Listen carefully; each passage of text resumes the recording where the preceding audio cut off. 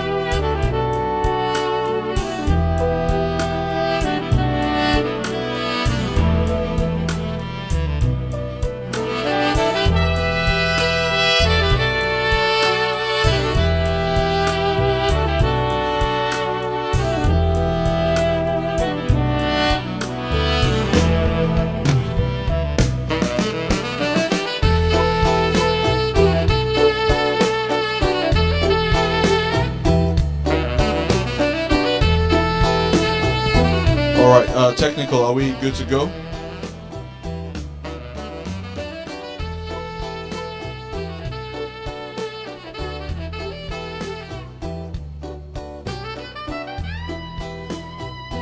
Are we good? All right. Good morning, everybody. If we can take the music low a little bit, that'll be much appreciated. Good morning, everybody. I feel like I'm very far away from you guys, so maybe I'll come closer and then we'll come back up. Good morning, everybody. Good morning, good morning, good morning. How has the summit been thus far? How many of you were here on the first day? I was here on the first day. I was here on the second day. This is my first time here. Wow. This is my first time here. I was here on the first day, second day. Today's my first time. Sir, first day you were not here, sir. Second day you were not here. Sorry? Day 3. And this is the third day now. Okay, these are the people that used to fight for election. Good morning, everybody. Before we start, this is going to be a chat on business and innovation primarily. And we're going to have quite a number of other speakers that will come after us. But before we start, I'd like you all to get up. Since we're talking business and we're talking innovation, I'd like you to get up, go to one or two people, and just introduce yourself to them. Hello, my name is this. I am from this. This is what I do. So get up, everybody. And I will ask you who you spoke to. So get up, meet somebody new, not someone that's sitting next to you, somebody new. Not the person that came from your company. Meet somebody else. Meet somebody else. Someone you don't know. I will ask you. Just ask them for their names, what they do, where they're from, what they're about, how the program has been thus far, and what their expectations are for today. You don't have to meet 10,000 people. 1 or 2 is more than enough. That man, I see you're not meeting anybody. I'm coming for you.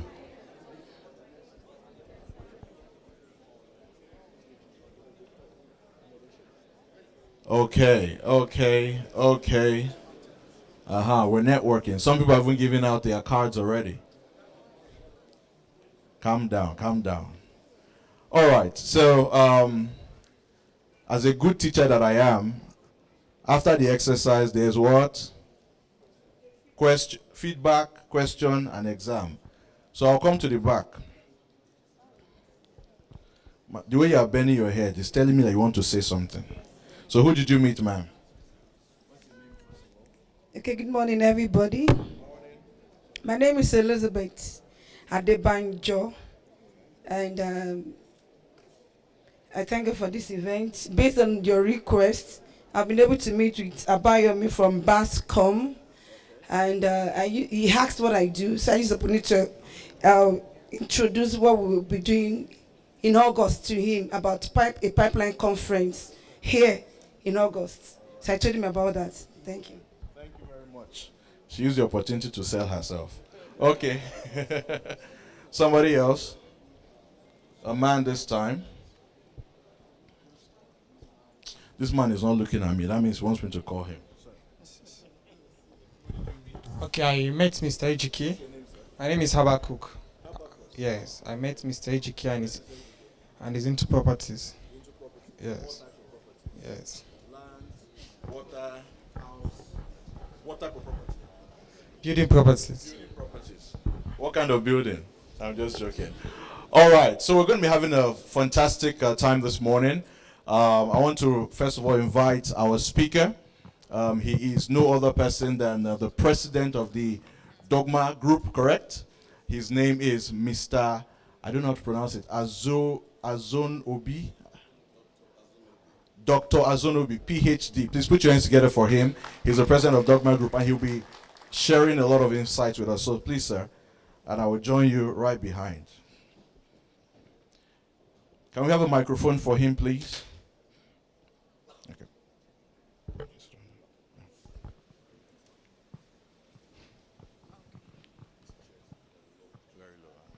Can you all see us? The chairs seem to be quite low. Let me see. Oh, it's NIES standard. We'll be fine. All right. You can put in your mic, sir.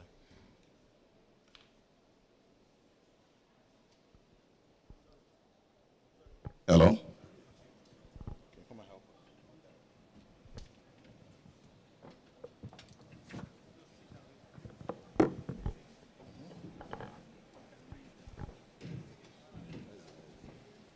Is it higher, sir? Don't worry, sir.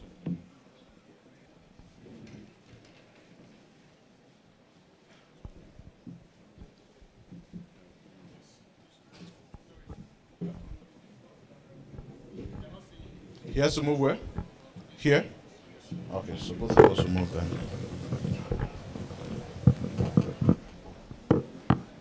Elvis.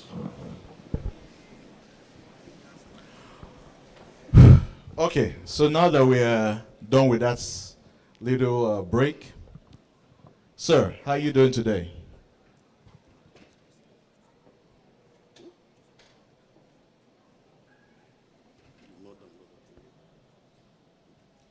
Okay, good morning, sir.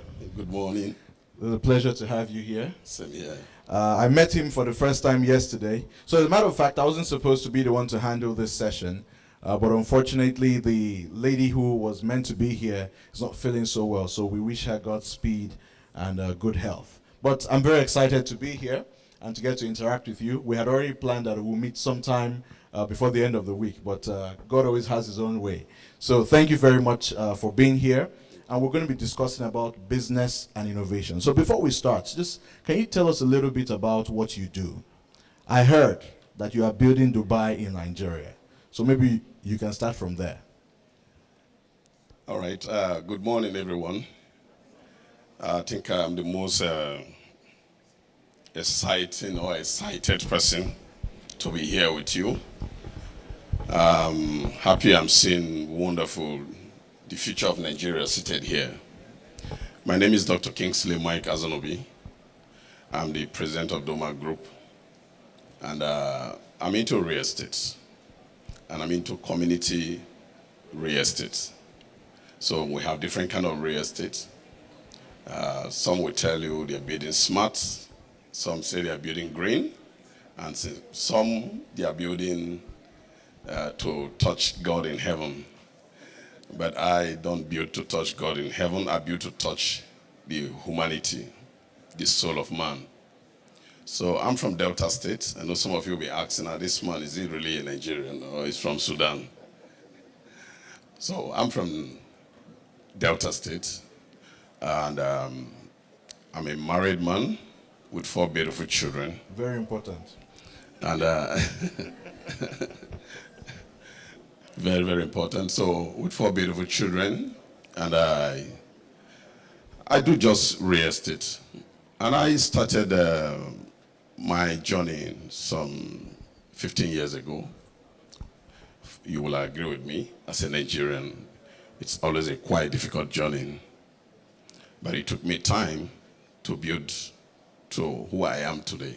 So, sorry, sir, before we get into who you are today, we want to know the beginning. Yes. Because I think a lot of us here are probably, how many of us are in business of some sort? Business? I am currently in business. Okay. I want to be in business. I'm aspiring to be in business. Okay. So, for many of us, we are at the beginning phase of this journey. I want to know how you started. What did you study? Okay. First of all, did you go to school, sir? Yes, Okay. I managed to go to school. It wasn't funny. I never liked school. I must tell you this. I never liked school. While in I did my primary school here in Abuja, Zuba Primary School. Oh, wow. And I did my secondary school here in Abuja also, GSS Tudunwada. I'm a product of Tudunwada, one of the best schools in FCT. Then, before the businessmen in schools took over the business of school, and now they have destroyed the government school. For some of you that have attended government school, you will agree with me that that really is a good foundation if you want to follow that pattern, not like what we have now. So I schooled in GSS Tudunwada, and I went to, I did my university in Benin, okay, and did my PhD in American Heritage University, Southern California. So you see, I never liked school, but this is where I find myself. I came to realize that education is good, okay, but education with a purpose is more important. Not just to go to school, but to go to school with determination and with a desire to make a change. So after school, I decided, I read business administration all through, but I decided to venture into real estate 15 years ago. 15 years ago. Yes. So my journey started when I find out that, look, there's need to make a change. There's need to really do something different. I'll tell a story of the man that brought me to Abuja, 1982, who happens to be my uncle. And 1982, he was working in Spibat. For some of you that were brought up here in Abuja, some of my story you may understand what I'm talking about. So he was working in Spibat. Spibat happens to be one of the construction companies that built FCT, that built Abuja, and also built the Lower Usman Dam. So he was a chief security officer then, working with Spibat. And I think 1986, whereby Spibat decided to leave Nigeria back to Spain.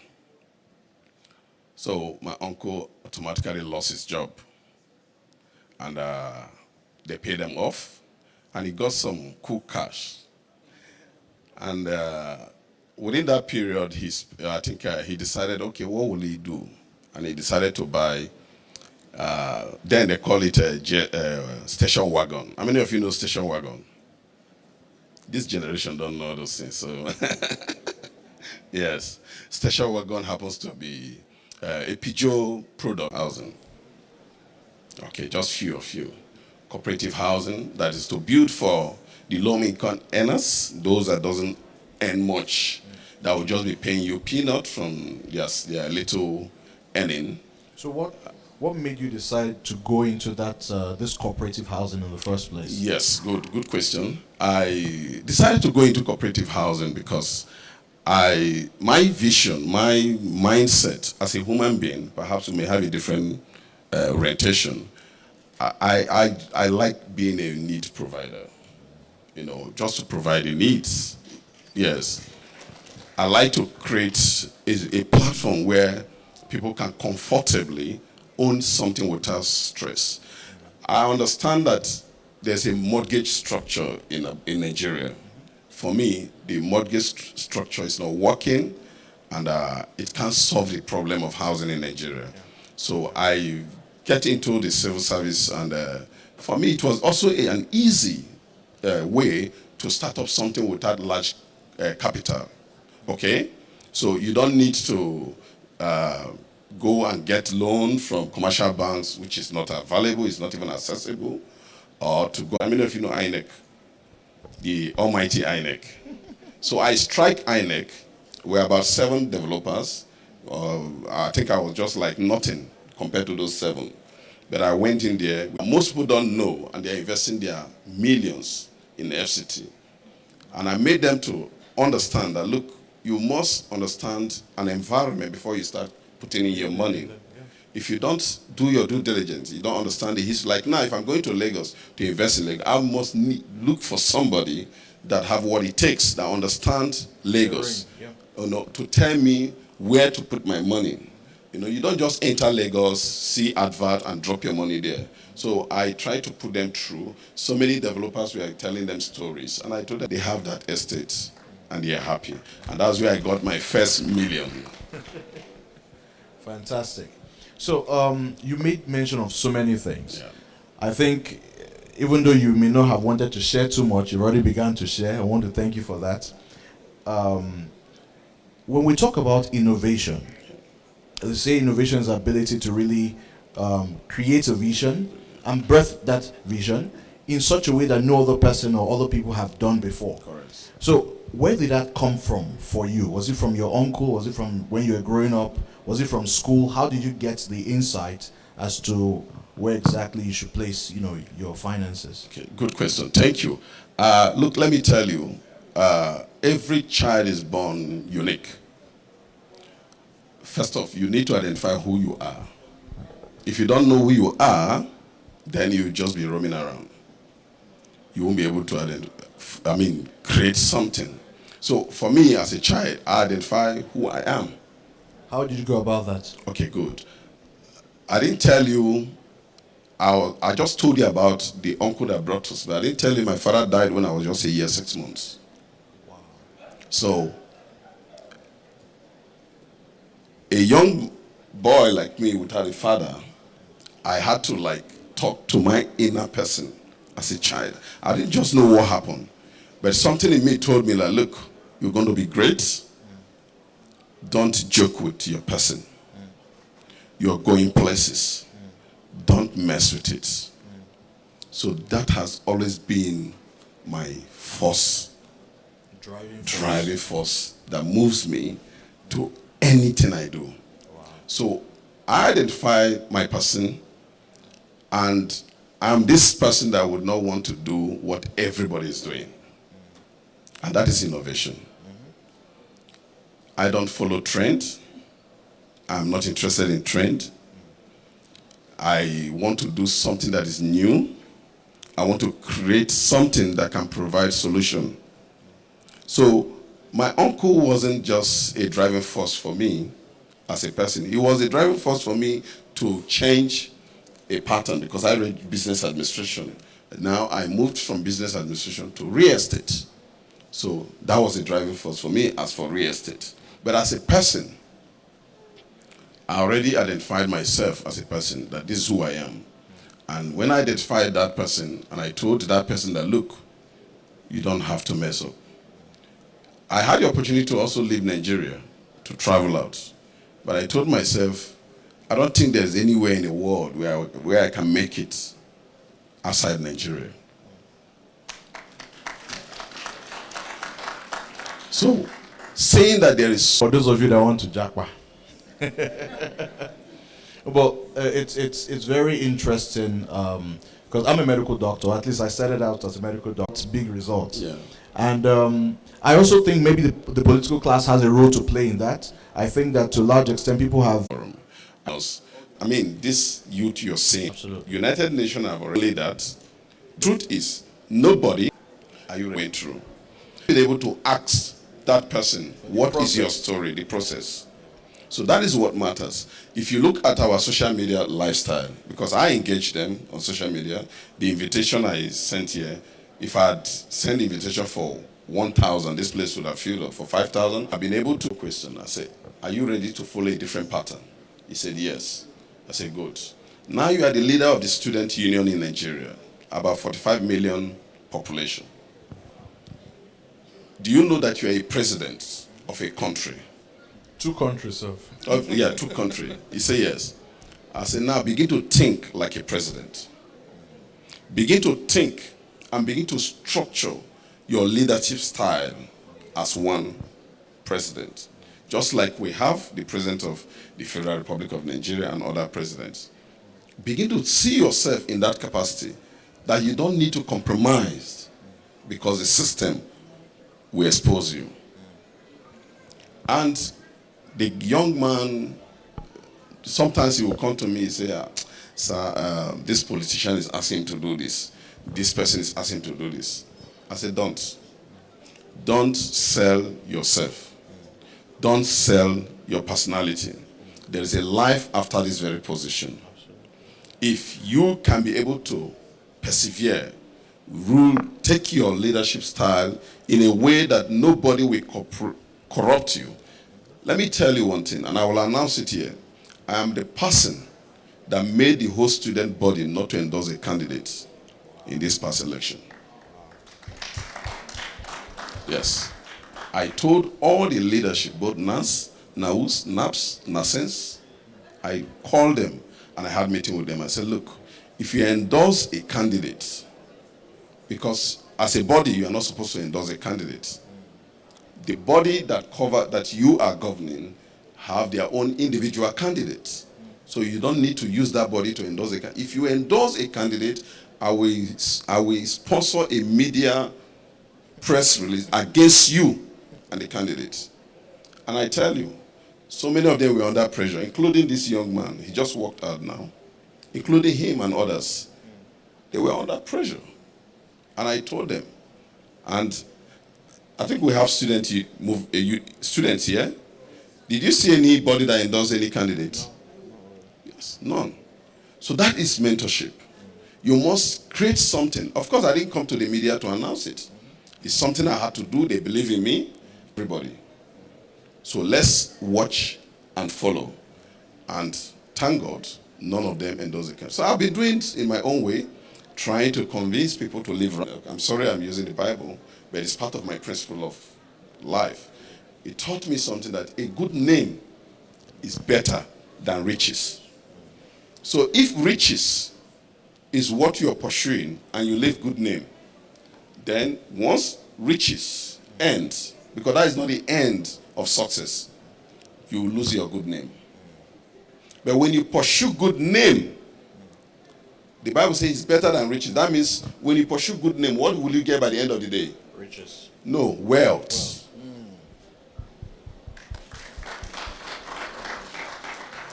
You will not get riches, because riches is not the end of success. You will not get what? Wealth. So when you pursue that, your good name becomes what? A wealth for you. It becomes a brand for you. Just like you have Coca-Cola today. Hundreds of years still standing. No, even if you born your child today, you surely give that child Coca-Cola because they have built that good name. Okay? So Nigeria youth need to leave the political mentorship that they look at, because that is not working for us. It's not bringing food to the table. It's not really changing the real positive image that we truly deserve as a nation.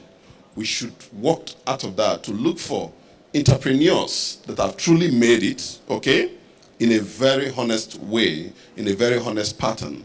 Some young, I see my friend here, Ambassador Hillary is here, who, this guy, I followed him to so many countries. What he's doing for Nigeria, you will hear him later today, is beyond imagination. Promoting the image of Nigeria. I've spoken in some of his conferences, both in Dubai.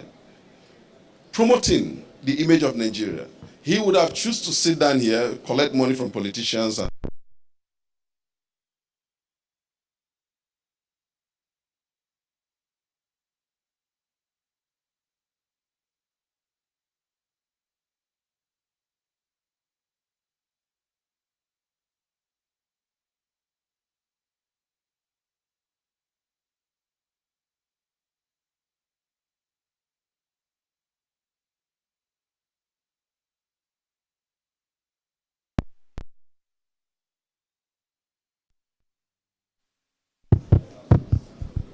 All right, welcome back. Mentor. So your mentor must be somebody that you can assess, somebody that you can have interaction with, somebody that you can truly walk into the person's office without compromising and get a solution to your problem. Okay? So in summary, I think that's how mentorship should be. Okay, thank you very much, sir, for that. While you were speaking, I was almost going to ask you about your core values, but I think you already kind of answered that a good name is better than riches. And so that is what you primarily follow, and that has directed the course of your life. Now, I know that in order for you to do business, you need people. You need people that you work with, you need people that you collaborate with, you need to build quality and solid relationships that can take you there, because no man is an island. For a person that is young and starting, how do we build quality relationships when there are many people that you might reach out to and they may not just be interested in you because they think you have nothing to offer? How do you build quality relationships? If you can throw some light on that. For quality relationship, you need to have something to offer. Okay? Nobody will want to associate with you by not getting something from you. What I mean, something, knowledge, experience.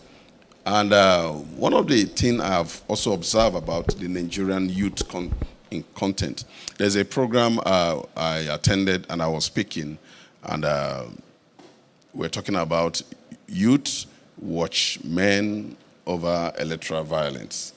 And I asked that question, I said, why will you place the youth to be the watchmen over electoral violence when the youth are not the one that sponsor violence?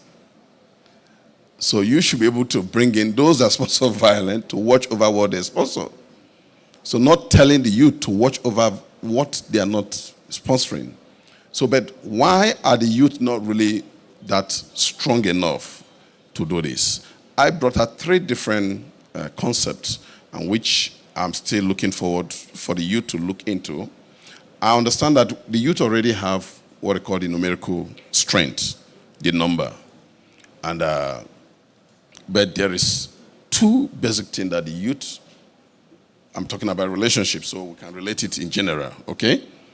There are 2 basic things that the youth do not really have yet, okay? To be able to also have, build that relationship. 1 is that unity of purpose within the youth. 2, the economic strength. The youth don't have that. The few youth that have this economic strength are either found in the entertainment industry or perhaps are doing something negative. But I also know there are some young Nigerians that are so smart and intelligent and they are wealthy. So, but for me, I'm not only looking at what you will give to me as a youth, but first I'm looking at what I will give to you. Then from giving you my experience, I can be able to get something return from you. And if you see the team, the people that worked for me, I don't look at their certificate yet. That is my skill of employment. I don't employ based on certificates. I employ based on capacity, what you can bring on board. So I can travel anywhere. My project, my company, everything is moving. Because first, what I will ask you is, what can you bring on board? And through the interview, I will know what you have and what you can give. So I'm not looking at, oh, did you study? Did you have first class? I don't believe in all those stuff. All I believe is, what is your passion? Because you may read, like you rightly said, you may read medical science or you're a medical doctor and you want to work in my real estate field and you've brought in your first class distinction and everything and and you apply. I say, okay, this is a first class student, okay. But the first class in medical, not in real estate. And the person may not even have the first class in street experience. So I looked at all the stuffs to bring you in, and I have the guy that is managing our online platform. He's not a graduate, but he's very smart, intelligent. He developed content. And I employed him, and I pay him as a graduate. So he has something to give, and that established our relationship. So you must have something to give. You must develop an idea as a person outside your educational qualification. Develop an idea and present it for that relationship. All right. Thank you very much, sir, for that. So basically, you cannot give what you don't have. So there's a need, a desire. Well, there must be a desire in you to build capacity first. So that when you go to a person, the person will see you as a person of value and not somebody that is coming to take away from the individual. Somebody once told me that they are firelighters and firefighters. Some people will come to you and they will help to ignite the fire in you, and some others will come and try to quench it. And so you want to be somebody of value that actually adds to other people. Now, sir, I want to take you a little bit away from this direction into something that you mentioned at the very beginning. You said that you basically are doing something in Nasarawa State now. I started watching the video, and I can tell you that it's massive. I hope that at some point we'll be able to put it up so that people can see what our president here is actually doing, or the work that he has committed himself to doing. The question I want to ask you is, you saw, so for a person in 1986, like your uncle and the other lady, right? They saw that Abuja was going to become something, even though it was a bush. Yeah. Now the question is, what areas should young people be looking at this point in time that other people may be seen as a bush, but in the next 10, 20 years would actually be something worthwhile? What areas should we be looking at? Okay, thank you. I want you to look into 3 unique areas: real estate, agriculture, and energy. Okay? Why? By 2030, Nigeria will be the 3rd largest nation in the world. 2030.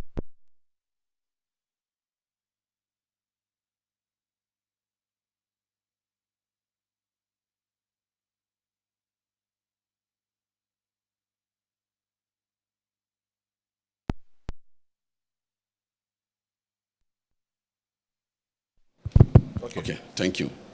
Nigeria will be the 3rd largest nation in the world, okay, after India. India and China. China will be the first, followed by India and Nigeria. Okay, so what does that tell you? That you have a very large market. You have what? A very large market. And this market is looking for need providers. For me, the deficit of housing is increasing every day. We started from 7 million to 17, from 17 to 23, 3 to 20. If you look at it now, it's increasing every day, the deficit. If you go to agriculture, I actually developed also a new concept, which I will launch very soon. It's known as Domak Farm City. I acquired about 800 hectares of land in Nasarawa State, and we are building one of the best smart farm city when you talk about mechanized farming. Okay? So I would like you as a youth to go into agriculture, real agriculture. Go into agriculture. Why? Because the demand for food is increasing. The consumption rate. So Nigeria has been importing and importing and importing. Thank God for this very government that tried to, shut down some kind of importation, though it's quite difficult for us because we really want those canned food to eat all those foreign stuff. We're very dependent on it. Yeah, but it's killing us. So I'm happy that what we have is what other worlds are looking for. Mm-hmm. Ukraine is in war, and this war is not going to end. Mm-hmm. I tell you, in the next 10 years, that war will still continue. How many of you are farming grain, wheat, to export, to earn foreign currency? Here is energy, I agree. But there are more things that could earn you much better money than energy. How many of you are looking into that?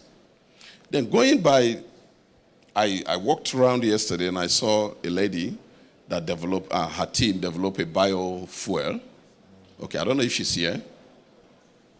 Okay, Yeah, she's over there. Nice meeting you. Yeah, and I saw what they did. And I'm already looking towards partnering with them by the grace of God. We look at the cost efficient. And if this technology, I've told them, let's make it 100% local technology, not 70 and 30 abroad, no. We can't send our money out. It must remain here. It must what? Yeah, remain here. So we'll be partnering with them very soon by God's grace. We'll look at what they have. Then if that technology works, the food you consume will not become a waste, but become what? Fuel. A fuel. That is what they have developed. So look at solutions. Which area in real estate can you come in? You can go into your communities, get some land. Even your father's land, you can use it to start. Talk to your father, talk to your mother if they have invested. If they have not invested, then you have to start investing now. Cut your consumption on data. Cut your consumption on social media. It's beautiful, but reduce it, and begin to invest part of that money in acquiring property. Because that is what will really help you. Now, we talked about energy. Energy is highly demanding. The federal government have just signed into law, which I believe the next government will implement, allowing states to generate their energy. But for me, that is not enough. Let them allow individuals, companies to develop their own energy. If companies can develop energies and sell, just like telecommunication companies are selling their SIM card and giving you the platform to make call, then you will see that we won't have this problem. Somebody shutting down the national grid and giving us blackout for over how many nights. We wouldn't have this problem. See the village, I call it village. See the country close to us, Benin Republic. Go there. Go and see what is happening in Benin Republic. I have my office there. Go and see where leadership is working. No light, you can't hear a single day. You will stay there for a whole month. The light will not blink. Benin here. They are not up to Lagos in population. Or in economy. But their currency is better than your currency now. Far better than your currency. So what am I trying to say? We need to create this solution within us. Don't think about leaving the country and go and dump your first citizen here to become second citizen there. Don't try that.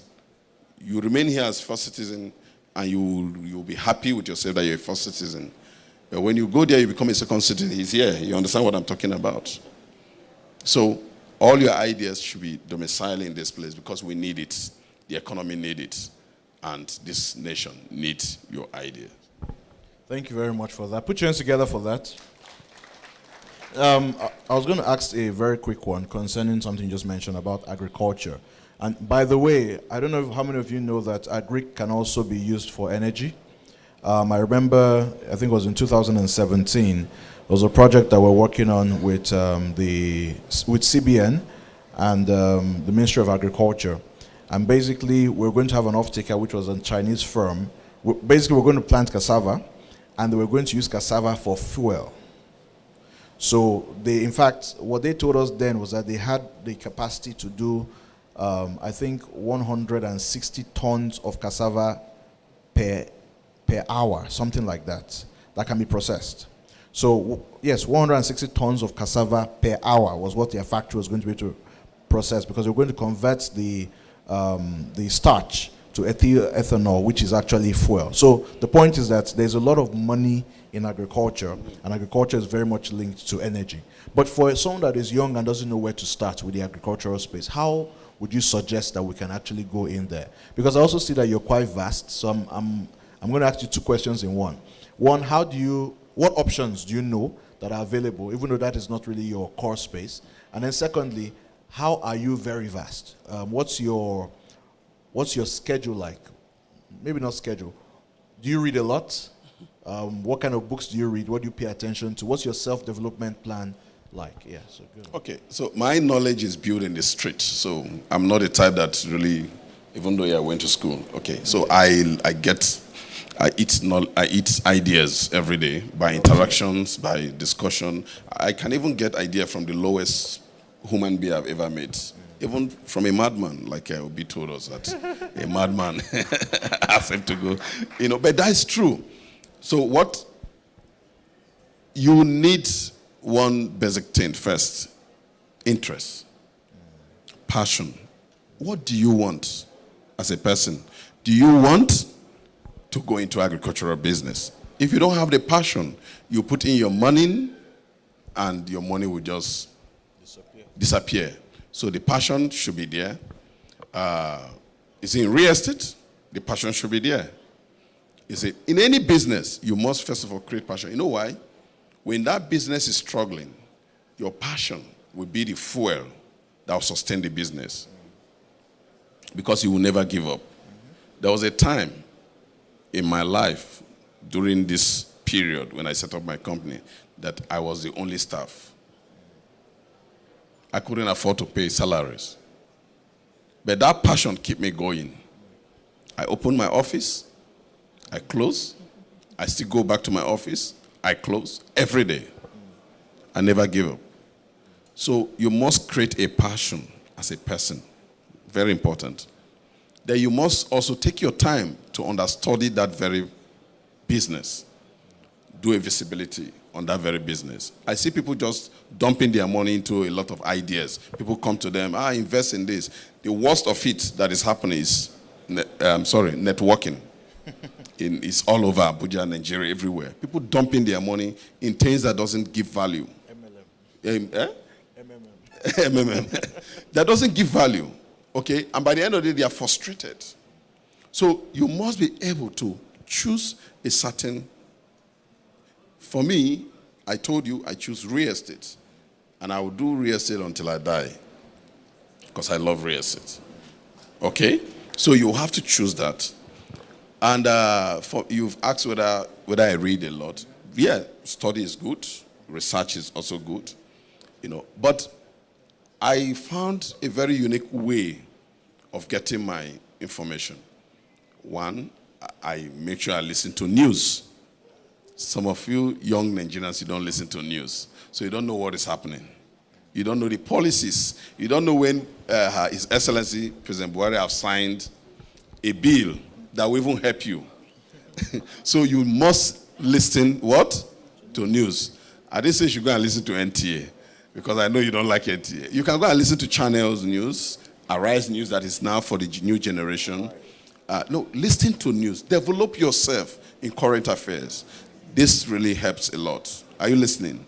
Social media news sometimes may not be correct, because a lot of fake news is spread in social media. So I don't rely most on social media news.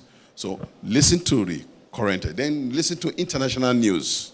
These are where I get myself developed. It's very important. Listen to international news. Listen to international politics.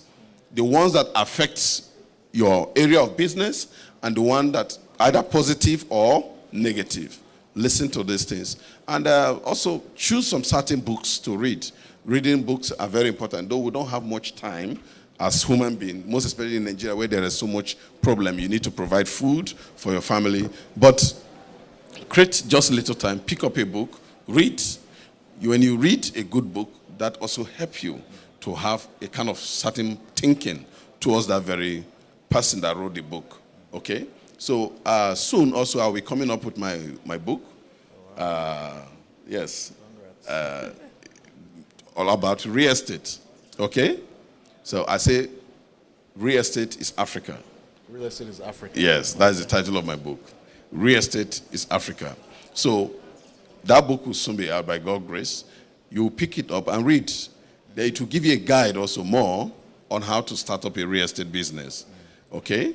More on micro aspect of real estate and to Scale up. to the scale up to like Dubai as we have today.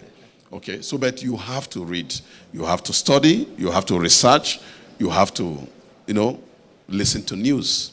I know it's strange to some people when I say listen to news, but that is true. That really helped me a lot. All right, put your hands together for that. Is anybody here familiar with the 10,000 hour rule? 10,000 hour rule by Malcolm Gladwell.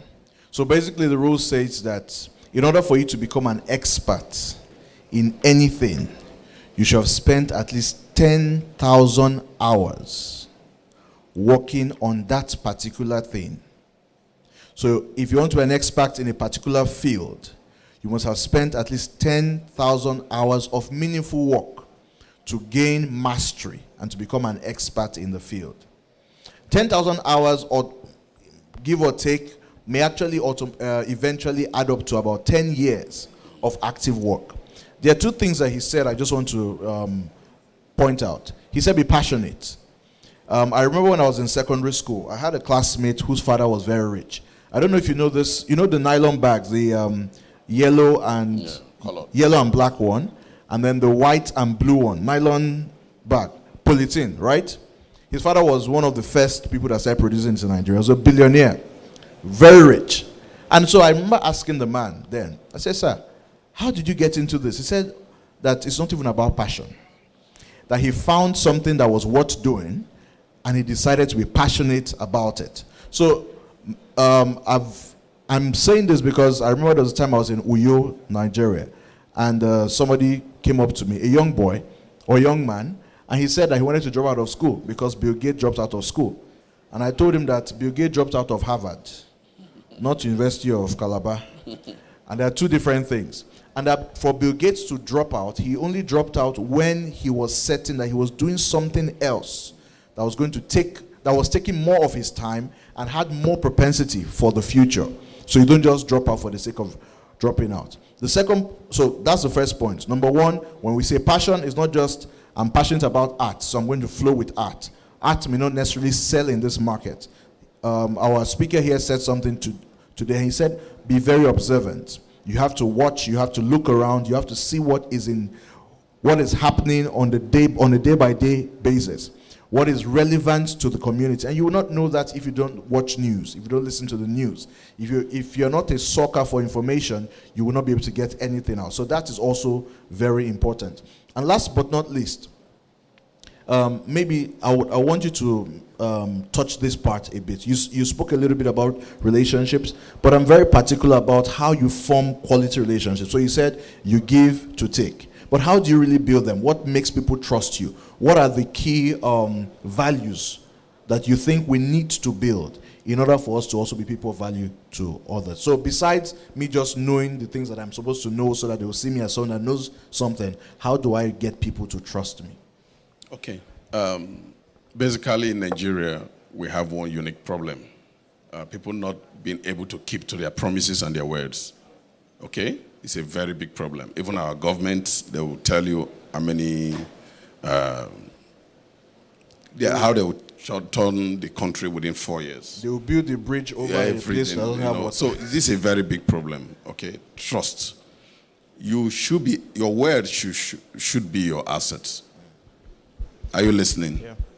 Your words, yes, should be your assets. So if you are going to, I'm very shocked that they didn't play. No, they're going to play it as soon as we're done now. No, I will expect them to play it so that I can. So let's have the video. I can tell you something about this very product. Can we have the video? First, I visualize this concept.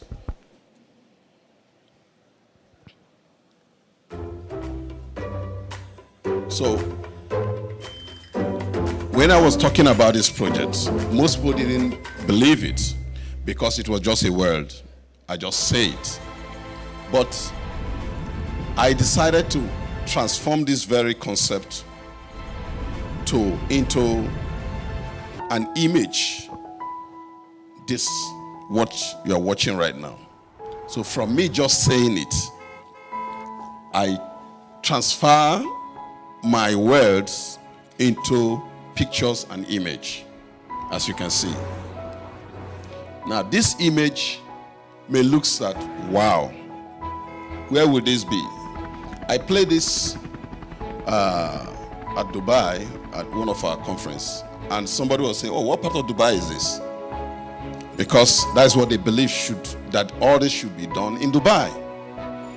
But I told myself, I said, this is what is inside me. I must build it. And I acquired the land. You can see the land space. It's showing you the phase 2. That's where the farm city will be. But this is the land space. I didn't just say words. I've translated my words into reality. And from this, I have moved from this picture. Okay? If you go to the site on ground, we're already opening up the road network of this city.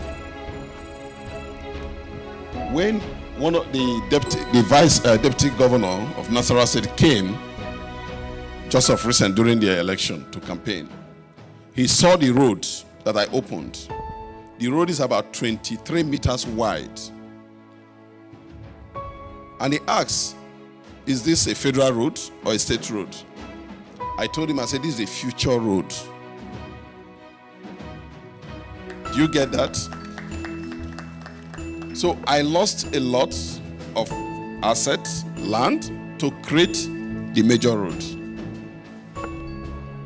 Most people don't know about this because, of course, I'm not the kind of developer that puts billboard in the street. Like I say, I deal with the real people, and I partner with the real people on ground. So I could be able to translate this from my word to the image, from the image to the reality on ground. If you want to set up a relationship, let your word be your bond.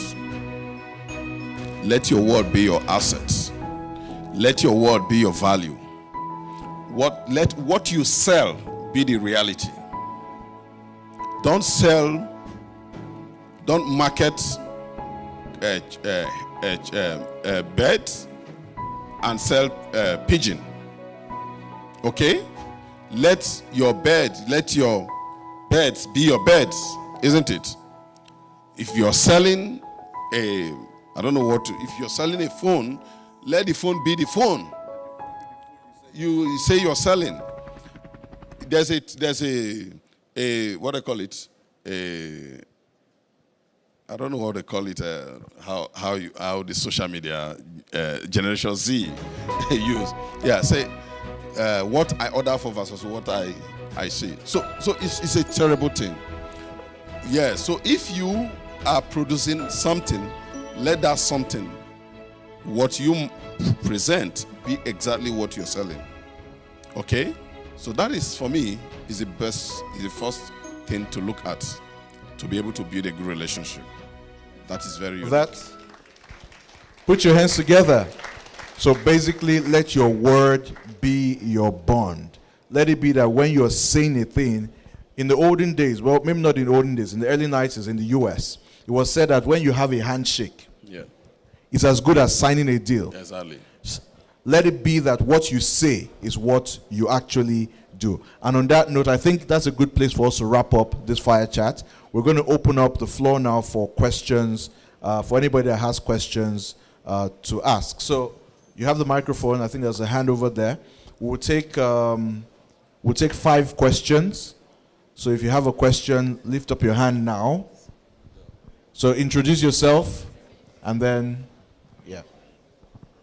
ask your question straight to the point. Yeah, good afternoon. I'm Comrade Adeni Jibulaji Temitope, a student leader and a CEO, this Temitep Global Limited. Sir, when you are talking about real estate, because I'm trying to practice one, people doesn't trust with this new generation. They always ask, how do we get the land? are you the one doing 10% or 5% land guarantee? And these have been affecting me for the past 2 years. And I only tell people that the reason why we are doing this is totally different. But how are we going to convince the political elites and the new, let me say, people who have interest in developing a site to trust the coming generation? Thank you, sir. But please, I need a clarity on that 1% and 5% and 10% land guarantee, please. Sir, you know there is some set of people called themselves agent outside. When they want to sell land to someone, they will say the person they are selling land for is going to pay 5%, whereby the owner of the land will be paying 10%. So Okay. that's it, sir. Okay, should I answer? Yes. Another question? Anyhow you want. Yeah, you can go ahead. Okay. I'm happy you ventured into real estate, which is very good business. I think one thing about land you must understand in Nigeria is that we have how many states? We have 36 states plus FCT. Each of these states have different land use acts. It has its own law, it has its own principle. So I don't know the area you are. If you're in Abuja, I think they have their own normal. What you're asking is if you want to start, the person that gets you a land, do you have the capital to buy the land? If you have the capital to buy the land, then you should be able to have the capital to pay the agent. Okay? And you can as well negotiate with the agent what will be the percentage. If you don't have up to that, you tell them, that's why I say your word should be your bond. You inform them ahead of time, look, I don't have this money. Please, can you help me either in kind or in cash? You can negotiate that. I think I have done that before, where I acquired some properties. The interest, that is the cost for agency was quite high. Okay, I had to negotiate it down, and I believe that the principles of, I don't know, everywhere they have their own different principles. That when you are paying higher in volume, the agency volume reduce. So if you buy a property, let me assume a property of 1 billion, you can't go and pay 10%. There's a ratio. I don't know. That's why I say each state have its own unique arrangement. So I don't know if I've answered your question.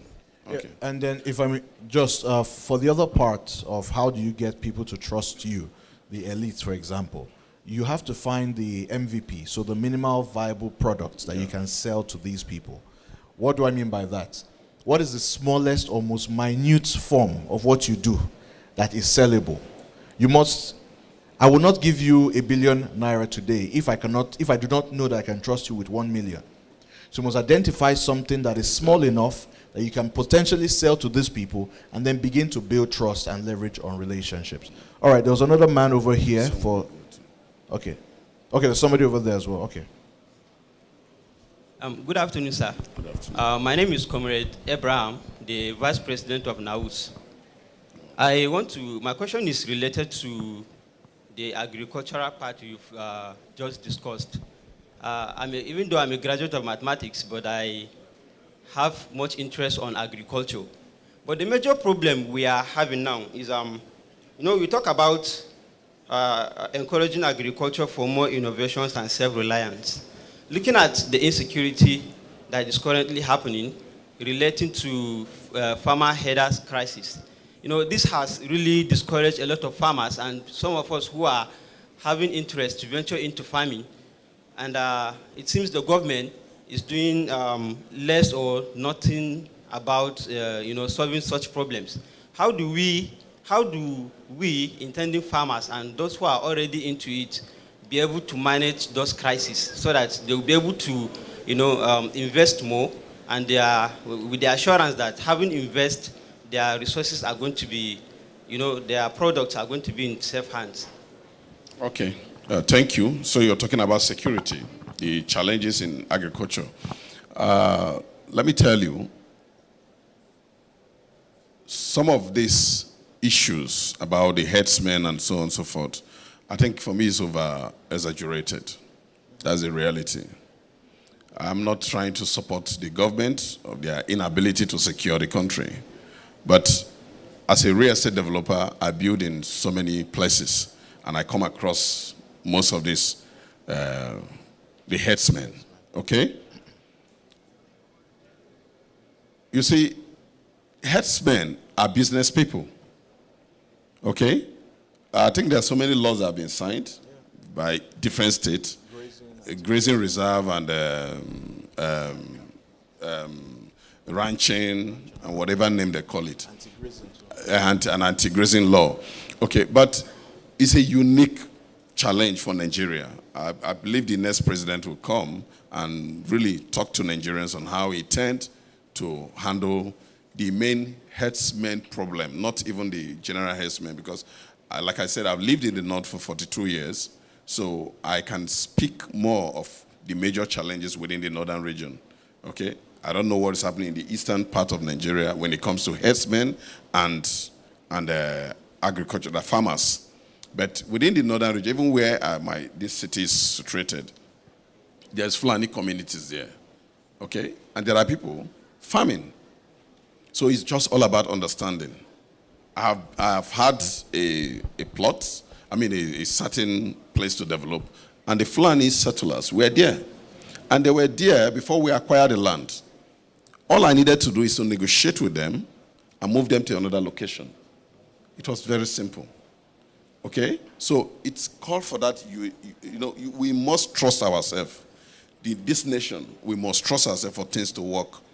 And if you are to invest in a place where there is crisis, I will advise you, no businessman will want to put his money in a crisis environment. Okay? Don't put your money in a place that is not safe. There are other kind of agricultural business you can do. You can do an indoor, exclusive agricultural, mechanized farming. You can even do ranching itself, okay? Whereby you don't allow that's why Domak Farm City is going to create some of this solution. What we've done in Domak Farm City is to have a secured environment of about 800 hectares of land, and we'll have people investing on these places. Nobody will carry his cattle or his goods or anything to come into that very territory because it's a secured territory. Okay? So I believe let me just add something small to that. We don't want to enter into politics because security is a national issue. But just to add to that, when I was involved in the agricultural space, one of the things that I realized is there are two, maybe more than two, but a minimum of two, I think at least 3, 4, even 5 I can think of, methods of protecting your farm. Now, there's biological. My friend, excuse me, the one that asked the question. Have you heard of castor oil? Okay, do you know castor seed? Do you know that there are certain plants that you can plant around your farm that a cow will smell it and run away from it? So when we were going to plant, to go into that business at the time, one of the things that we did was that for the animals, especially for cattle, castor was an issue for them. If they perceive it, they will take, if they eat castor leaves, they will eat it, regurgitate as they will vomit because they are irritated by it. There are a couple of other things that you can plant around your farm that can be one level of protection. The second level would be on the higher scale, which is where you have created a business plan, for example. You get people who are going to be your investors, and you can think of potentially also fencing around your farm. So I think information here is more important than just the excuse of saying farmers, herders, crisis. If the herd are not going to enter into your farm because they smell what's on your farm, then your farm is protected for the large part. So also get into, like our president was saying here, get into the information of agriculture as to what can be done. What is biologically present? What pesticides and herbicides can I spray? Things of that nature that can also help to protect your farm. Please, we'll go very quickly. So let's have 2 questions at a time. Good afternoon. Good afternoon, madam. Ladies and gentlemen. I really want to appreciate our presenter for this real estate business. But I also want to use the opportunity to let him know that we have a project management professionals here that can be very useful to him in the area of procurement, in the area of project supervisions, in the area of project progress of reports, stages of work. In short, we really want to come into your company and deliver what we can do. No Thank you very much. No problem, madam. Just you meet him after the session. Questions only, please. No contributions. Good day, everyone. Good day. My name is Kani Bolaji. I'm a student of BM University, and I'm also a software developer. Thank you so much, sir, for sharing your experience and everything with us. So I have just 3 questions. First of all, I want to ask, while you started, what were your greatest challenges, and how did you overcome them? So how did you locate your, you mentioned how to keep good relationship with people, but how did you locate that these are the people I'm supposed to have relationship with, and this is my market? And thirdly, where is the land located in Nasarawa? Good question. All right, thank you. Let me answer your last question. The land is located at Karishi. Do you know Karishi? Yes. So when you get to Karishi, I will give you the address. Just stop at Karishi, pick any bike. They know Domak Garden City site. Is in a location they call Bakinkogi. Or you can use your Google map. It will take you there. From Kurape Junction to Bakinkogi. Okay?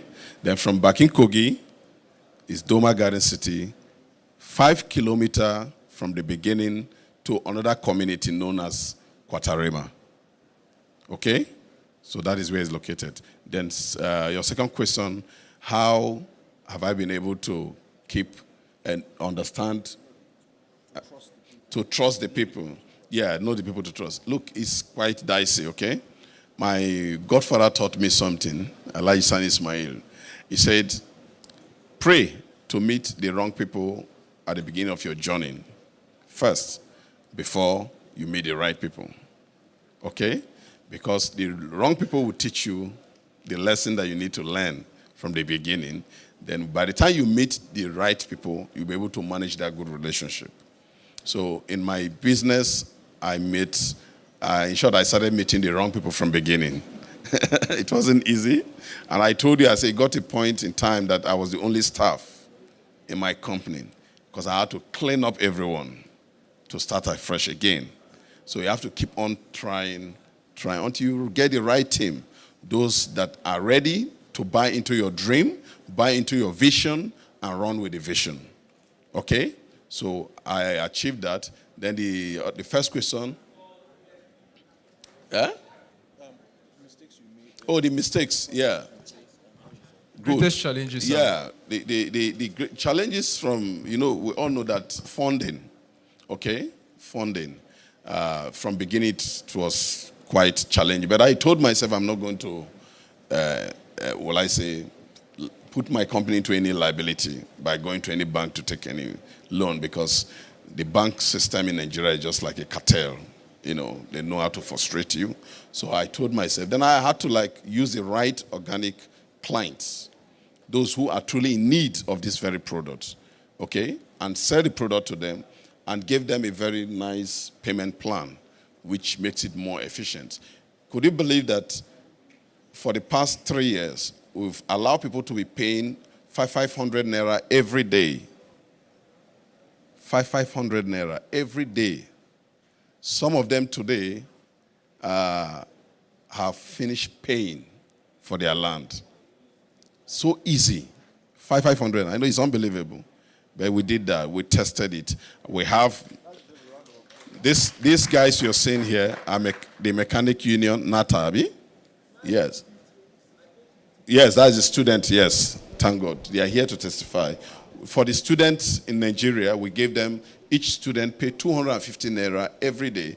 I talked to them how to curtail their costs in data spending.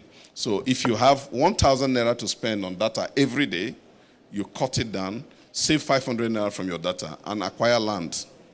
So I think some of them bought 2 plots. For 3 years now, they are finished paying. They are owners, some of them are owners of Domak Garden City. So we've tested it, it works, and I also implore you to try it. Okay? Try it. This is, you see, this population are the one that are sustaining the economy. Absolutely. Not all these things you see today. Not the oil companies. The oil companies are taking our money out of the country. But these people, the artisans, this population, they are the ones sustaining this economy. They are the ones making Nigeria to survive up to date. Left for these people, Nigeria would have shut down. Thank you. Thank you. We'll take one more question. Okay. The very last. Is that the only hand? Okay. Let's make it quick, straight to the point. Good afternoon. My name is Amodo Enoch from an industrial physics student from BIAM Industrial University. physics student. From BIAM University. Thank you. So I have just 3 questions. Please, sorry, just one. Okay. Pick the best one. Okay, the one I would like to pick is, how do you recognize quality opportunity? Quality opportunity, how do you recognize them? And so, okay, this is not a question of how can we invest in, how can we go into the investment you spoke about? And also, how do we recognize quality opportunities? And how do we chip into it? Okay, thank you. This platform for me, hello? This platform for me is a quality opportunity. Okay? So let me use it as an example. I saw it, I invested on 200 Nigerian youths, and you are one of them, isn't it? And you are here. So I didn't just come in to say, let me come and display race. I would have bought a podium and begin to display what everybody is displaying here. But I told myself, I said the best to do is to bring in the population into this environment that could not be able to afford, perhaps paying for the conference. So that is why I paid for 200 of you to come in here, say things to yourself, and talk to you. So for me, this is a quality opportunity. When you see it, you key into it. Domak Garden City is a quality opportunity. Invest in it. All right. On that note, has it been useful? Has it been helpful? Please let's put our hands together for Doctor again. Thank you all so much. You've been fantastic. Right after now, we're going to have another session, but not with us. So somebody else is going to come in. So let's have a 1 or 2 minutes break. Sorry? Okay, we'll have a group photograph in front. Maybe we'll just come up to the front here and they'll have the photograph. But we'll have a 1 or 2 minutes break and then the next moderator will come in to kick off. Round of applause once again for Doctor.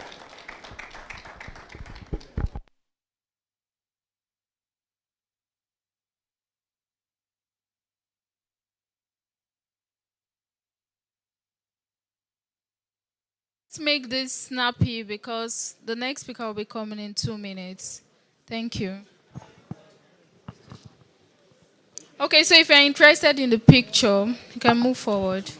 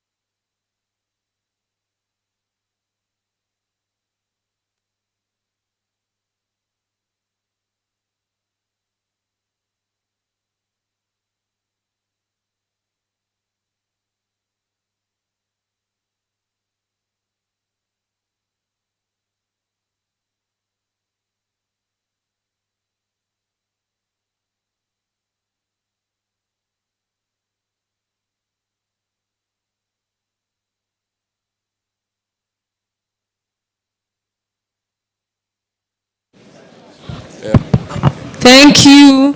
Thank you. Thank you. Please, can we take our seats so the next speaker can come up?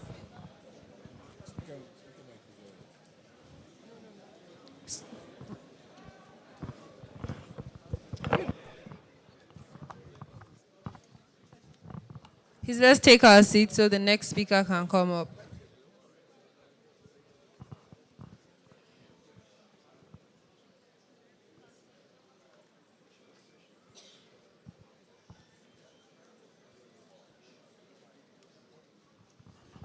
So the next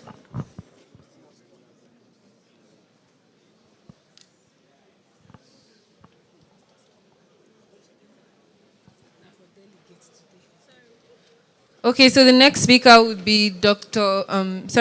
Deji Ige, the head of communications at Innovate Hub. Please, a round of applause for him as he makes his way to the stage.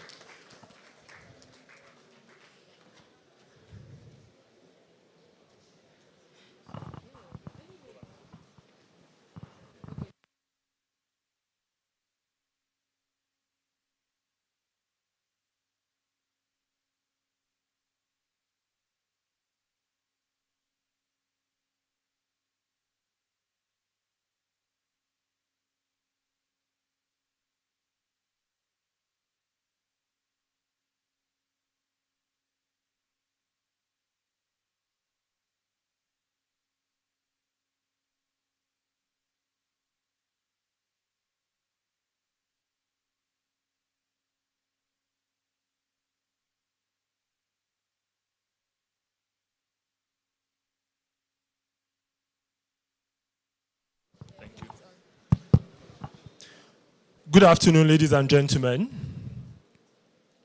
It's good to see you this afternoon. And it's been an exciting time with the last speaker. I'll be taking it from here a little bit forward. My name is Deji Gay. I am the communications advisor for Innovate Hub. And I'm here with my colleagues, Oche Anejo and Christiana Ogaba.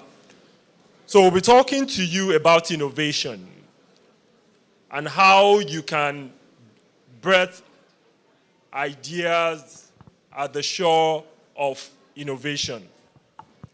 So let me start with Innovate Hub.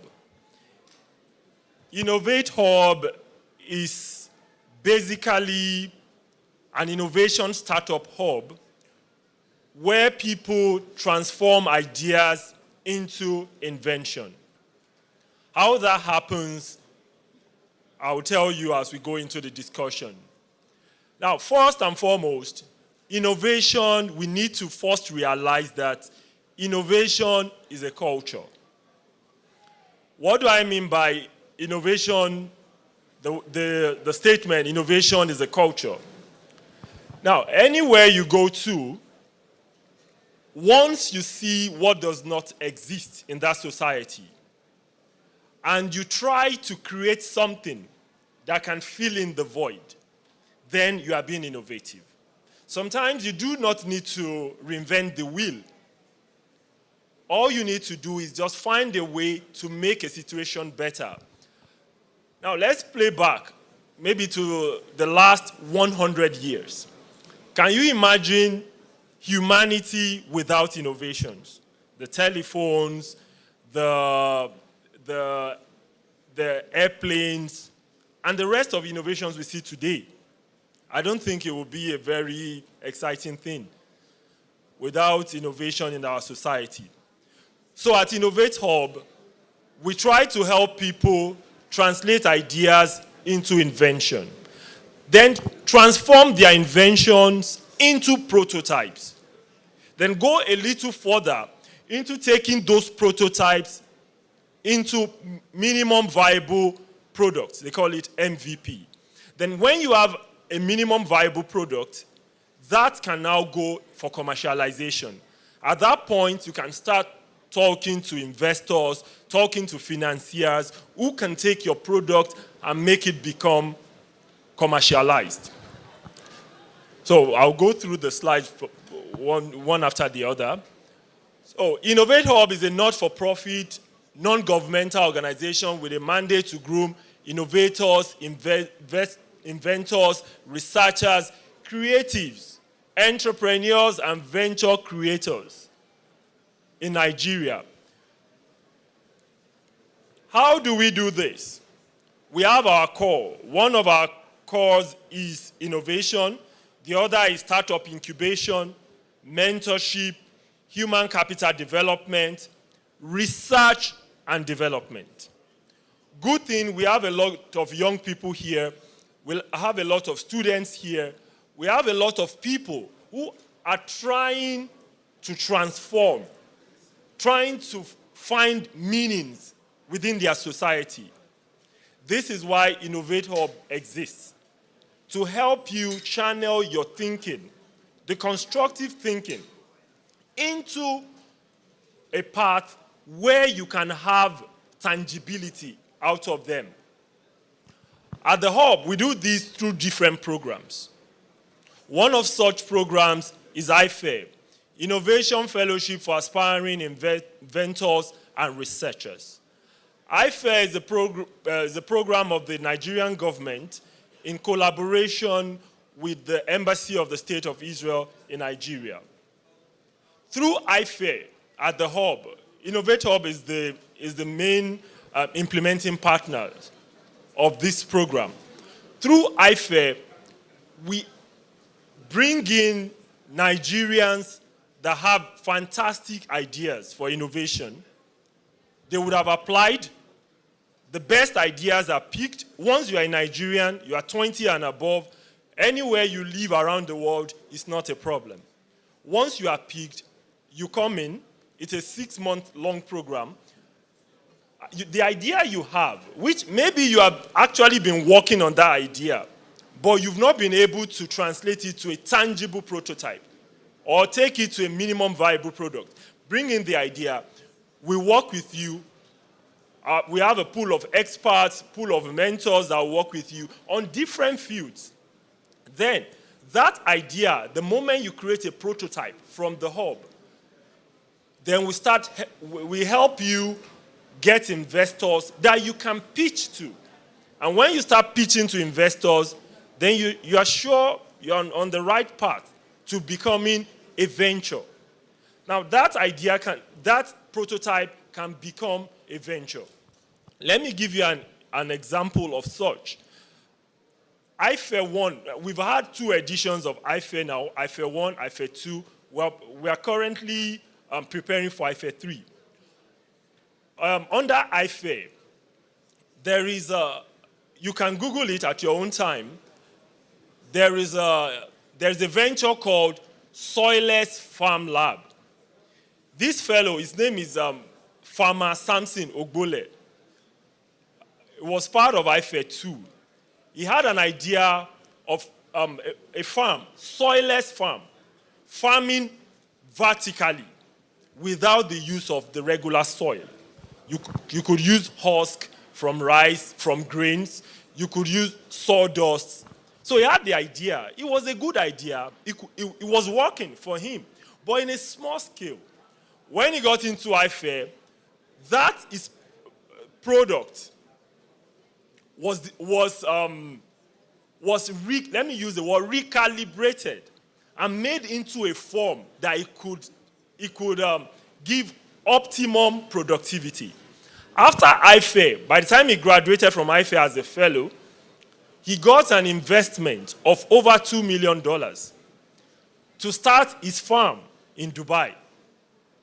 So this is one of the success stories we have at Innovate Hub and at I-FAIR as well.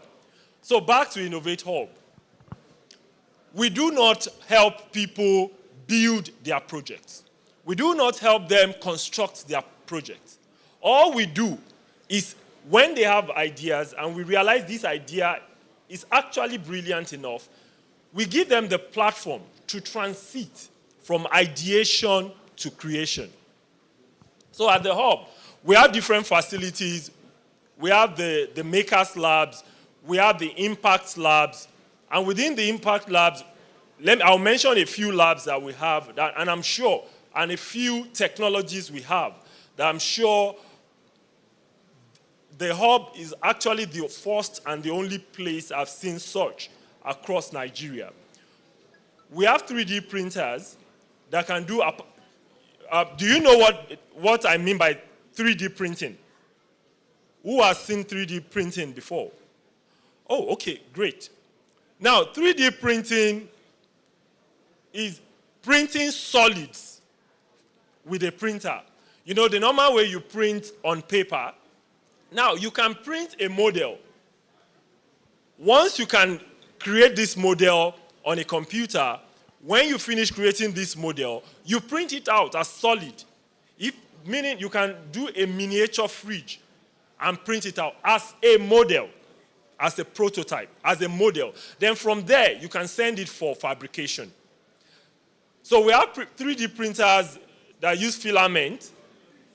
We have the ones that use liquid resin, which does precision printing for bone parts, for replacement parts.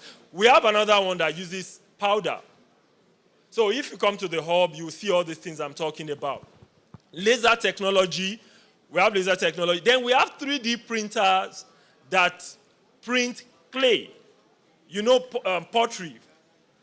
Now, rather than do the regular molding, a printer, once you can design the pot very well, or whatever you are trying to create, ceramics and pottery, then you send it to the printer. It prints it out for you the way it is. Now, back to the hub, what we do. So these are just some of the technologies at the hub. So as students, as youths, what I will prescribe to you as someone who has been in the innovation space for a while is you need to start looking for problems within the society you need to solve. Unless you recognize problems, then you may not start thinking of solutions to problems. And the moment you can think of solutions to problems, then you are a step away from creating a venture. Venture in terms of enterprise. So at the hub, once you have a solution you have created, then look for a program you can affiliate to. For instance, if the young man from Birmingham University, right? A few of you, if you know you have ideas, maybe 4 or 5 of you, and these ideas can work, you can speak to your school. Your school can get in touch with the hub. Then we create a program for you. It could be a 10-day program, a program that can help you transit from the state of ideation to state of creation. The hub is situated at, do you know Airport Road? Immediately after Akko Estate, just by the road, one very massive yellow building on your way to the airport. That's where we have the hub. We have partnerships that work. We are partners with TED Fund. We are partners to N.I.E.S, Veritas University, World Intellectual Property Organization, and many more that can help you. Now, let me dwell a little more on our partnership with World Intellectual Property Organization. So at some point at the hub, when people started creating prototypes of their ideas, we thought it wise to give them a platform on which they can, you know what they call patent. That's a right you have to your invention, to your innovation. You have the patent right. Once you go through that process of patenting your innovation, then no one else can come to steal the idea. Meaning the idea is credited to you alone. So World Intellectual Property Organization does that globally. We have a partnership with them, and due to that partnership, WIPO, they are called WIPO. WIPO established a technical desk at Innovate Hub. So the moment you are creating from the hub, there's actually a desk where you can register your innovation, you can patent your innovation, protect it against intellectual theft. That's one of the things. That is on this. Let's go to the next. So basically, at the hub, we are waiting to work with you. We are waiting to take your ideas. We do not create for people. You will still be the ones to create the models, the prototypes that will come from your ideas. Only we will guide you through the process. We'll bring the mentors on board. We bring the technologies on board. We create the environment. The space we have there at the hub is very massive. It's conducive for creation. Now, within the hub as well, we have the eCube Smart Village. eCube Smart Village is an all-in-one solar technology that provides, do I have your attention? Within this facility, you can see the shelter with the blue roof. That is the facility. Within this facility, you find a clinic, you find a technology hub, a mini technology hub, water purification plant. The clinic is telemedicine enabled, relaxation area, the ICT hub I told you, a water treatment plant, all in one within that shelter. And around that shelter, we have created a model called the Smart Farm. The Smart Farm has greenhouses around it, drip irrigation for precision irrigation, aquaponics system, hydroponic system. Why am I mentioning all these things? I'm trying to tell you what exists at Innovate Hub. So one of these days, maybe if you send us a message, you can send us email, you can, as a group, you can visit the hub, see what we have, see how you can partner, how we can help you. So as someone with an idea, you can go transit from that stage to become someone with a prototype and become someone with a venture. Like I said, we do not create for people. We guide you through the processes of R&D. So I'm going to show you some prototypes that have emanated from the hub through working with people in the last 2.5 years. By the way, the hub has only been in existence for less than 3 years. Solar-powered pottery wheel, that's one of the innovations at the hub. Let me speak a little on that. The regular, conventional pottery process is pedal. You use pedal to pedal the pottery wheel then while you work on your pottery. But a group of lecturers actually created this. The pottery wheel uses solar technology. It's solar powered. So rather than doing it manually, you power it with solar, and it could still go into the villages. This is being harvester. This is actually an innovation of some lecturers as well. Based on the partnership we have with TETFund gets a pool of lecturers who ordinarily would be researching for publication. So TETFund thought it wise to get these lecturers to research for production, research for solution. So they come into the hub from time to time in batches. They do their research and they create their prototypes from the hub. So this is a prototype from some lecturers. That is learning management system. Another prototype from some lecturers. This is vaccine cooling system, which is a system, a solar-powered mini refrigerator that can be deployed to rural health facilities. It's solar-powered, it's a refrigerator, and it can be deployed to rural farm settlements as well. Wheelchair electric drive unit, gas-powered egg incubator, solar-powered phototherapy for treatment of babies with jaundice. Soilless farm lab, I told you about this. This is the project that got the investment of over $2 million. And the prototype, this particular one, was developed at the hub. Now, we like to talk about this moment. As a hub, at some point, we needed to continue to progress and to know whether we are doing well.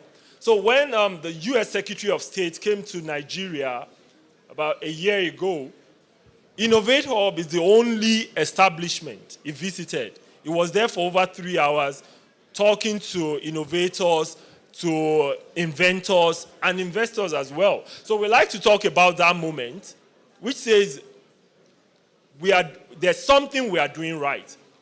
For the U.S. Secretary of State to come to Nigeria representing the U.S., and they thought to get in touch with Innovate Hub based on our activities, our impact in Nigeria, and on some other African countries as well. He visited, that's the Secretary of State in the middle, that's the American ambassador, and these are some of major innovators that have become venture creators in Nigeria. So on this note, ladies and gentlemen, I am going to tell you, keep innovating. If you have not started, you need to start.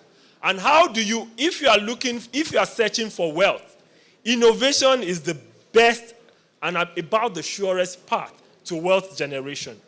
The moment you create something that is unique, believe me, the market will find it. The last speaker said something which is very, very important. Nigeria has the number.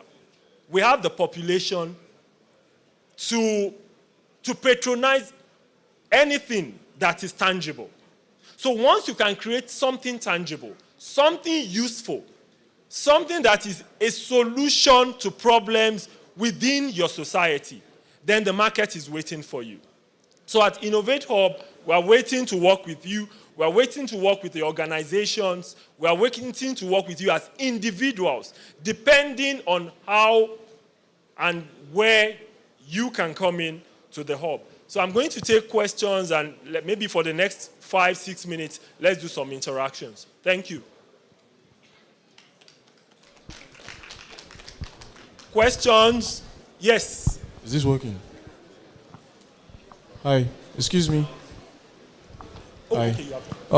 So you talked about the TED Fund collaboration with Innovation Hub. What of private universities? Very well. Do you guys have a scheme or something where private universities can actually collaborate with you? Yes, you are absolutely right. We have partnership with Veritas University, a standing partnership. We have another partnership with African University of Science and Technology, AUST. So we collaborate with tertiary institutions, not only universities. We collaborate with polytechnics, with tertiary institutions. It now depends on what we are collaborating on. Do you understand? So we are open to such. Only that get your institution to get in touch with us, then we figure out what we want to work on. Thank you. Okay, thank you. That actually answers it. Thank you. Any other questions? Okay, good afternoon. Jackson Wifer from Kaizen Institute. I wanted to ask, your Innovate Hub, do they help with patents for proprietary innovation? For what? Patent. So if I come up with an idea, will Innovate Hub be helpful in ensuring I secure a patent on that idea? Yes, absolutely. We have a partnership with WIPO, World Intellectual Property Organization. Due to that partnership, there's a center at the hub. It's a unit for patenting, for registration. You could even check across the globe if something is similar to what you are bringing. So we can help with that. Yes.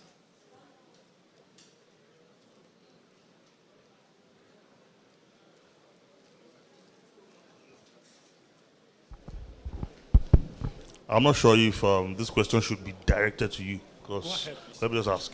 I did the research, I worked on a research project January, February this year, in which we featured some private universities on a project on sustainable national development. And they were complaining bitterly. Most of them told me that they're taking loans for infrastructural projects and so many other developmental projects. They're now comparing themselves to government public universities, and they were saying that we have a lot of third fund infrastructural projects, third fund projects, but I do not extend that same gesture to private universities, even though they pay tax, because I know third fund money comes from tax, FIRS. So are you considering you extending some gesture to private universities? Because that's been the complaint. Because most of them are saying that they're taking loans and that they're having financial challenges and that, and that even the school fees they charge the students is not enough to cater for the financial expenses. Thank you for that question. So with that question, I'll first make a clarification. Now, Innovate Hub is an NGO. It's a non-governmental organization. It's a not-for-profit organization that is open to partnership with any institution from any sector. So meaning private university, public university, individuals, companies, we are open. So we work with private institutions. Now, coming back to the partnership with TED Fund saw a gap in the academia, and that's the gap of translating researches into solution, into actual tangible prototypes, into tangible products. They saw the gap, and they decided to fill that gap. Because mostly, you will attest to this, lecturers in Nigeria, with due respect, and this is not a problem, they mostly research for publication. And those publications end up in the libraries. So TED Fund saw that gap and said, your researches are so fantastic. Why not make them into products? So TED Fund, we started talking, and we created the program called TED Fair. TED Fund Alliance for Innovative Research is a program of TED Fund and Innovate Hub. There's another one with TED Fund, Research for Impact Workshop. So through these programs, those prototypes you saw, that I said these are from lecturers, came out of those programs. That's on one side. Now, to shed light on the concern you raised, this is me speaking as an individual who has insight into the education sector in Nigeria. So I'm not speaking on behalf of TED Fund or this one on behalf of Innovate Hub. Now, TED Fund attends to government institutions. Let's first get that. Private tertiary institutions are regarded as private corporations, like private entities. So even government institutions are still lagging behind in a lot of ways. They are lacking a whole lot. So I think that argument has popped up here and there that why are you not building infrastructure for private universities? And the response to it is whatever infrastructure TED Fund built for a private university belongs to the man who owns the university. I don't know if you understand. So it's unfair to the taxpayer who's trying to pay for us to attend to public institutions. Now we're using the money to service private entities. I don't know if you understand my explanation. So truly, University of Ibadan, UniBen, they have a lot to cater for. TED Fund is trying to cater for them.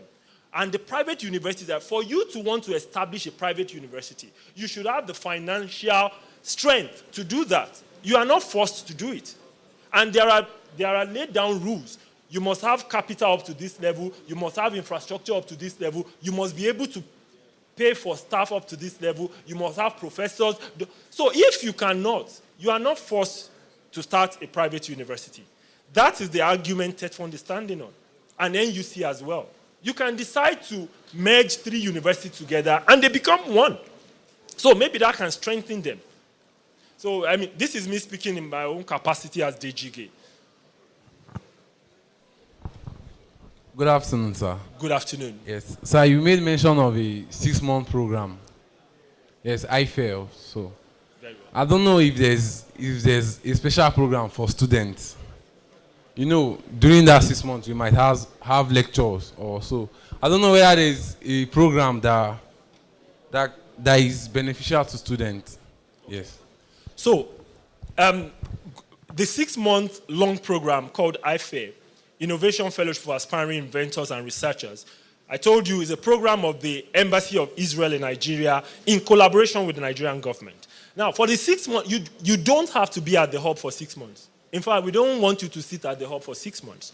Only that within the 6 months, you have a journey from your ideation. You would have applied your idea would have been picked, you would defend it, you will appear for interview on that project, you will do practical. Once you come into that program, then you start transiting from ideation. At a point, it will be first the initial boot camp, when you will come to Innovate Hub for like 10 days, work on your project with some experts within the field you are working on. While you are working with them, you see gaps in maybe in your design. They will give you insight into how to make it better. Then you go back home, continue working on your own. Then at some point, maybe after 2-3 months, you come back to start building your prototype. While you are doing this, you are taking entrepreneurship courses virtually. Then after a while, you come back to the hub to do maybe the second leg of your prototype development. You would have done your market validation here and there on the field, but still working with the experts. So if I say 6-month program, you don't have to be at the hub for 6 months. Only that the program takes you from ideation to prototype development, and where you can pitch your prototype, tangible prototype, to investors at the grand finale of that program. Do you understand? Now, for students, why not? We've had students who are part of different projects. The project doesn't have to be an individual project alone.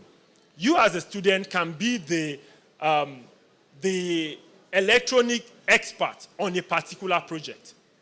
Remember, innovation doesn't have to be an idea of one, doesn't have to be an invention of one person alone. You can be doing the electronic part while I'm doing the mechanical part. So a student can still be part of it, depending on what the student is bringing on board.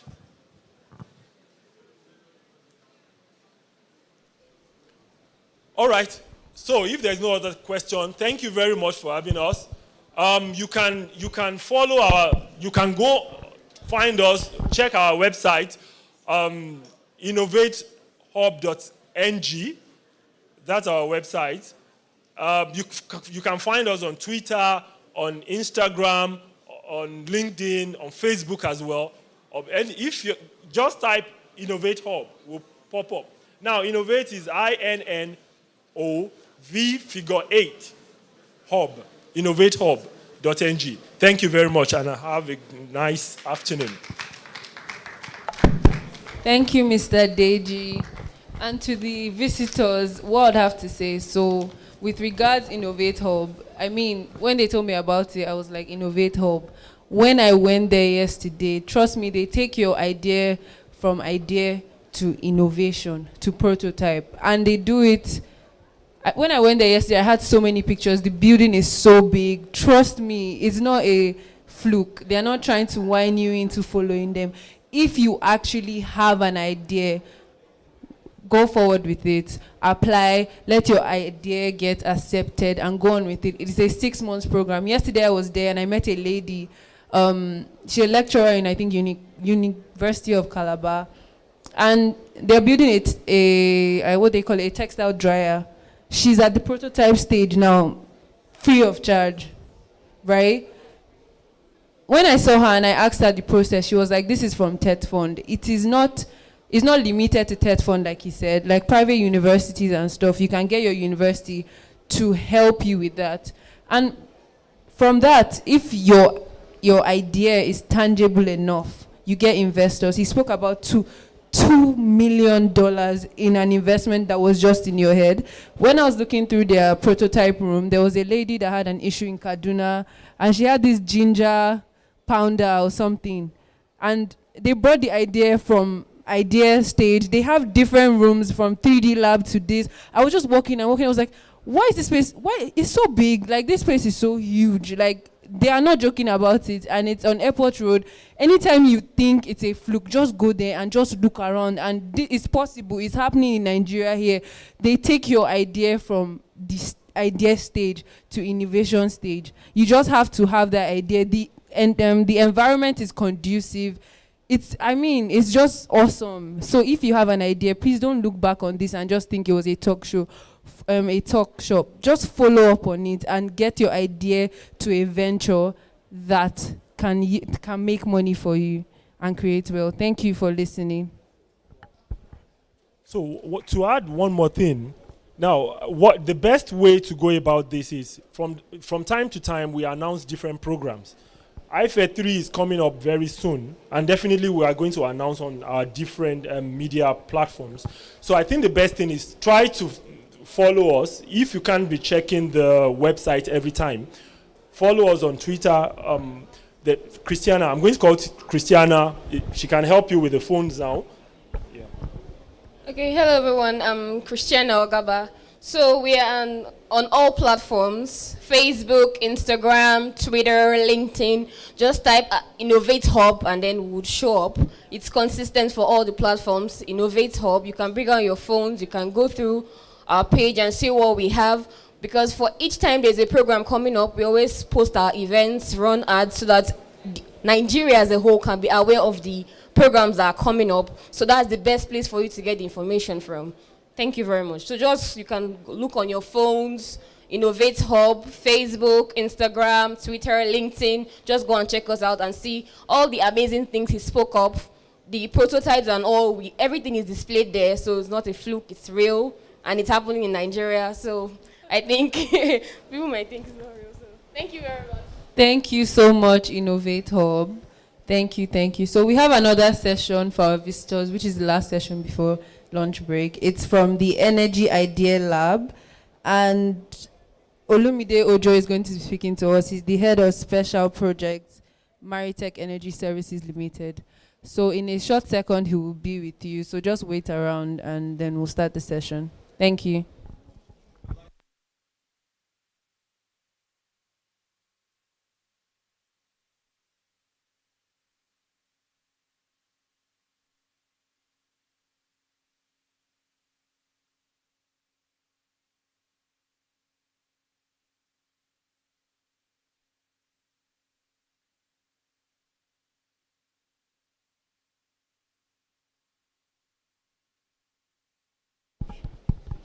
All right, so Mr. Ojo went to get his team. So before he gets here, let's just engage ourselves a little. Who was here for the first session? Who was here for the first session? Was anybody here? Okay, who was here for the second session? I mean, we're all sitting here. I mean, so who was here? Who wants to tell us about the second session? What like struck out for you? What do you think you're going to take your idea to Innovate Hub or something? Hello? Hello? Okay, never mind, Seth. They're already here, so please welcome Energy Lab and Mr. Ojo.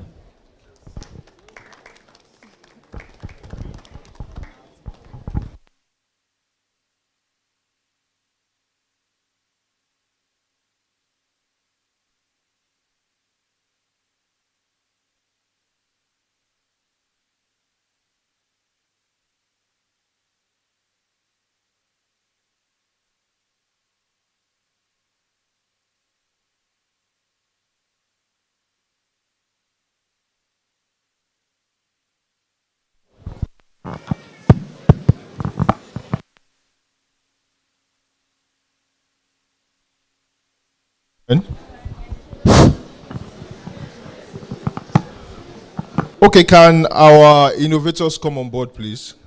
Can they come up? Innovators for the first session of the pitch.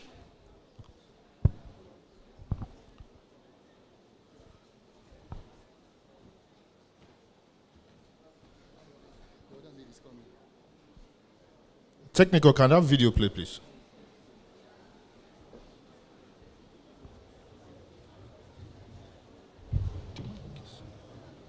The one I sent to you by mail.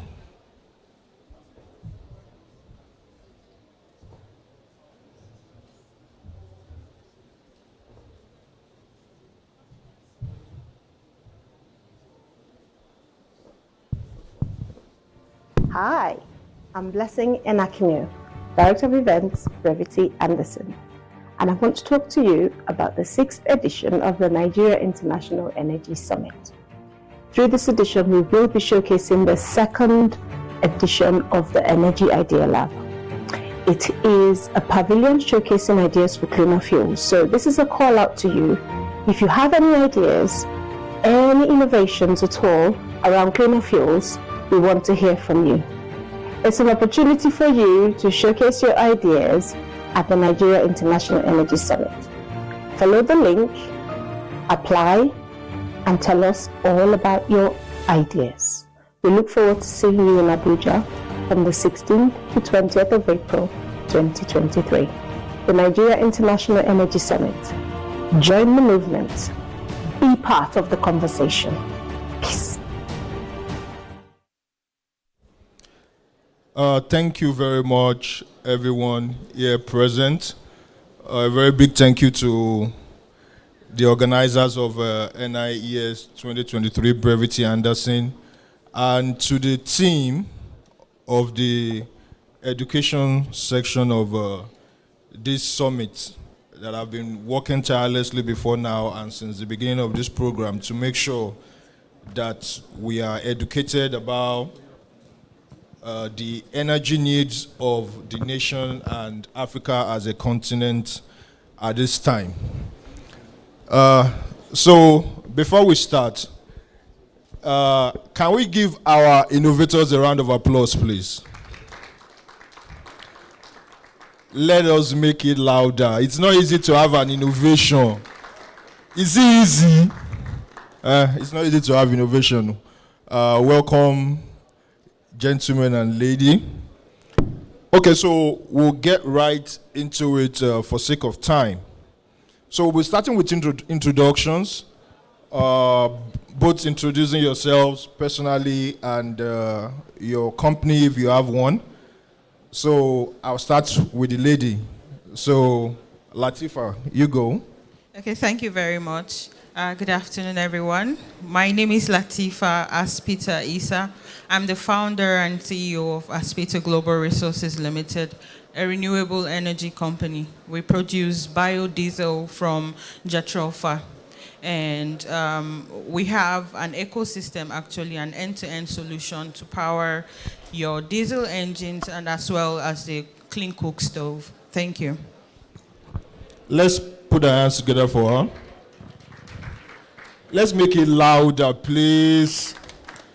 Thank you. My name is Stephen Jia, a researcher from University of Abuja. I invent fuelless generator, a generator that you can use without burning fossil fuel.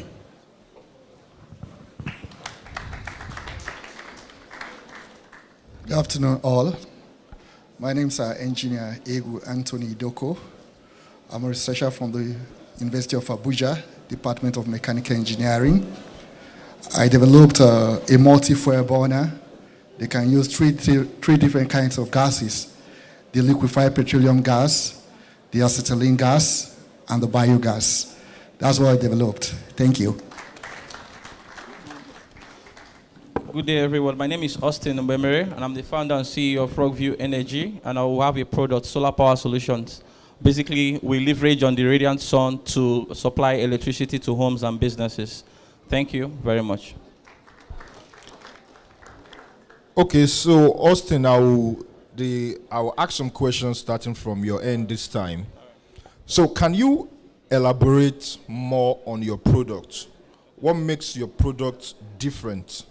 Why should anybody listening to you now walk up to your stand after this session and make purchase?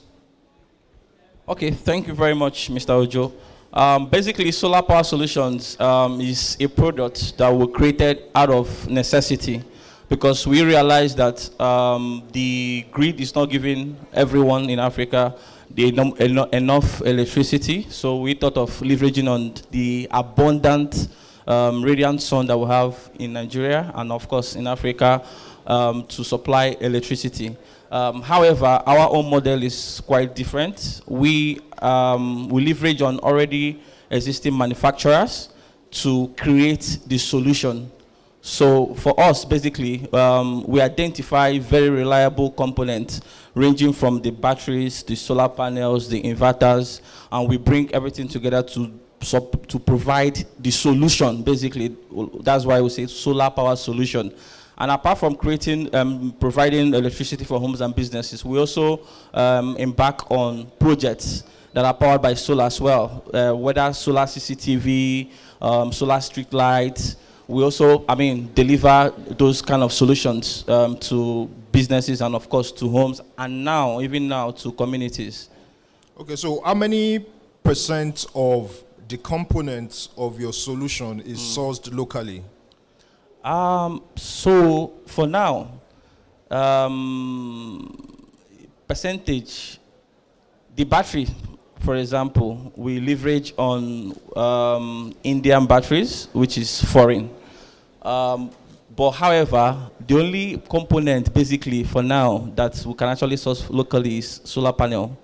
So there is a Nigerian solar panel manufacturer in Lagos, right? Ozano, I'm sure some of you know them. So they manufacture solar panels. So sometimes we actually, but then for some kind of projects, right? We get specifications from the client, and sometimes it can actually be foreign made solar panels that have very high efficiency. And of course, some of them could be the tier 1 panels, which some of us already know. From JA Solar to Jinko, Canadian Solar, these are all foreign manufacturers. But for local, Africa as a whole, we are not yet there. We are still starting. That's why the conversation around just energy transition makes sense, for Africa, because we can't move at the same pace that the Western world is moving. Such that if we move at that pace, we are not going to be the highest beneficiary of the proceeds from that transition. So it makes sense that, we are still leveraging on the resources that we have in abundance, which is fossil fuel. However, supporting what we already have, the fossil fuel, with renewable energy, basically. So that's the conversation around the just energy transition. So we know that even though we promote renewable energy, right, solar in particular, we are not coming to say, look, we are bringing solar power solutions, and for that, kill fossil fuel, right? So we can have other conversation. How can we deliver the fossil fuel, in a more cleaner way? That's where carbon capture, storage, and utilization comes in, basically. So that's basically it. Okay, Yeah. I'll come back to you, but my purpose of asking that question is, it will be my delight one day in one of these sessions to hear that 100% of the components of your solution are produced locally. Yeah. So, yeah. okay. So that's where we want to be. I know. But for now, as I speak, this is where we are. We leverage on a lot that's of fine. imported. That's products. fine. Thank you, Austin. So, Anthony, your solution, is it at idea stage? Do you have a prototype? Is it in the market yet? Tell us about it.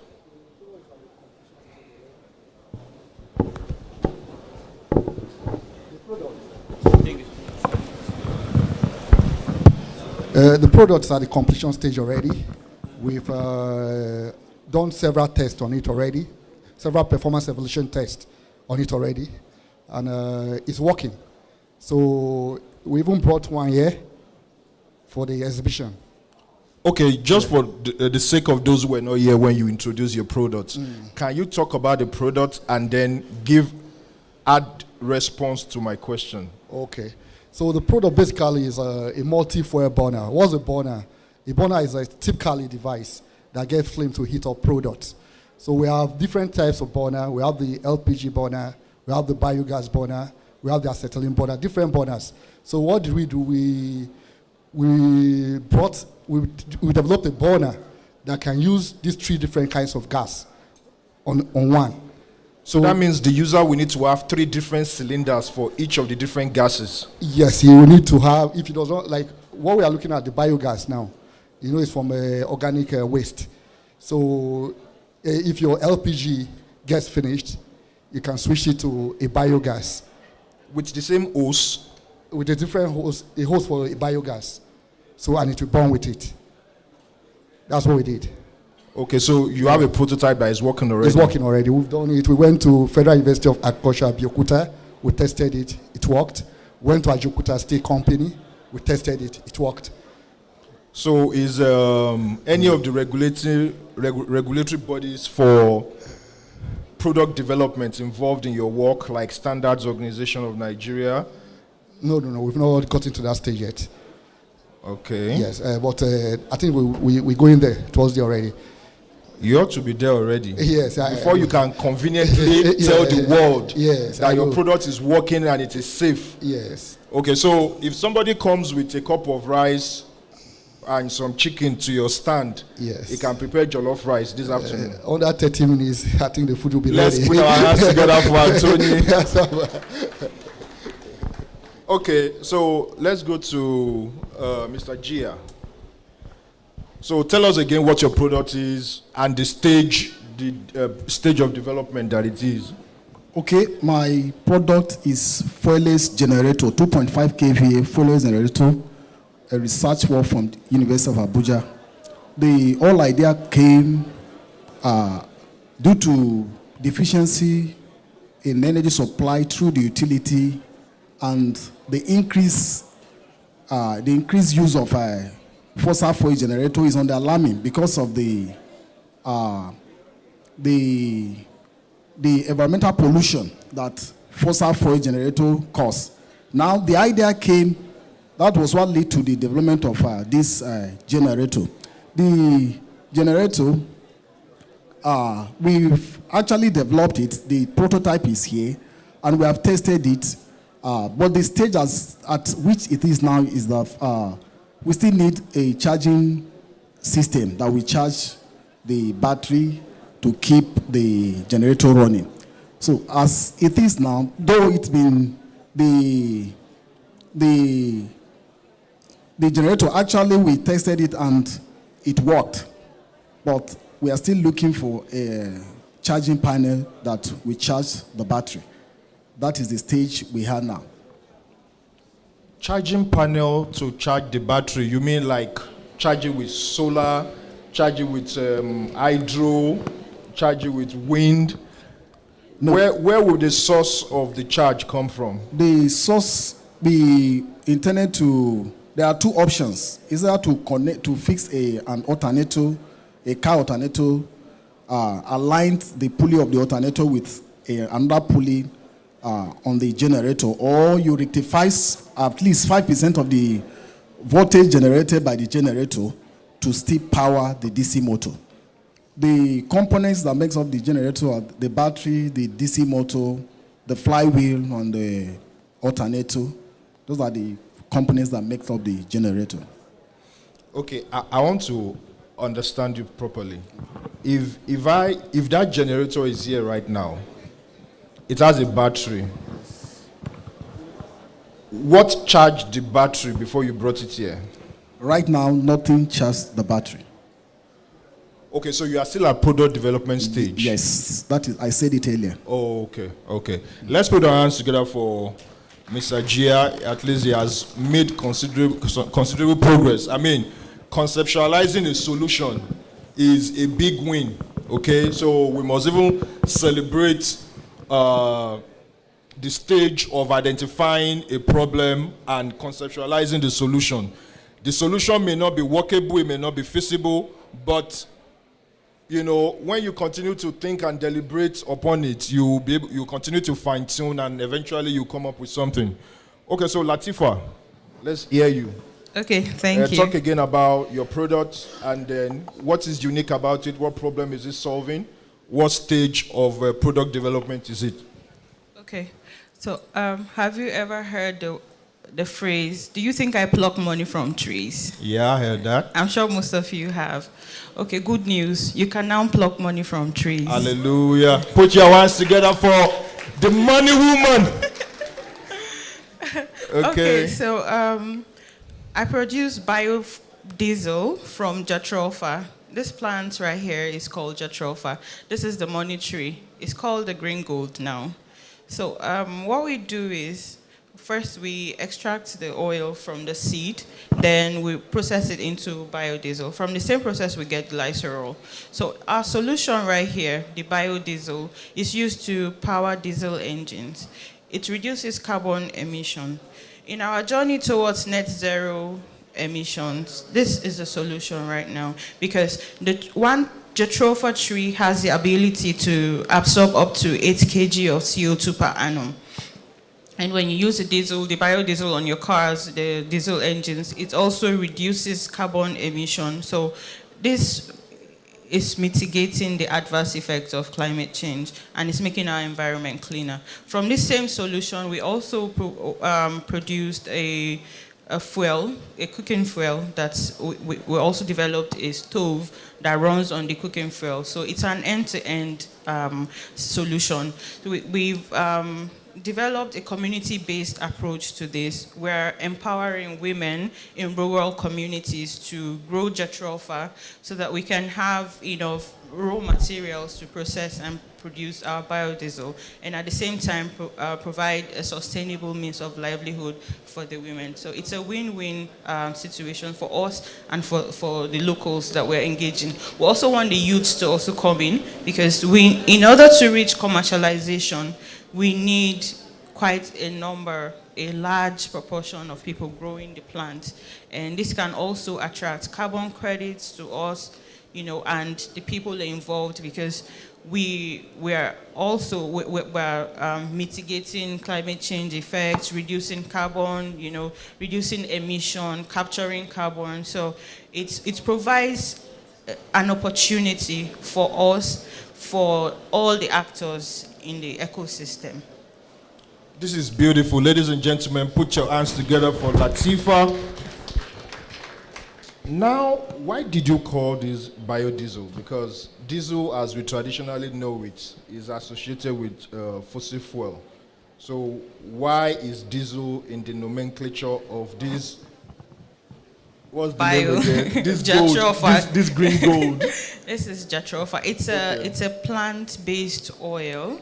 It's a non-edible oil, as a matter of fact. So bio there means life, so it's coming from plants. So it's the diesel is what, why diesel? Okay, because diesel, it's a replacement for diesel. Okay, so has this been tested? Has this been actually put in diesel generators and it didn't hurt the carburetor? Yes, it has. So we're at the stage of an MVP right now for the biodiesel, but for the clean cook stove, we're at prototype. We've produced a prototype. It's there at our stand. You can look at it. And we also have the seedlings for people who are ready and willing to go into cultivation of the plants. We have the seedlings at our stand. You can take a look at it, and we can engage more on that. Okay, just for clarity's sake, which of these is the biodiesel? Which one is the cooking fuel? Okay, this is the biodiesel. Okay. The cooking fuel is not here because the cook stove is not here. It's at our stand. So this is just the crude oil, the jatropha crude oil. Okay, so it goes through a process of refining too. Yes, it goes through a process of transesterification to produce the biodiesel. Okay, so how many months does it take for this plant to grow to a point where you can harvest? Okay, it reaches full maturity at 3 years, but it starts to fruit from 6 months. Okay. Yeah, and it can grow anywhere. It helps to restore degraded lands. They use it to stop erosion. You use it for erosion control, and we also use it. It stops desert encroachment as well. So the plant has enormous benefits. That's why I said it's a green gold, because you can use it to do an ample number of things. Okay, just before I let you go, Latifa, what's the components of this oil that makes it able to burn? Okay, so what are the chemical components of this wonder product that you have? That's tantamount to trade secrets. All right. Let's put our hands together for Latifa once again.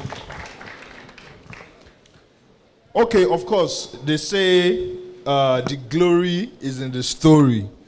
So for you all to get to this stage, I mean, it takes a level of boldness to be able to come on an international platform like this to say, I have something to show.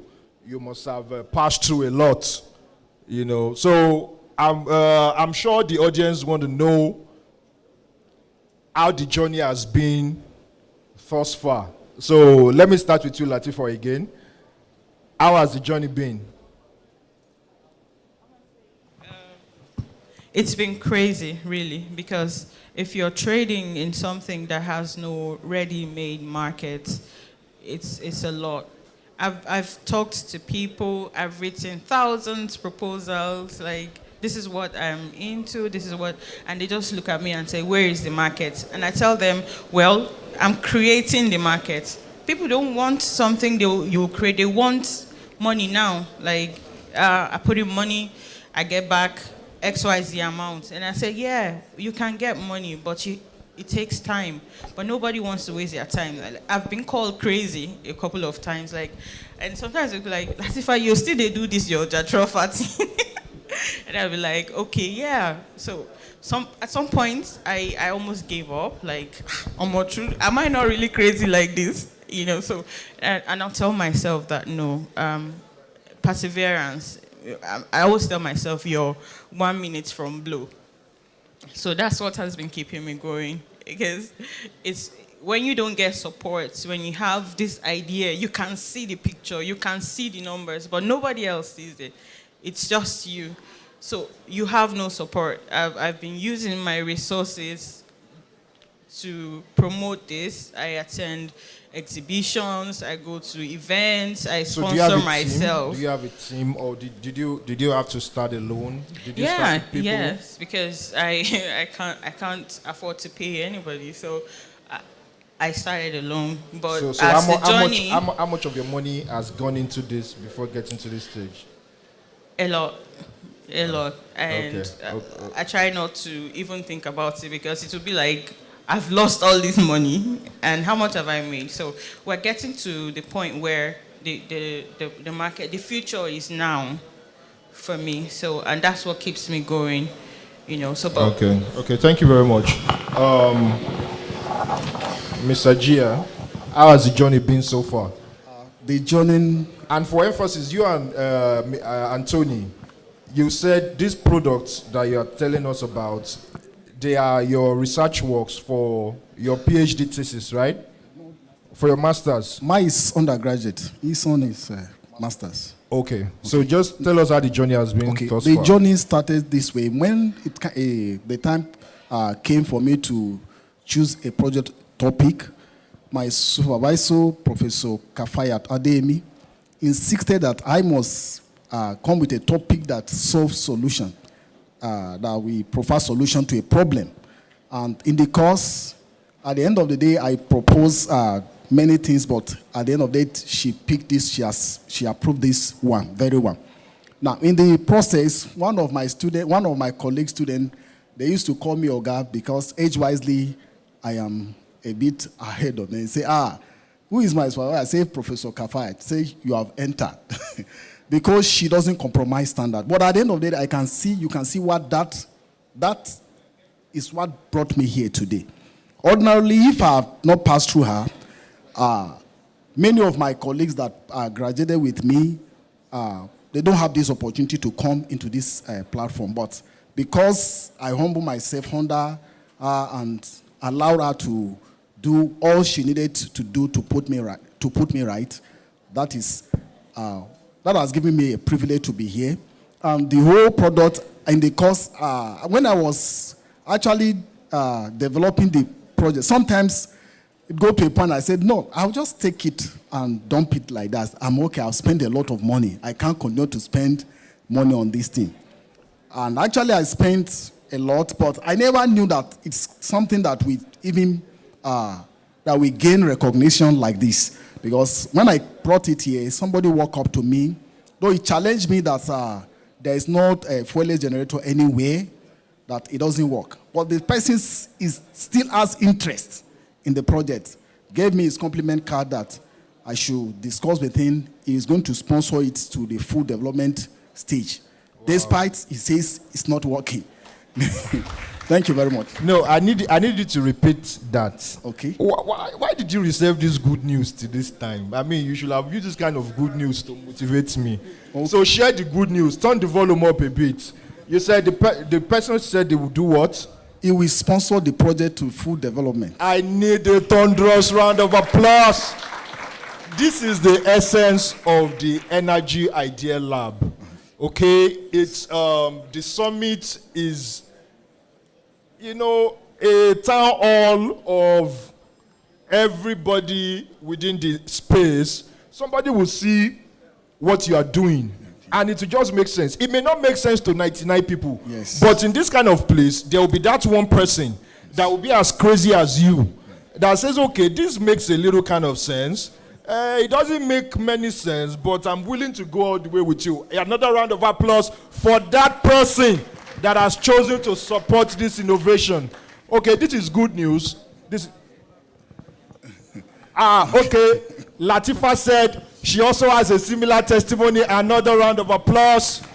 So, ladies and gentlemen, what this tells us is that when you go back home, tell your friends, your family, your colleagues, your church members, your religious colleagues, everybody, that this kind of platform exists. Whoever has been conceiving any idea, encourage them to work on it. Get them to seek help in whatever way they need to move from ideation to research to prototyping.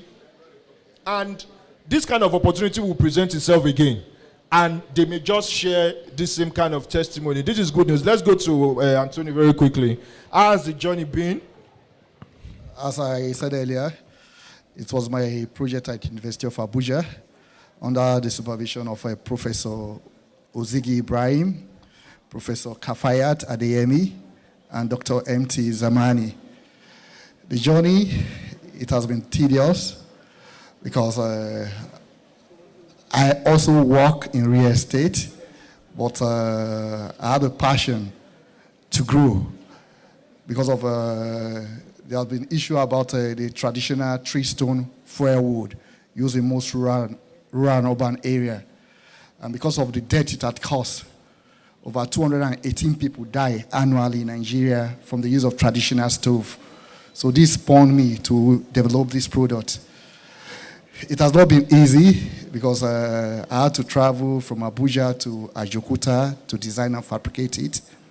I also have to travel from Abuja to Lagos to Shagamu, to Ogun State, where I needed to test it, to see the burn rate, to see the fuel consumption, and other water boiling tests I performed.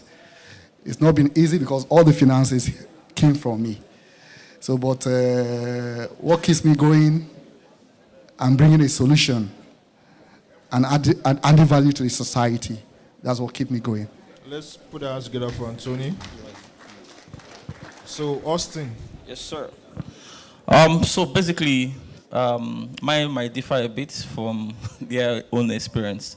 For us, we are like a standard company, and we've been running for quite some years now. So it's been quite a challenge to grow a startup, especially in a country like Nigeria. So it's been very tough, and it's been very crazy trying to build the startup. But one thing basically that has actually helped us is we also try to not just focus as in look at exactly what we're doing. We're also doing other stuff to raise money to also support what we are doing. So basically, as a company, we also have other services that we render apart from solar power solution, which is actually one of our products.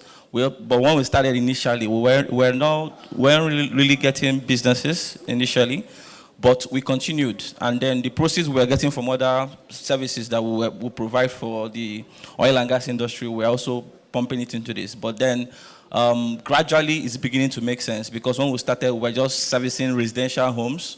But gradually now we are transiting into commercials. We've done a couple of projects for companies, and to be sincere with you, that's where the money in solar business is, not servicing individuals.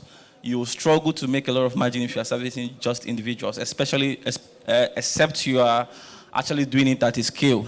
at a big scale, basically, where you have like residential estates. Yeah, residential estates. So, but if it's just individuals, you might probably struggle a bit. But we are getting in the space where we like the kind of conversation that we are having right now.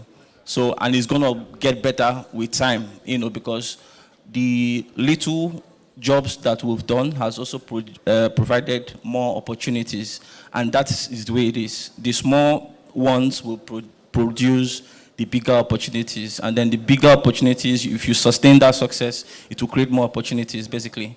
And we're also bidding for a very big project right now that initially we will not be invited to bid if we're not even doing anything. If I have not done anything. Yeah, so the most important thing basically is to start, no matter how small. Start from somewhere. It will not make sense. It will be very difficult. There won't be money. And nobody will give you money. The money will only come when you start making progress. They start saying, oh, you are doing this, you've done this job for this person, you've done this job. Okay, so let's have a conversation. Reference. Yeah, thank you. Okay, thank you very much, Austin. So I will ask a question that I think is very critical to creativity and innovation in any space, not just the energy space in Nigeria or anywhere else. But particularly, I think it's a problem in Nigeria. For those of you who created, I think for all of you, did you ever have the opportunity to learn in a research institute about the solution you're building? You can answer randomly. Okay, which research institute is that? Okay, I've been getting support from NIES. NIES is in Zaria. The full name? That's Nigerian Chemical Research Institute. Okay. In Zaria, Basawa, Zaria. Yeah, they actually have a jatropha plantation that I am managing. So because of my work, they gave me the plantation to manage, and then most of my research, my tests, and everything is being done there. So I'm getting support from the government. Okay, so when you mean research, explain more. Okay, so they have a department that is into bioresources. I can think of an idea, and the next thing is I'm going there. Like, I want this, I want that. Is it possible? They'll tell me no. I say, I want it. So they'll be like, okay, I'll talk to my engineers. They start to do it. It ends, and I don't get what I want. I still tell them, this is not what I'm looking for. We'll work on it. So it's been like that for me on the product and the cooking stove, the clean cook stove. Okay, say the name of this research body very loudly, because I want to encourage whoever is playing in this bioresources space to know that if you have any idea, this place has helped Latifa to take our idea to a product stage. So say the name of this research institute very loudly, because I was initially of the opinion that no research institute is actually offering value in the country, and apparently I'm wrong. So please say the name of this research institute very loudly for the world to hear. It's NIES in Zaria. The full name? Nigerian Chemical Research Institute. Can we put our hands together for Nigeria Chemical Research Institute? Yes, it's an agency under the Federal Ministry of Science and Technology. As a matter of fact, my innovation came third place at the Science and Technology Expo that happened here in Abuja in January. My biofuel was given third place. Technology entrepreneurs category, we won third place. Okay. Because of that. Okay, nice one, Latifa. Let's go to the researchers, those that are still in the school environment. Mr. Gia. So you're in which department? Which department are you in? Mechanical engineering. Okay, so does that department have any resource for research? Right now, you didn't experience such. So okay, so at the point where you wanted to do a fuelless generator, who did you go to? Did you discuss with anybody in your department? What were they able to offer you? No, did they take you to any lab, any workshop? Not at all, but I did my IT in a workshop. So that gave me the knowledge that if I conceive the idea, I can be able to develop it. Not that any lecturer or took me to any workshop or any research center. Okay, so the point you got to with your product, you did it all alone? Yes. Okay, Anthony. I think the Department of Mechanical Engineering, when I started my program there, Energy and Thermal Fluid Engineering, they have a Energy Development Institute at the University of Abuja under the leadership of Professor Kafayat Adeyemi, who brought us here. So we learned, they supported us. Okay. Can you describe the nature of support? Basically, maybe academics. That's what they imparted on us. Okay, so at the point where you conceived the idea of having a burner that can use 3 different gases. Yes. So from that idea stage, yes, to having a prototype, yes, that is here today, yes. What were the different kind of support you got at the different stages, and from who? I didn't really get support, but only what I got is from my supervisors that were ensuring that they were guiding me. I think that's only support. Okay, let me leave it at that. Yes. Okay, so basically for us, we're being supported by the market. What do I mean? We are learning on the job and then discovering what works and what customer feedback and what doesn't work. And we are learning on the job, and we're also improving on the feedback and intelligence that we get from the market. And of course, we are being supported by Blair Global. Let's put our hands together for Energy Brevity Lab. Anderson Yeah. for Nigeria International Energy Summit. Yeah. Okay, so just before we let the audience ask us questions, let me start with you again, Austin. Where do you see your company in 5 years, and what would you need to get your company there? Okay, basically, in the next 5 years, we see ourselves as one of the solar companies that will be providing mini grid for communities that are underserved and do not have access to the national grid. We also believe that we can also be involved in carrying out solar street light projects for states and for different private organizations. Do you see yourself producing the components that you have to import at this time? Yes. So at some point we'll start, manufacturing right here in Nigeria, but we need to be able to build the capacity, and then of course get the technology transfer, because first, basically, before one can actually start manufacturing at scale, there are a lot of lessons that you can actually learn from other existing products, basically. And of course, by the time you also use those products, you also see areas that there can be improvement. And then with time, you can start, manufacturing right here in Nigeria, both from the battery to the inverters to the solar panels, basically. So that's something that, is also possible, to achieve. Yeah. Okay, so the Manufacturers Association of Nigeria, yeah, do you follow their activities? Do you know if they have any committee that is supporting people that want to manufacture energy solutions locally? Okay, so basically, I believe that entrepreneurship or business or innovation basically is a journey. At the stage where we are now, we just want to build capacity, be able to build the company to the stage where we can start manufacturing. But as it stands now, we are not understanding manufacturing for now. Okay. We want to build on already existing products, scale as fast as possible, raise capacity, make money. but make money to be able to develop, more businesses. Yeah, thank you. Okay, thank you, Austin. Okay, so Anthony. Yes, sir. Where do you see your product, your company in 5 years? And what do you need to get there?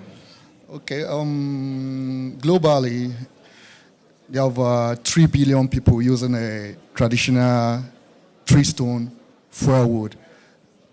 That's what I mean. This tree-stone firewood they use in the rural community. So over 3 billion globally are using it, and there are health hazards associated with using it, air pollution and the rest. So in the next 5 years, even though it's in Nigeria, if they can adopt this my multi-fuel burner 1% with the right funding, I think that's the place I want to go. 1% of the country adopt this my multi-fuel burner. Okay, thank you, Anthony. Mr. Gia? Okay. Hardly you see a household, shop, or office in Nigeria without a fossil fuel generator. Meaning there is market for generator in Nigeria. In a situation where you have a generator that have low maintenance and does not have any adverse effect in the atmosphere.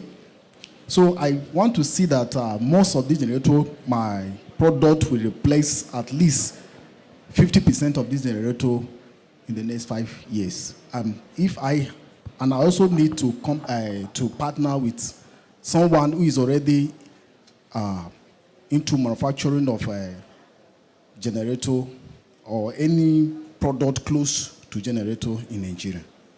Okay. Thank you. So Latifa.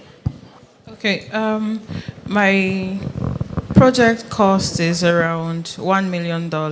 I'm seeking a grant of $250,000 to increase production capacity to empower 6,000 rural women across the 6 geopolitical zones of Nigeria, and to also erect 6 biodiesel stations. Just like you have your regular gas stations, you can have biodiesel stations where people can walk in and take their biodiesel and move. So those are the visions. That's where I see my company in the next 5 years.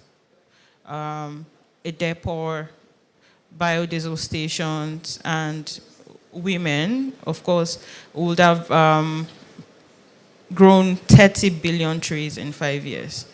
Okay, ladies and gentlemen, let's put our hands together for our innovators. And before we ask the questions, we're going to have a brief period to ask the questions. So before this session, I sought, because I know the power of synergy, because a lot of people, I think it's probably the African or Nigerian culture, we find it hard working together. And I know that for many of them to take their ideas from whatever stage it is to the level they want it to get to, they will need partnerships. They will need to work with other people, not necessarily technical partners. There could be business development partners. There could be financial partners.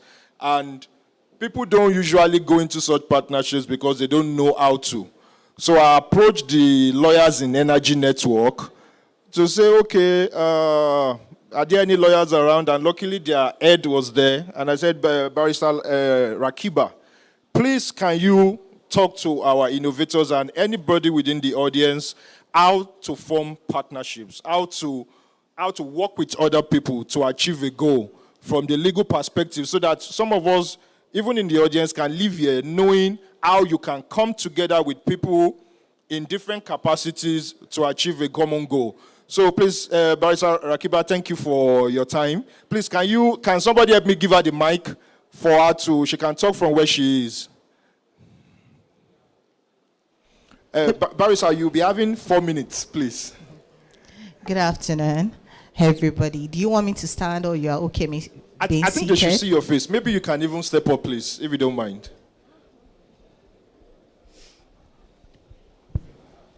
Okay, good afternoon, everybody. I'm really honored to join you today. She greeted you all now. I'm really honored to join you today. Mr. Olu approached me, and it's kind of impromptu. So I'm just going to give you a brief understanding of partnership.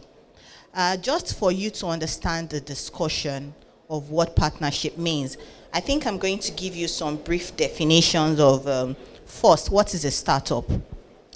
So when you talk about startup, you talk about the action or process of setting up something or putting something in motion.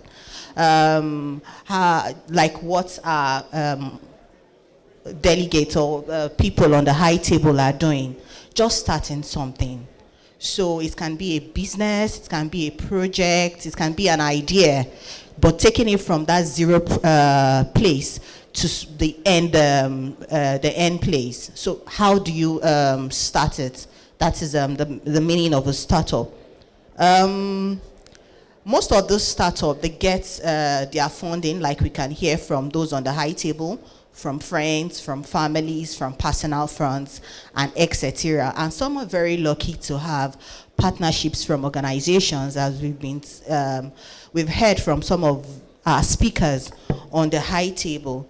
So again, moving forward, I would like to help us understand what is the meaning of partnership in just mere definition or mere language for us to understand.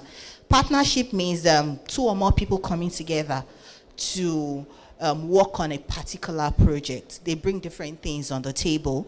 Like the moderator has said, some people can bring the technical know-how, some can bring the funds, some can bring the idea, some people can just bring the person. So someone's person can improve your business, someone's name can improve your business. So those are the kind of partnership, the meaning of partnership and the kind of partnerships that we have. So now I just want to give you 5 characteristics of partnerships. We have, it includes sharing of profits or loss. So a partner is actually different from a bank.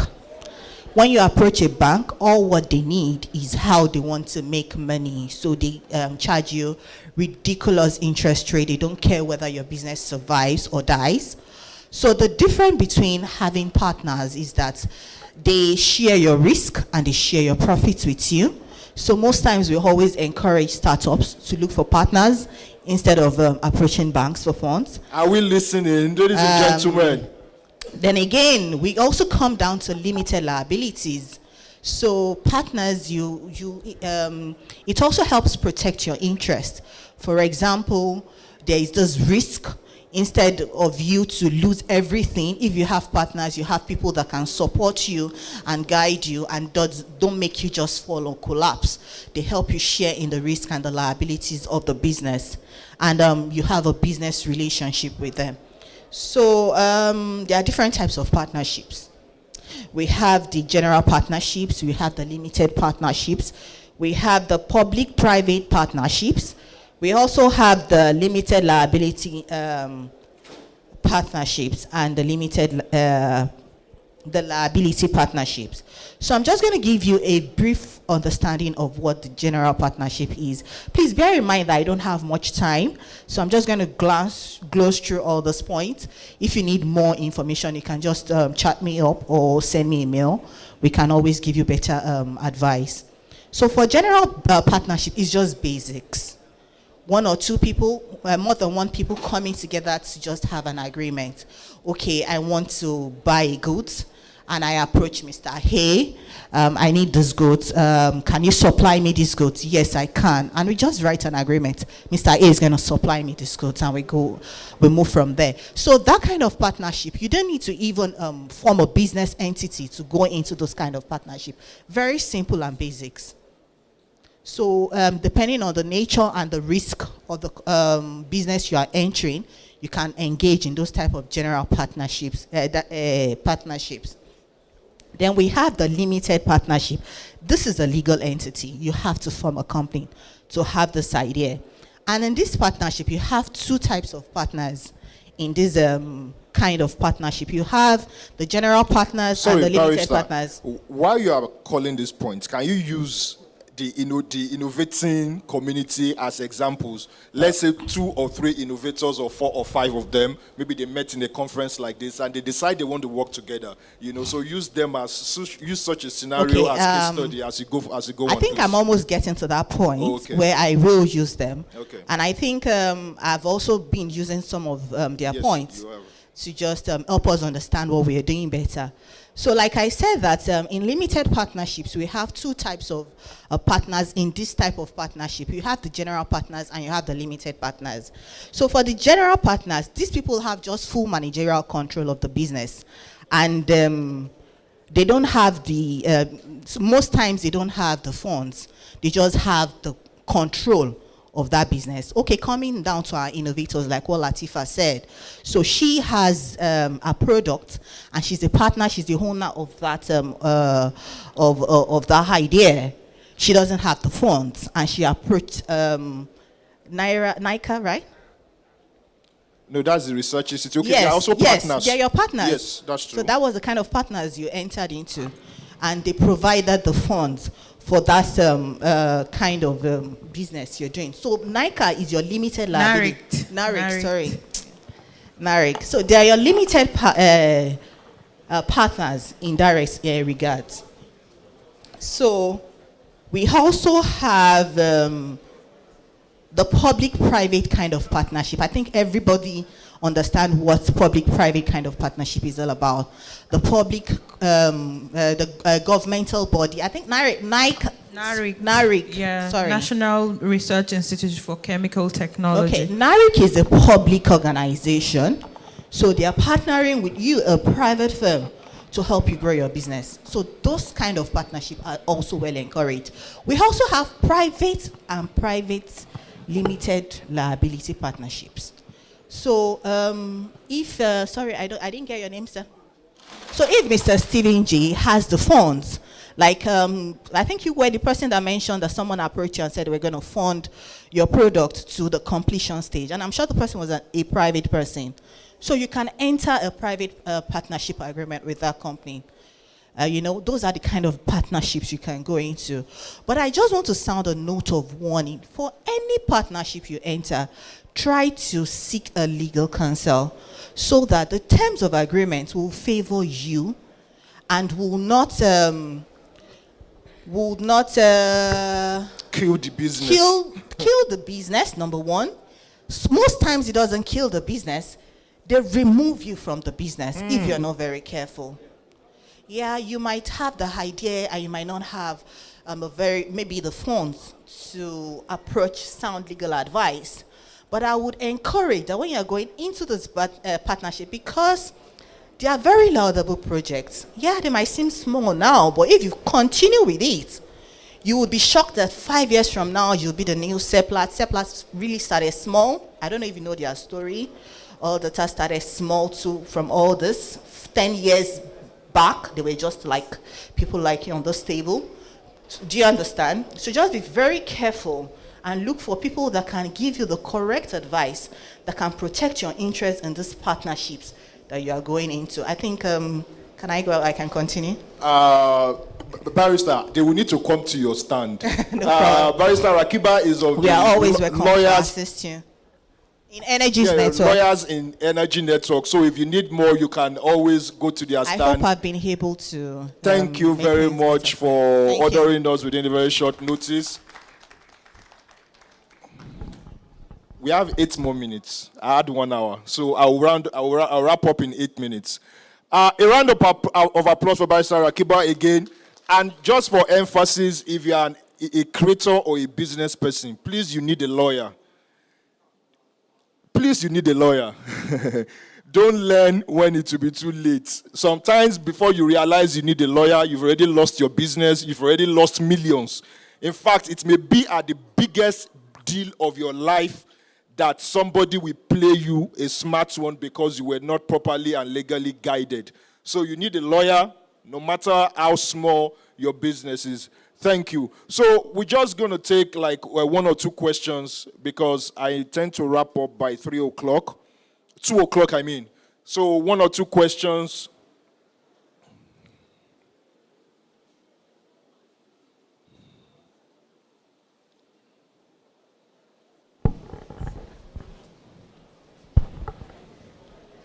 Good afternoon. Once again, my name is Amodo Enoch, an industrial physics student from BM University. So my question is direct to Mr. Jia.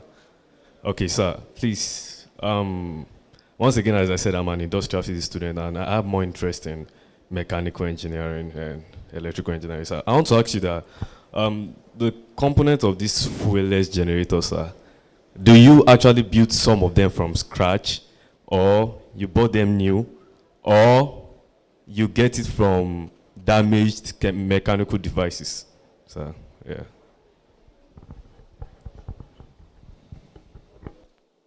Question, I built some I get them from damaged mechanical, damaged devices. Like the alternator, I got it from damaged device. The frame, I start from the scratch. The flywheel was also from a damaged mechanical device. Thank you.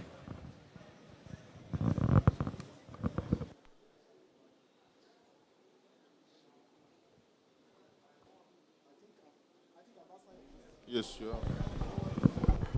Okay. My name is Wale Oseni. My question goes to the Eco Lady. Just a little more clarity on your end product, the biodiesel. What have you been able to use it for?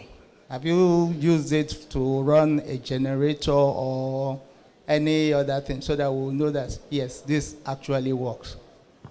Yes, it has been used to power a vehicle, a truck, Hilux. Yes, it runs. And it also can power a generator, a diesel engine, any diesel engine, as a matter of fact. Good afternoon. I'm Comrade Adeninji from Farah Polytechnic, electrical electronic student and a CEO as well. To my fellow engineers, sir, you said a fuel-less generator, and you are still looking for something to power, to preferred, let's say, to generate the strength of the electricity, the lag lungs. Can I say this? Can the generator serve as a generating station that will not be even depend on a let me say, a commercial house, that you are going to build a wing or a winged hydro generating electricity for, rather to be let me say, an apartment used whereby they will be charging or something else? Did you get the question? You are talking about maybe in a situation where it can be a power, like a turbine. Yes. Okay. Now you can see for everything started at a small level. For now, I can't guarantee that it will be up to that level, but the fact is just that we are working towards solving immediate problem.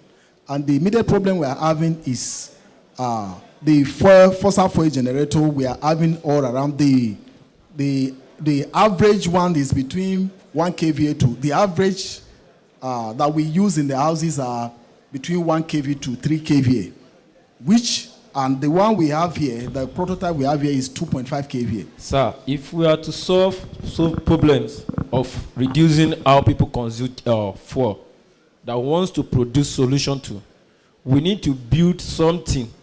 Like, if I'm running a company, I'm buying a fuel of 3,000, 4,000 naira daily, multiply at the end of the month. That's each consumer. But when something was built to supply my environment, whereby there will not be someone is cutting my light tomorrow that I will be paying higher bills, it's going to solve more problems and to grow more businesses in that environment than an entity of a house.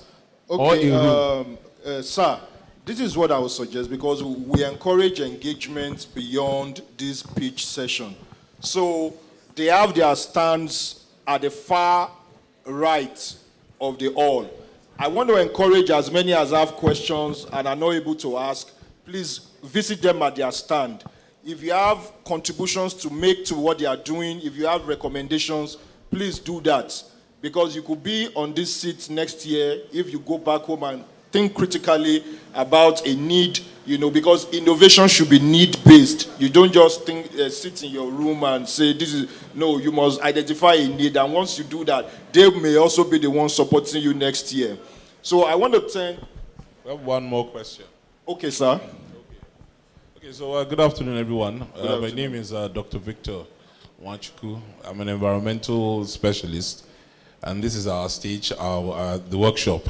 So the question is mainly for the three of them because of the stage of their innovation. So one is, for your designs, are you looking at scalability? Are you looking at scalability such that different kinds of industries and different kinds of users can use your products? Right now, at your prototype stage, they will only work for maybe just one person or a family. Are you looking at a larger scale? Second is market. Are you looking at increasing production? What market? The demand. And then third, are you looking at how to adjust your designs such that they meet the trends of today? I'm talking about artificial intelligence. I'm talking about them being smart. Many people might not want to use analog or mechanical systems. And even if your system is mechanical, they want them to be easy. So are you considering these as you are building and moving forward? Okay. Thank you very much, Doc. These are things you guys should note down. He spoke of scalability, he spoke of market, and he spoke of design. Because people want increasing convenience. Like for the cooking, the burner, for instance. I'm sure our women want to get to a stage where they can be watching Telemundo and say, burner, burn, 5 minutes, low heat, and burner will start itself. Or talk to rice, move to the burner, put water, enter, 10 minutes, plate, bring the food, You know the funny thing? If you can conceive it, it's gonna happen. Within our lifetime, we can get to the point where you speak to your rice, it goes to the pot, the burner starts. Oh my God. Let us think! So on the final note, I want to thank everybody. No, sir, please, we won't be able to take any more questions. The engagements will not stop now. Okay, sir, please, can we give him the mic?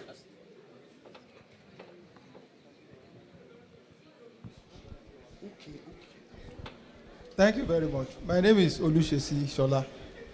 It's not a question to those on the table, but probably to the management. I don't know why my company was not invited. I also applied for this. I was supposed to be on that seat. She came to us when we have an expo in Eagle Square this year under energy, innovation on energy. I came first. My company came first. Wow. We introduced what is called gravitricity. Gravitricity generating. Probably you didn't apply on time. I did. Probably. That must be the reason. There's no way you will have a good product and apply and you will not be invited. We came on the Eagle Square with an innovation called gravitricity, generating electricity without using fuel, battery, no sun, no wind. Whoa. 24/7. Is it magic? It's not magic. I'm sure you recognize me. Yes, she came third, we came first. It is called gravitricity, generating electricity using gravity. Since then, we've been looking up to... Please, is the Innovate team still around, Doc? Okay, go ahead. So, probably maybe next year. Okay, but you can talk to Doc after now. He will give guidance on how to proceed with what you have done. But no problem. I don't know whether I can be given like 5 minutes to just. No, we need to wrap up. No problem. We need to wrap up. But congratulations on coming first on the yes, the exhibition and on what you have done. Hopefully by next year you will have your products in one of our exhibition stands. So, gents and lady, I want to give you guys 15 seconds each to say to give your final talks before we wrap up. 15 seconds each, please. Who starts? You start. Okay, so I'm developing an ecosystem that is an end-to-end solution for climate change and the environment as well as the energy sector. I'm open to partnerships, I'm open to angel investors, and I'm open to what is open. So please come join me. Put your hands together for Latifa. I'm Steven Jia. I'm into fuelless generator, and I'm open to investors, open to partnership, and I say kudos to ID Lab for giving me this opportunity to be here. Thank you. Let's put our hands together for him. Good day, all. I'm engineer Idoko. I developed a multi-fuel burner. I think the partnership has started already. I want to thank Energy ID Lab for this partnership. I know that stepping out from here, we are going to the higher heights. Thank you all. Let's put our hands together for Anthony. I just want to say a very big thank you to Energy Idea Lab for inviting us this year to be part of this. But then, most importantly, I would also like to make a request, because I believe one person can be your ambassador. You don't know where your helper might come from. So I'm putting out a word out there. There is a project that we're actually currently bidding, which actually expanded my scope. Like I said, we're learning from the market, where a corporate oil and gas, a corporate organization engaged us to provide solar power solution for 3 schools in the communities that they selected. So I started thinking, okay, so that means companies can actually start thinking of providing solar power solutions for schools and hospitals. So perhaps As you part have of their CSR. as part of their CSR initiative. So perhaps you know any company that is interested in providing solar power solutions for schools and hospitals. We are your go-to plug place. We are always available. Okay, You can I'm going come to take a few both. seconds to add to what Austin said.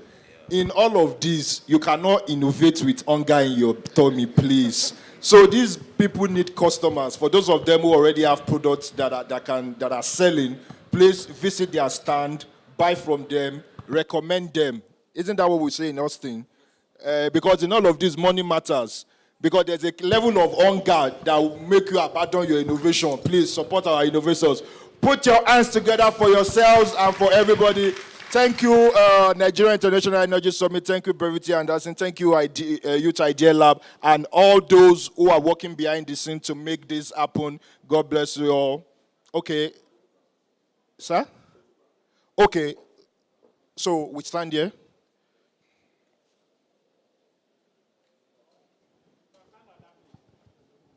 Okay.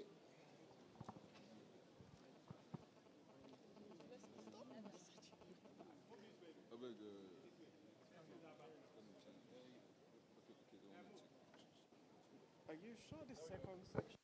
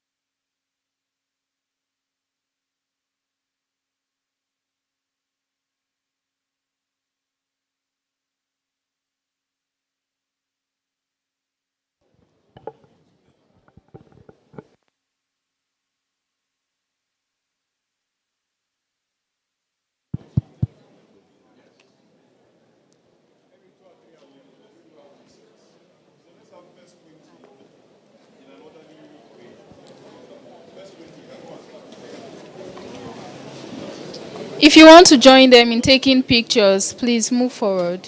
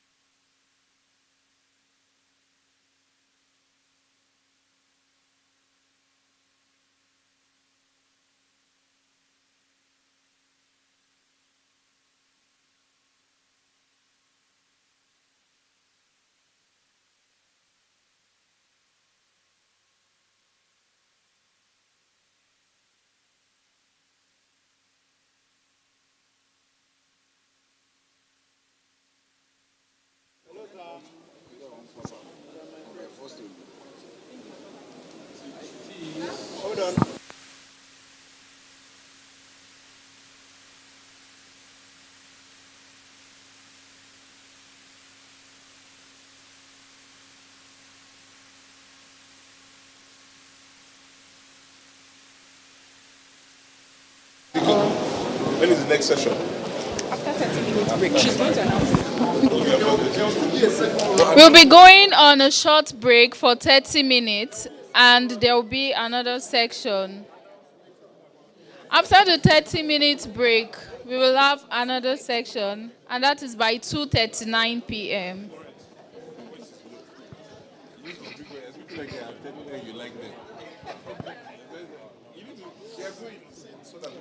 There will be another section by 2:39 p.m. We are going on a short break for 30 minutes. Please, let's all converge back by 2:39. Thank you.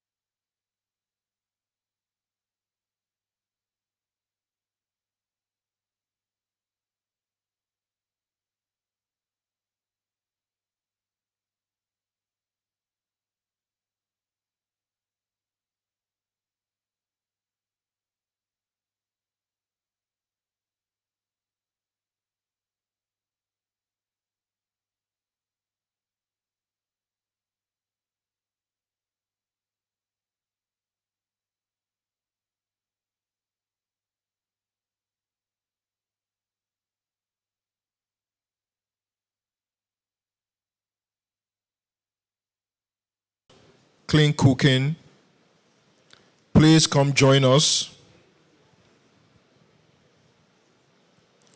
If you're an enthusiast of innovations generally, come join us.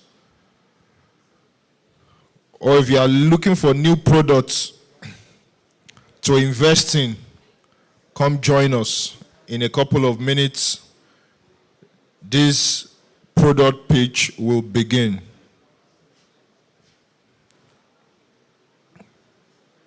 Thank you.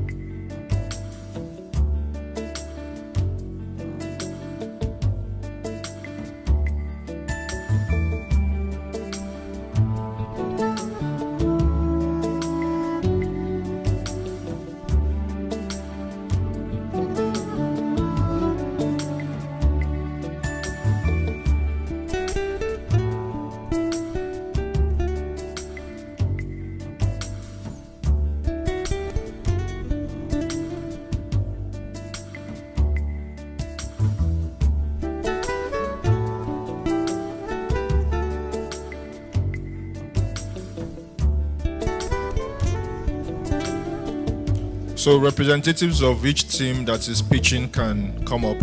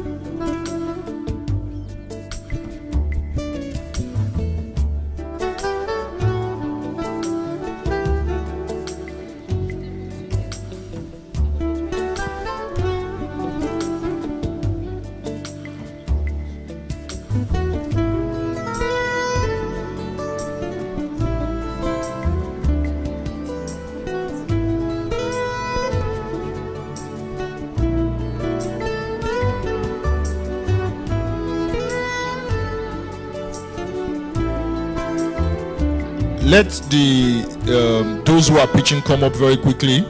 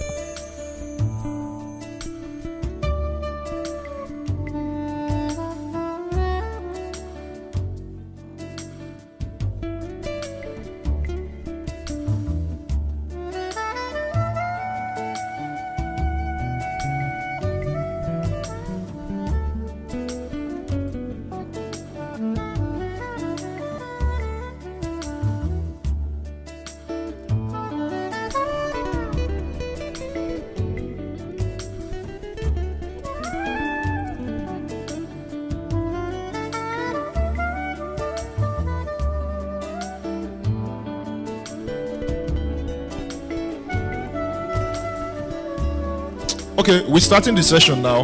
Whoever is here will whoever is supposed to pitch during this time and has chosen to be absent will go and pitch to their friends and family at home.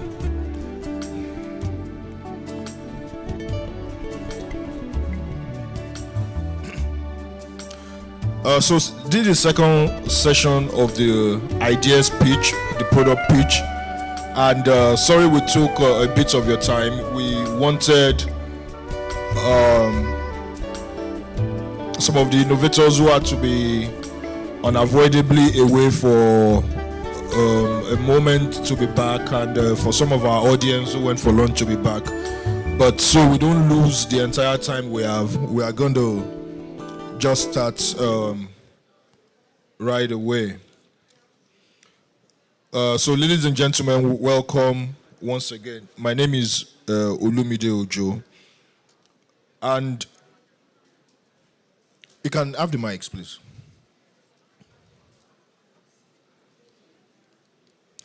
So I'd like our innovators that are here present to do a brief introduction of themselves and their company, not your products yet. I will come to that. Just do a brief introduction of yourself, a little bit of your background and your company or your team. Start with you, please. Put on the mic. Slide it up.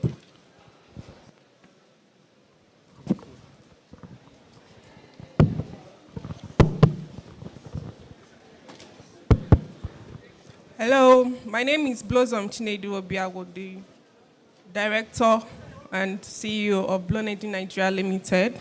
Our company is a renewable energy company that was founded to reduce the dependency on crude oil and offer renewable energy solutions, specifically biogas technology.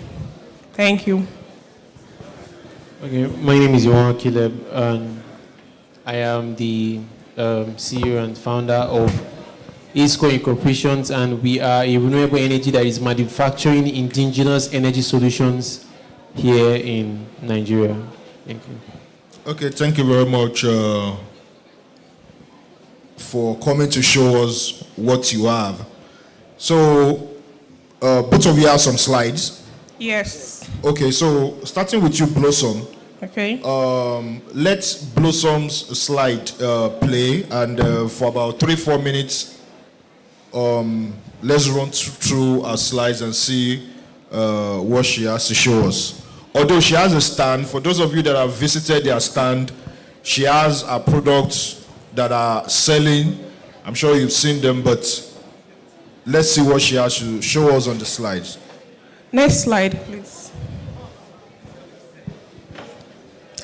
Okay, like I said before, we are Blue Energy Nigeria Limited, and we have a vision to curb the over-dependence on crude oil, fossil fuels, and petroleum products in Nigeria by offering renewable energy solutions such as biogas technology.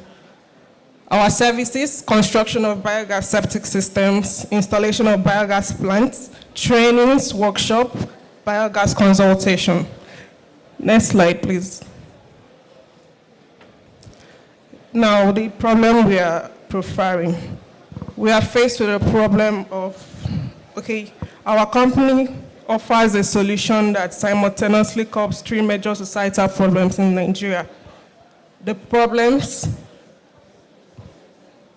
next slide. So problem 1, next slide, please. Now we have the problem of environmental pollution and climate changes. We're faced with the problem of huge amounts of waste being dumped on the streets, causing environmental pollution and emitting harmful gases that give off negative climate changes, such as global warming. And the second problem, we are faced with the continuous hike in prices of cooking fuel, such as LPG. We all know that the price of LPG keeps going up, and a lot of people cannot afford it right now, including kerosene. So we're offering a solution that offers a renewable energy solution, which is biogas technology, that can give free cooking, that gives an energy that provides free cooking, a sustainable energy solution to the use of LPG cooking gas. Next slide, please. Next slide, please. Okay. So we also have the problem of poor soil conditions. A lot of places, they don't have access to fertilizers. What we have in the market is usually expensive. So we have poor soil conditions, especially in rural areas. So this is also a problem that we tackle in our company. Next slide. So what is our solution? We have a single product that simultaneously covers these three major societal problems. Now, our solution offers cleaner environment in such a way that we can organically recycle waste products that would have otherwise ended up on our streets or on landfills. And we are also offering, by recycling this waste, it produces a renewable energy known as biogas technology that provides cheaper, cleaner, and more sustainable cooking alternative. And then at the same time, as our product is giving you renewable energy, it also gives you a rich organic fertilizer that you can use for your plants and crops. Next slide, please. Now, what do we offer? We offer digital courses on biogas technology. We design and install biogas plants.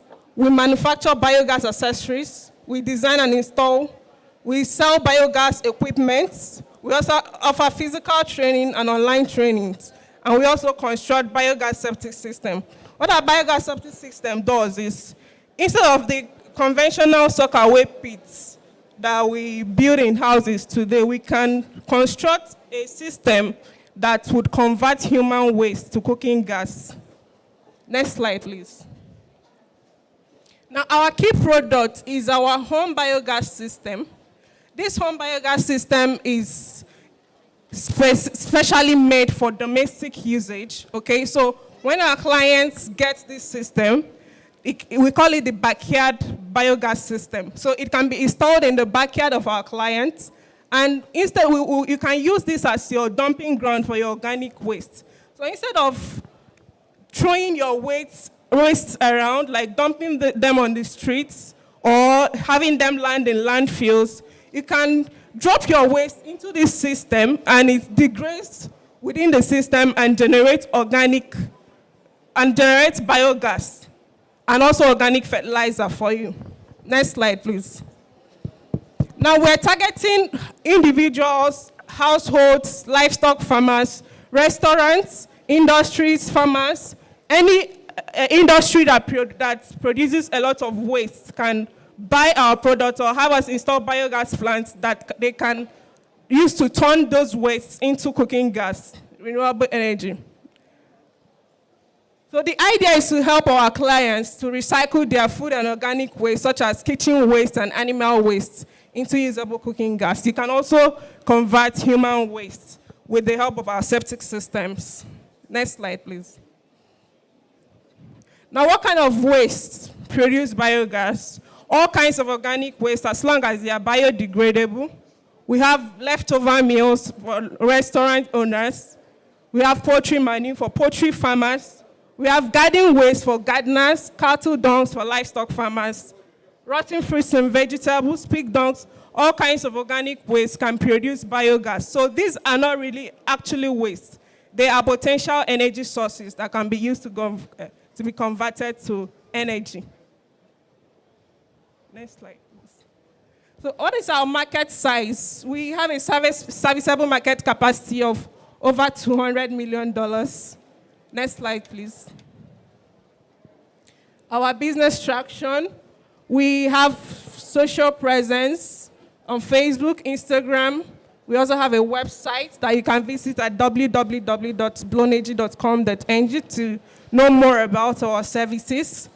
Our traction, our monthly revenue has grown exponentially since the inception of our business. We have grown from a few thousand every month to over 3 million naira per month. Partnerships, we've also partnered with a lot of waste recycling organizations aimed at mutual research, development, and incubation of green innovations in Nigeria. Next slide. Okay, so the idea of Energy Lab was brought to us by one of our partners, and we jumped on it because we know the far-reaching potentials of this, and we hope... Sorry, Blossom, are you through with talking about your product? Yes. Okay, let's put our hands together for Blossom. I mean, let's make it louder. This is a woman doing big things. I mean, she's slaying right, all right? She's slaying right. Let's make it louder for her. Okay, so I have a couple of questions, but I will let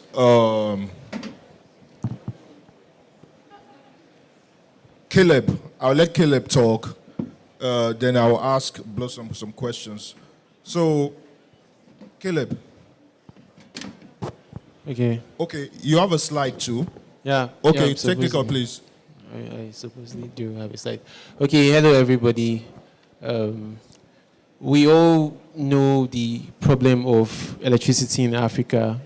Over 91 million homes in Nigeria specifically do not have access to electricity. And one of those homes involve my home as well, and some homes, some persons here as well. So, next slide, please. The solution to this problem is the use of fossil fuel generators, which are noisy, which are dangerous to the environment. And if we continue in this trend, the world as we know it will cease to exist. Next slide, please. My name is Iwuha Caleb, and I'm the founder and the CEO of N.I.E.S Corporations. Please, next slide, please. Okay, so what does N.I.E.S do? N.I.E.S is a renewable energy company that manufactures indigenous energy solutions for African homes and businesses. And we do this using a proprietary technology called the N.I.E.S Power Cell. Next slide, please. Now, what are we trying to achieve in Africa? Or what are we achieving in Africa? We're trying to solve the problem of electricity in Africa. We're trying to solve that problem in a very sustainable way. And we're also trying to improve manufacturing in Africa. I remember my colleague from the earlier session said that manufacturing in Africa is extremely difficult and almost close to impossible. And this is why N.I.E.S is building what we're building. Business slide, please. Now, we have a product. The product is called the N.I.E.S Power Cell. And we had two ideas in mind when we were building this product. Number one is functionality, and number two is aesthetics. Now, this product is a combination of simplicity, high energy density, and class, all in one. Please. You are able to have as much energy in a very compact, clean, and beautiful looking system manufactured here in Africa. Now, this product also have an ability to connect with your mobile device, and you can control the product from anywhere in the world with your mobile device, and you can control it online, and you can also control it offline. Please, I would like to indulge everybody here. This is how it works.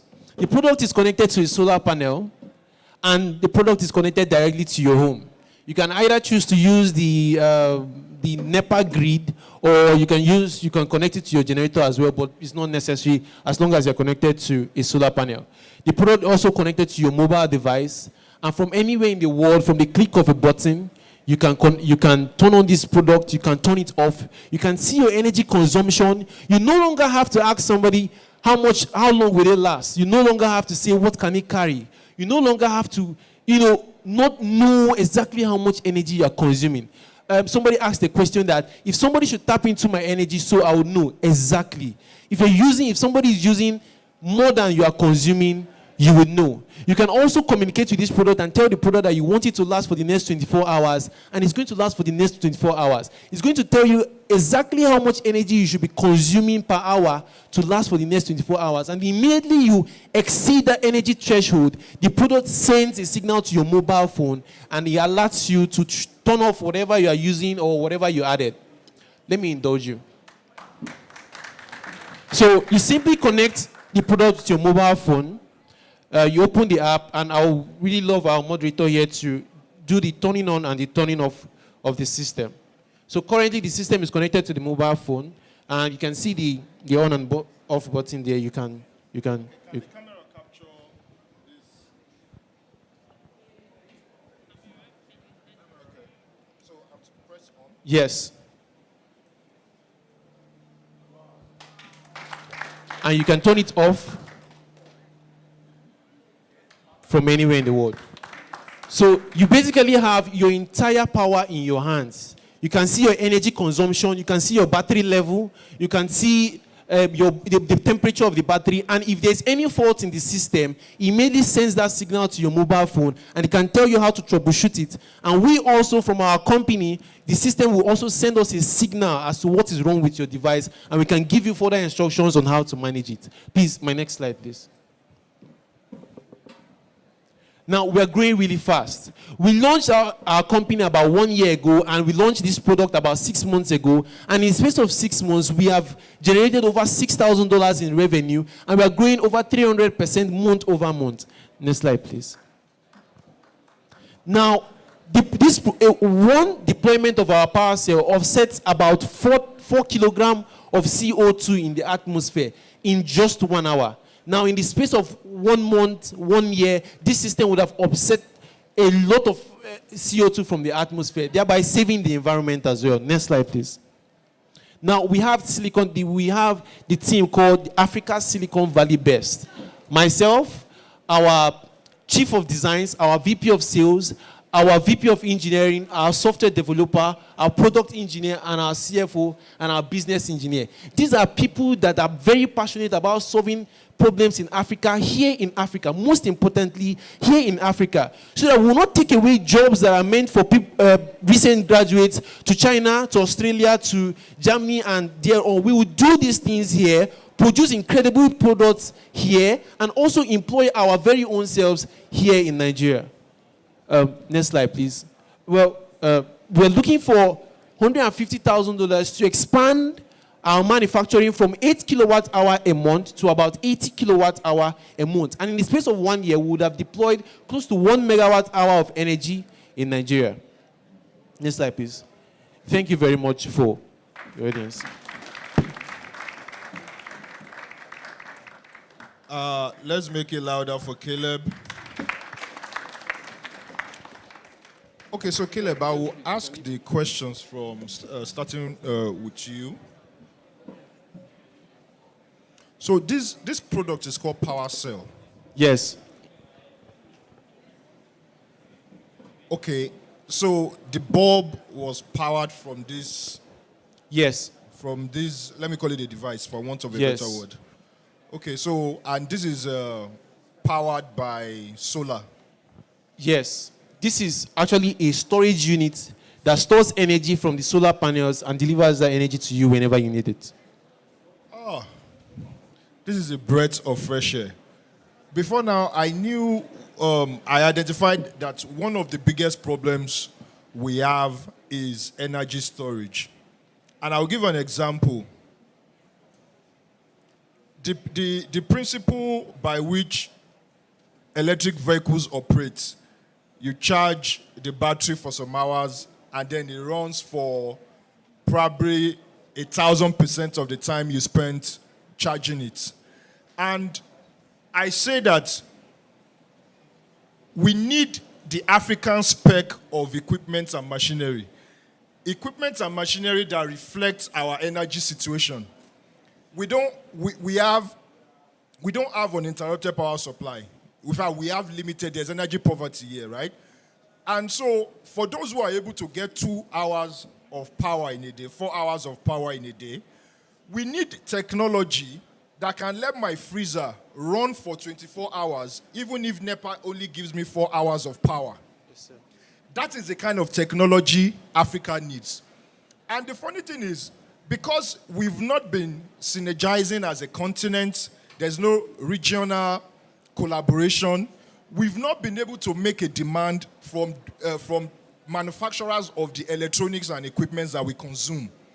Because we should be able to tell them, we have the market, it's hundreds of billions of dollars of purchase that we make from China, from Europe, and wherever.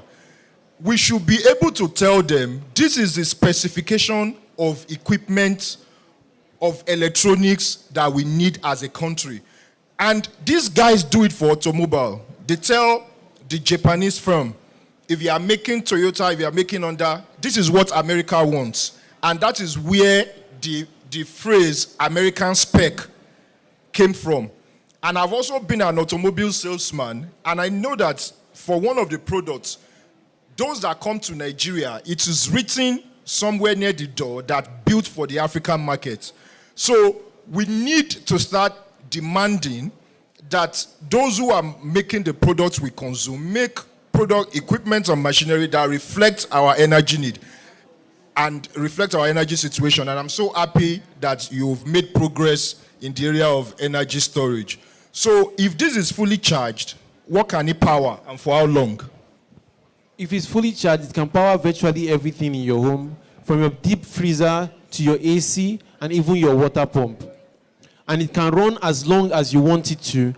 Via the mobile app, you can see how long... Sorry, I missed that. I was... Okay, if it is fully charged, yes, you can power virtually everything in your home, from your deep freezer to your AC or even your water pump. With this?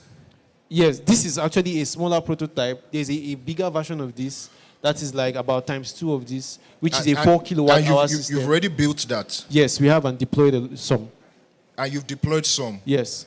That if I have in my house, it will power my deep freezer. Yes. It will power my AC. Absolutely.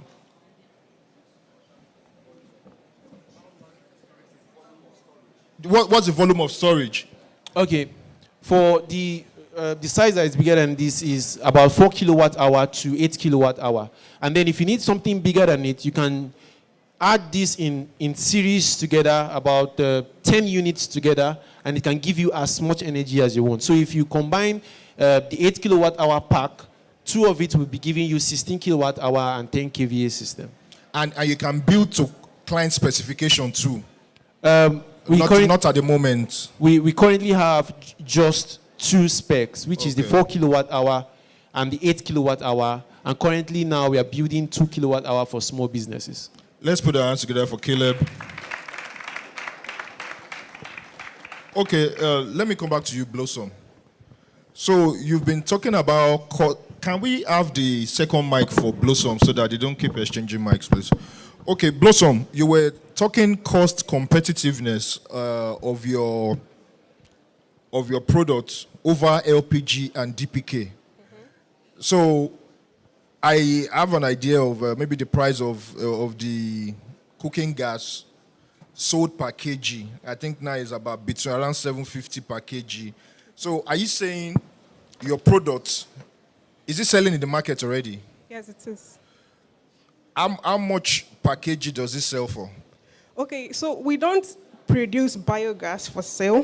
What we produce is home biogas plants that you can install in your home and then use it to recycle organic waste from your home, or if you have a restaurant, food waste from your restaurant business, you can use it to recycle to get cooking gas. So you don't buy the gas, actually. You produce it yourself. Okay, so how do I know I can generate enough waste? How do I... Okay, because the basis of this question is this. There was somewhere in one of the cities within the South, a foreign company was supposed to come in to recycle, to bring in a recycling infrastructure. And after their assessment, they said it wouldn't be worth it for them because that state does not generate enough waste for the infrastructure they are being asked to deploy. So if I'm buying your equipment, for instance, how do I ensure I can keep generating enough waste? Because I don't want to have DPK stove one and have yours. If I'm going to depend on yours, am I sure I can generate enough waste to produce? Okay, so that's actually why we're targeting mostly waste-generating businesses and like farmers, livestock farmers, people who have access to this waste. But still, households can also use this because there are a lot of people who generate waste around our homes. For example, personally myself, there's a woman who sells pineapple just close to my house. So she throws out a lot of pineapple waste. So usually I approach her and she supplies this pineapple waste to me. So now I don't buy cooking gas. What I do is I recycle her pineapple waste into biogas that I use for cooking. Yes. And the biogas can also be used to generate electricity. Okay. So the equipment comes in different capacities? Yes, we have different capacities, but for our key product, which is the home biogas plant, this is a 1,000 liter capacity system. Okay, so this system is capable of generating gas that will last up to 3-4 hours per day. And we know that the average cooking time in a home is 2 hours. So this would serve you, and you won't need to keep buying LPG to cook. Okay. Okay, it will soon be time for questions, but I just want to ask a few more, and let's try to answer very quickly. Okay, so Caleb, I'm interested in your structure, your team. So I know you introduced yourself as founder, but do you have co-founders? How do you guys run the business? All right. Very quickly. Okay, we have 3 co-founders, and we have 7 members in our team. So we are mostly all engineers, so most times we are all involved in building the product. So all of us are mostly, we just split ourselves into different sections, and some persons work on some parts of the product, some other persons work on the other parts of the product. We also have our business developer, and we have our chief financial officer as well. Blossom, so who built your biogas? Actually, it was a one-man business. I started it. It was a research project I did in school. I did it then in a mini scale, but then later on, I decided to upgrade it, to lift it from the books, to make it more practicable in Nigeria. So I constructed a bigger system. My first project was in Enugu, at the government house in Enugu. I developed a system for them which they use at the government house. And then I decided to market the product as well. I produce, and then, but currently, right now, I have people who are producing for me.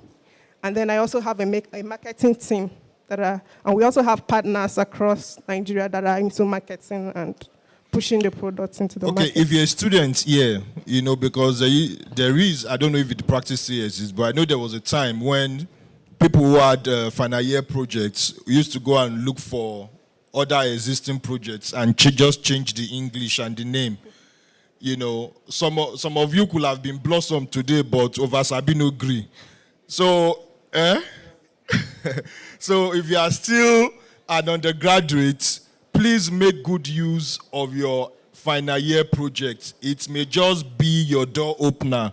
It may just be the game changer for you. If Blossom did photocopy during her own time, she wouldn't be here today. Let's put it together for these 2 wonderful people. Okay, so I want to throw the floor open for questions. I see there's a lot of engagement. Let's keep our questions within a minute so we can take as many people as possible. Yeah, so basically, what's the cost of the plant? And for Caleb, what's the cost of your, do I call it a battery? It's called a power cell. Of your storage unit. Yeah, thank you. Can I answer? Yeah, go ahead. Okay, so for the 1,000 liters home biogas plant, a complete set is one. Sorry, technical, can we have both of their products show on the screen same time, please? Just the pictures side by side. Okay, so for this system, as it is, a complete set like this is 170,000 naira only. 170,000 naira only. Okay, my name is Micah, and this question is to Blossom. Do you have any technology or any metered stuff that will tell you the amount of biogas you've generated from a waste, so you can know that you can proceed with your cooking, so that you don't just end up on the road? Very beautiful question. Okay, so for our biogas systems, we store our gas in storage bags, and these storage bags comes in different sizes.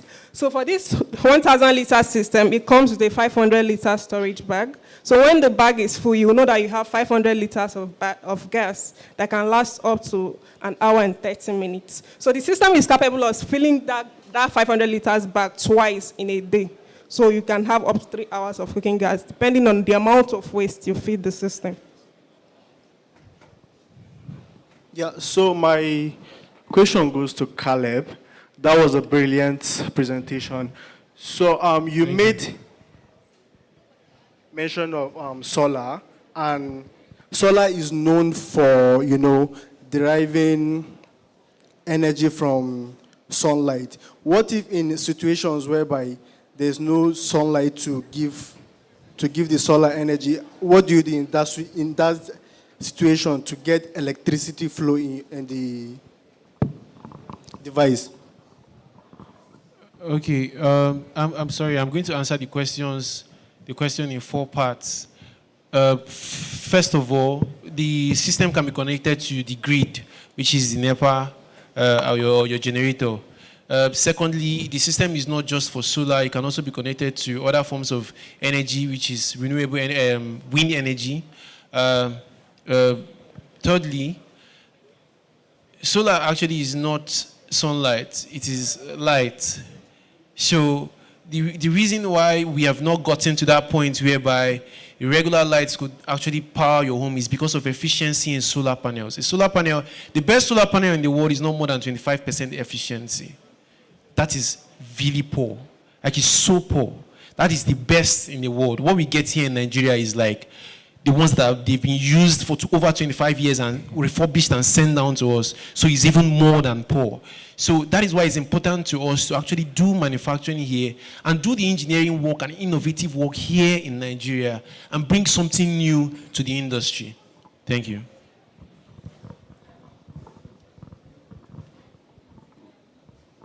Okay, thank you. What's the...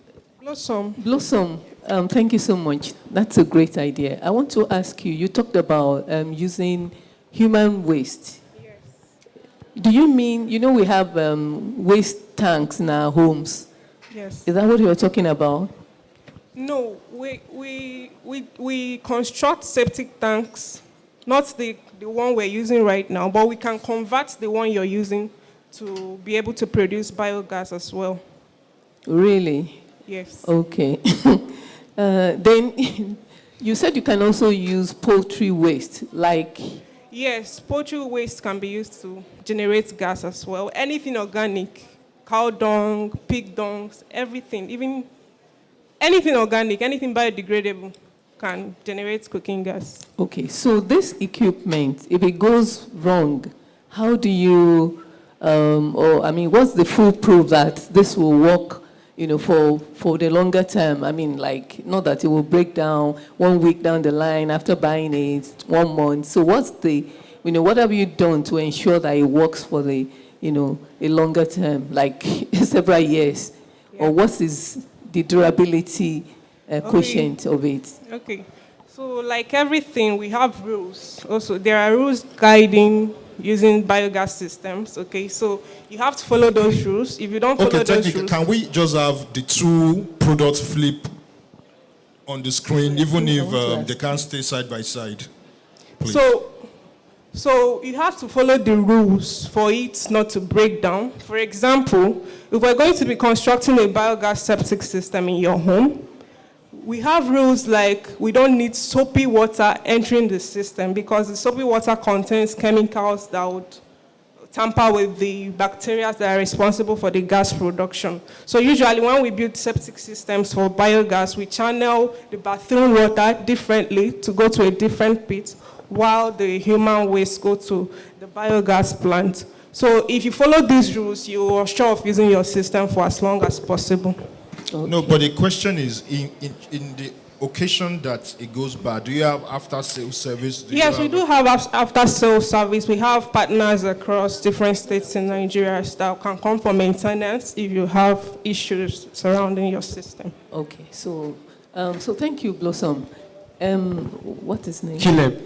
Yeah, I mean, that's a good product also. I mean, it looks very interesting. So I want to know, what exactly have you already acquired? Do you already have a factory where this is done? Or what is your intention? What do you want to use the $150,000 to do? What have you done that is already in place? Okay, currently we have a 30 square meter space where we do the manufacturing of our product at the moment. So, what we intend to use the $150,000 to do is to scale up the manufacturing, which is improve the factory space, and also work on different machines that is going to facilitate manufacturing of our products. So we've already designed multiple machines that would help us, manufacture these products about more than 2 in a day. Currently, we manufacture 8 kilowatt hour in a month, but with those machines, we can then scale up to 80 kilowatt hour per month. So it will be used for improving the factory space, buying machines for the factory space, and also acquiring talents for the company as well. Okay. Go ahead, sir. Okay. You've got a very interesting sounding product. Okay, please introduce yourself, sir. Sorry, I'm Paul Akoni. I'm the chairman of Brevity Anderson. Okay. So thank you very much for putting on your demonstration at this particular event. I'm curious about some of the things that you said. Methane gas, which is the byproduct that you're talking about, is notoriously dangerous to deal with. In the UK, they've had a number of explosions in situations where methane gas has been used. So one question I want to ask is, what is your process around it in terms of security?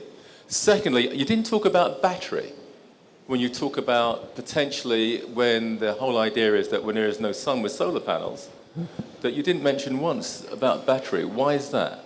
So those are my 2 questions rolled together. Okay, so you talked about methane gas, which is dangerous, of course, today, especially to our environment. So usually when people throw waste on the streets, sometimes it emits this methane gas, which goes into our atmosphere, okay, causing greenhouse effects.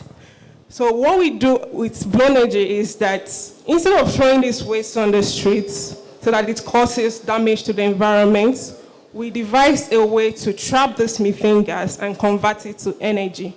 So we store the gases in low pressured form so that in the situation where there is leakage, there will be no issue of explosion because the gas is stored in low pressure actually, because the methane gas quickly disperses in the air when it's exposed to the air. We're not talking about in the air. You're talking about containing it in a controlled environment. Therefore, what security measures has your product put it around it? Have you done long-term tests to ensure that if it's been under controlled environments, what are your security measures to put around it? That's one question, which is the question I asked. So you've not answered my question. And secondly, okay, talk to me about battery. Okay, so the security measures we've put around it. Okay, so the biogas is, for example, the septic systems that we produce, it's produced in such a way that the gas is not stored in the open place, okay? It is stored underground, so as the customer uses it, there will be no issue of sudden explosions due to maybe an accident or flame being close to the biogas systems. I'm trying to get your question. Okay. No, there's a safety concern. There's a safety concern. Yes, with this system. With this system. There's a key safety concern which you don't seem to have addressed. Correct. And it wants you to tell us, if I'm going to buy your system, how do I keep it from exploding while I'm using it? How to keep it from exploding? What's the safety measure? Okay, the safety measures, they are the same safety measures we use for our normal gas. Don't bring open flames close to the system.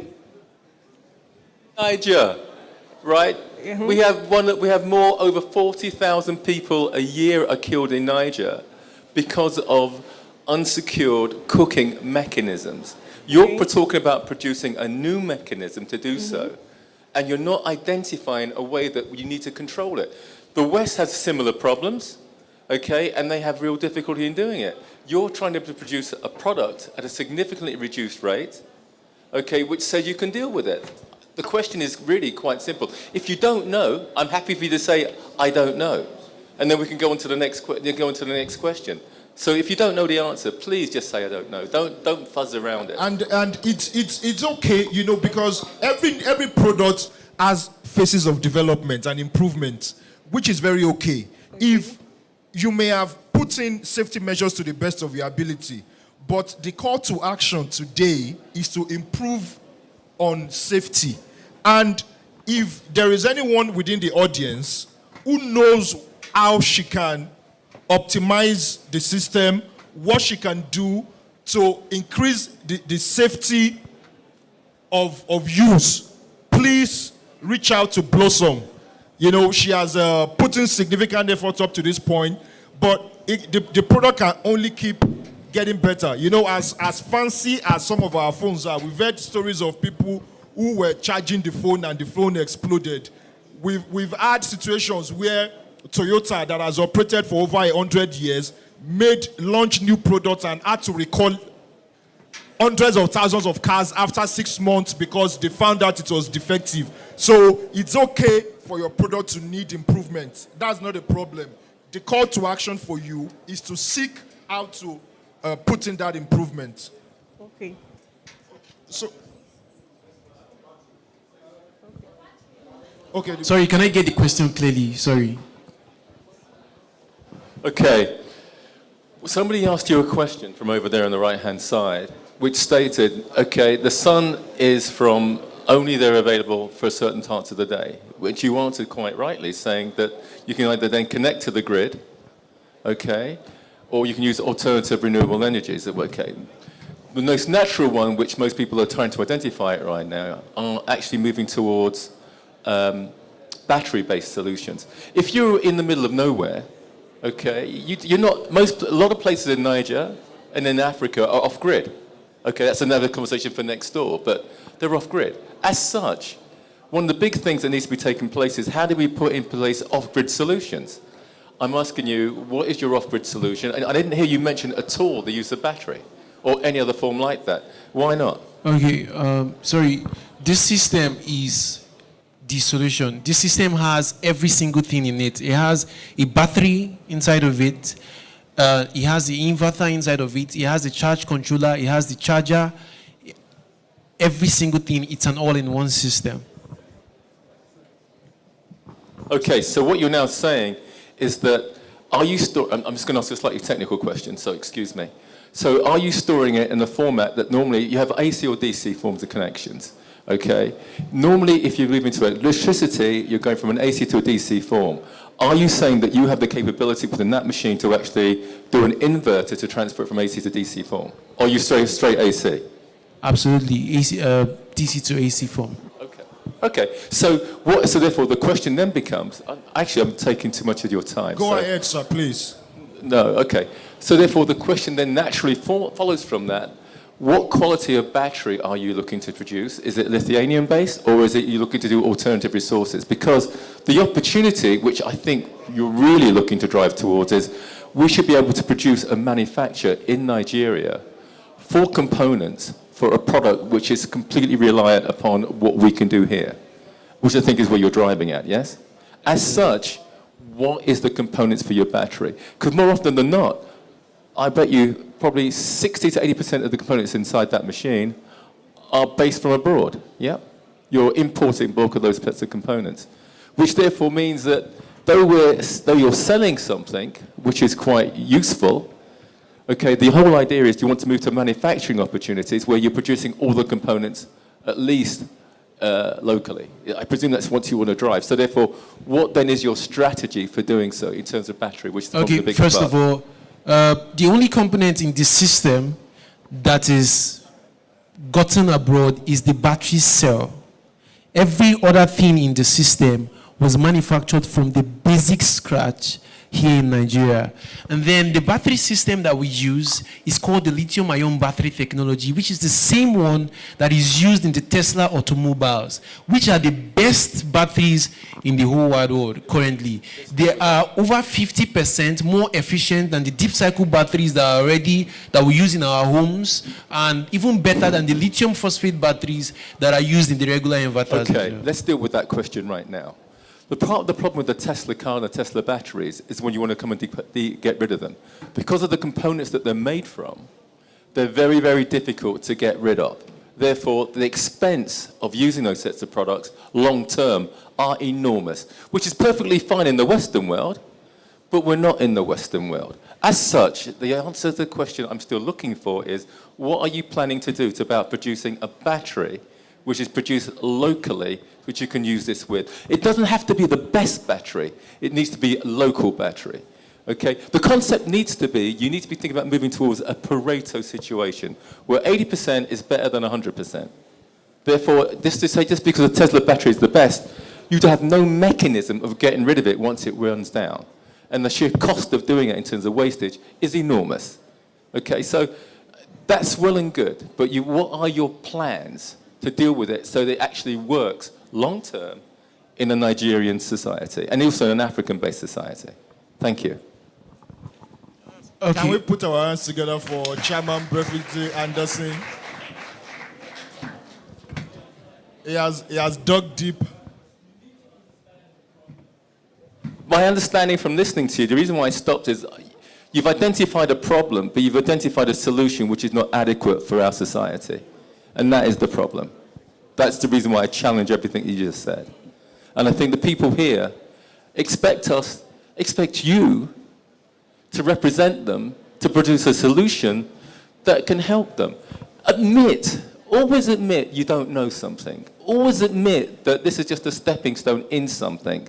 Don't just say it because it's meant to be what the West says. We're Africa.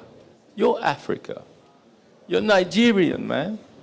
Talk about it from the perception of who you want to be and where you want to go. Okay? Thank you. Sir, please, may I crave your indulgence on these young people obviously need your mentorship. So what I want to request on their behalf, sir, by reason of your experience, your expertise, you know what they should be looking at. You have seen their strengths and their weakness. Now, beyond this gathering, sir, please grant them access to you for product development, for funding, for whatsoever kind of support that they need. And let me go beyond that. Let me go beyond that, because I think you're spot on. I think what also needs to happen is people have got great ideas. This is where this audience and what you're doing at that table, there's a natural link to what's going on across into the big room over there. Because they're looking at ideas. Sir, may I invite you to this front, please? The audience are backing you, please. Please. Okay. Take that. Bring the mic, please. First of all, allow me to apologize, because I've not seen or spoken to you guys offhand. So I think there is no doubt, in my mind, a very clear idea that we need more young, bright, intelligent people like this to be doing more things like this. I think one of the requirements that we need to do, let's call it the first room, is that we need to be able to create opportunities where you can start doing more. There's a natural relationship between the two. And I think the concept of mentoring, partnering, whatever it needs to be put into place. Fully agree with you. And I'm happy if you can talk to Elvis or one of the guys, that if you want to sit down and talk, we can have a conversation, you can take advantage of our knowledge and experience, and where we can, let's try and point you in the directions which may help you. Okay, because the whole purpose of this event is to try and basically ensure that it's a sharing of knowledge, a networking of opportunities, and to try and ensure that all the people here walk away with something they didn't have when they first walked in.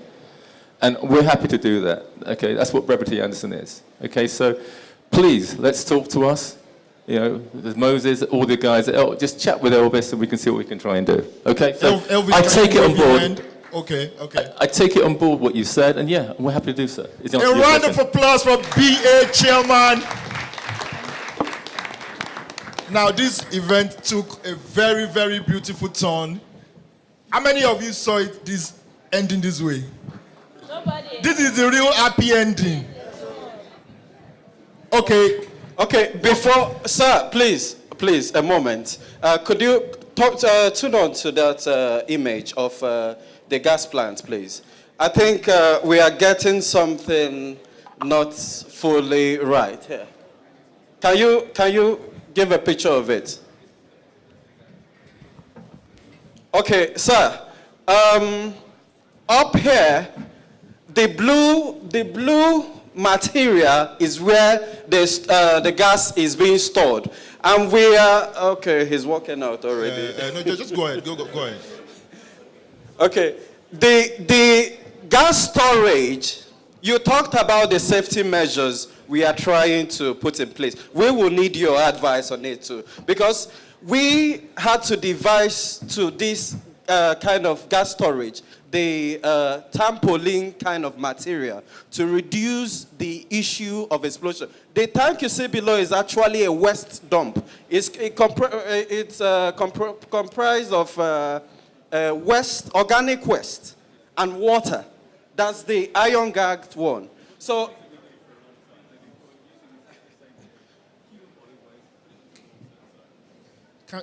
okay, let me conclude off first. So in cases of explosion, where which I know your safety measure comes in, this trampoline gas storage is less likely to cause hazardous damage. So we thought. We might be wrong, and we will want you to educate us on that particular Has there material. been any accidents so far? Any safety incidents concerning? We've had no incidents. And your product has been in use for how long? It's been in Not use. just our product, but biogas has been in existence. No, your products. My product. Okay, we've been in the market since early last year. Since early last That's year. when we became commercial. That's when we became commercial. And there's been no safety incidents so far. We've had no safety incident, but there might be need for that. Yes, and that's why we need to know what best storage kind of material to be used. Because this was the best we could think of.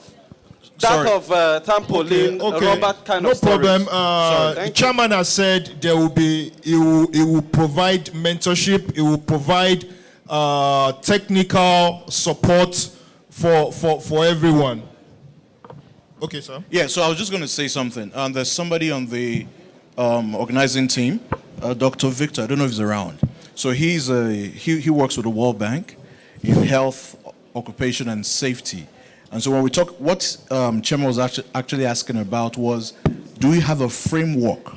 And do you understand the implications of what can actually happen if there's an explosion of some sort? So just having a polythene bag, for example, would not work. So there are health and safety guidelines and protocols that will need to be adopted to this so that we can now think about the possibilities of how you can scale this up. Otherwise, just like this might not necessarily work. This is a great introduction, but it's not all that there is. So that's what he was really asking about. So you can also contact Dr. Victor, who actually does that for many states and for the World Bank, as a matter of fact. Yeah. So I had a question. Okay, go ahead, sir. I think that's good. The last one. So yeah, just very straightforward to Caleb. So you said you need 150,000 USD for scaling primarily, right? How did you arrive at the evaluation? Because I remember you said something about that you've sold about $6,000 worth in half a year, correct? Yep. Yeah. So how did you come about the evaluation for the company? Yeah. Well, if we're going to be deploying 80 kilowatt hour of energy per month, we would have deployed over 1 megawatt hour of energy in a year. And how we came about our evaluation was the structure that we have. We basically checked all that we have, our land space, our structure, our equipment, and the human input as well, and what we have built so far. So I think that should answer your question.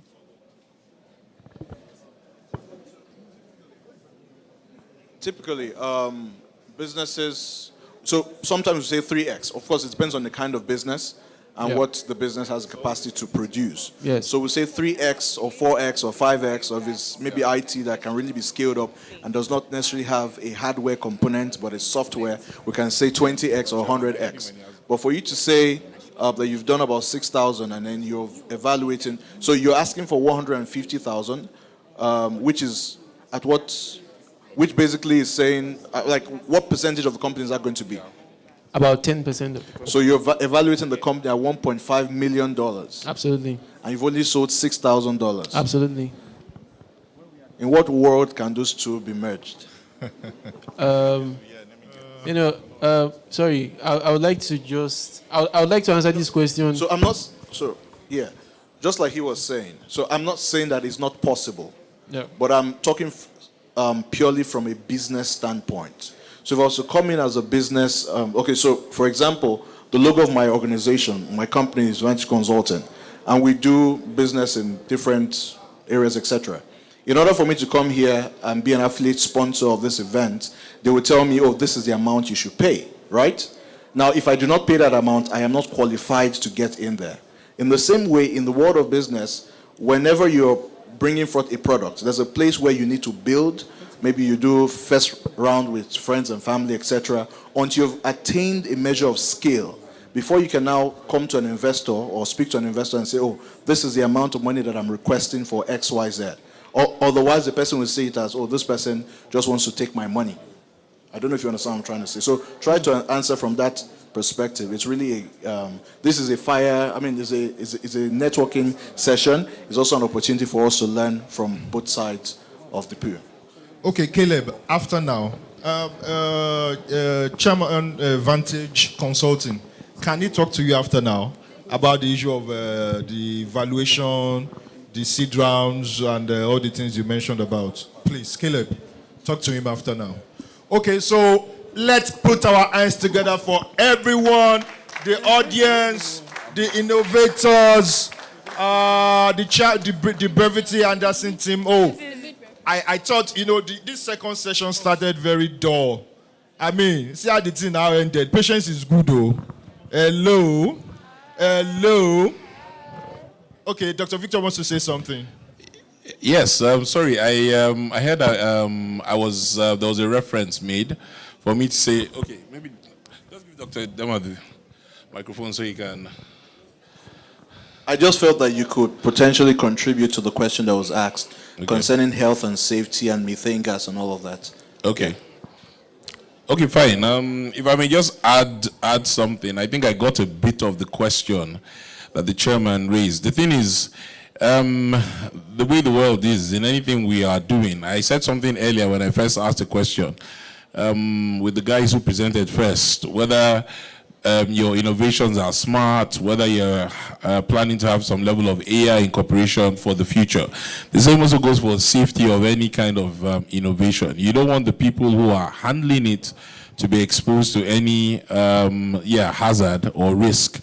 Likewise, if there's going to be a risk, how micro will the risk be, or how macro will the risk be? Because if the product is going to endanger lives, then it won't get to the market. That is the truth. And most times on the international market, they like to test these kind of things. And the international standards, specifically ISO standards, so for like a product like this, they'll be checking its quality in terms of performance. They'll also be checking quality in terms of safety. So these are just things that you probably want to incorporate. And then also for your innovations, if they have any hazard or any component in the manufacturing process is hazardous, then you should have a material safety data sheet. If you purchase anything that is hazardous, you usually see a material safety data sheet attached to the material or whatever it is. The material safety data sheet simply explains what this compound is used for manufacturing. Active ingredients. Yes, active ingredients, toxicity, what the risks will be, what part of the body it's going to affect, and what is the antidote. So it's good to incorporate this. All these things make your innovation internationally accepted. And there's something called good international industry practices, GIIP. So it's always good to just understand these things so that your entire innovation meets all standards. Okay, beyond this, Dr. Victor, for our product specifically, please, if it takes for you to do more research on our behalf, please, whatever it takes for you to get our product, our system optimized for safety. Please do. We have heard, you said she needs to do this, she needs to do that. We know she may not have the capacity, she may not have the wherewithal. You are an expert in the field of safety as you were introduced a while ago. So please, as your form of mentorship to her, as a form of contribution to what she's doing, what I would like is a situation where you are able to say, Blossom, do this, do that, based on this and that, please. Okay, that's not a problem. Blossom has my number, I have her number, so she can always call me. I have all their numbers, so when I clap for me now, as I be something. Okay, final words on the product from the innovators. Let's 30 seconds each. Let's wrap up. Caleb. Okay, start it from me. I'd just like to say that for Nigeria to actually go from consumption to production, we have to actually produce something. During the COVID-19, I particularly experienced what the world could look like in such a scenario whereby we're not able to communicate with other parts of the world. And I saw the necessity for us to actually do internal manufacturing by ourselves. 90% of the products produced in Africa, down to your clothes, are all made from abroad. And it's very important for us to do our own manufacturing here in Nigeria. And not just our own manufacturing, not just manufacturing to work, but manufacturing to be able to compete with the rest of the world. Manufacturing things that are incredible, things that will actually solve other people's problems as well as ours. Our problems are not different from other people's problems. We're all suffering the same thing. The American man is using a solar panel as well as you. The only difference is that his own is better. But we are solving the same problem. And if we can solve that problem to reach an international standard, we would ace. Thank you.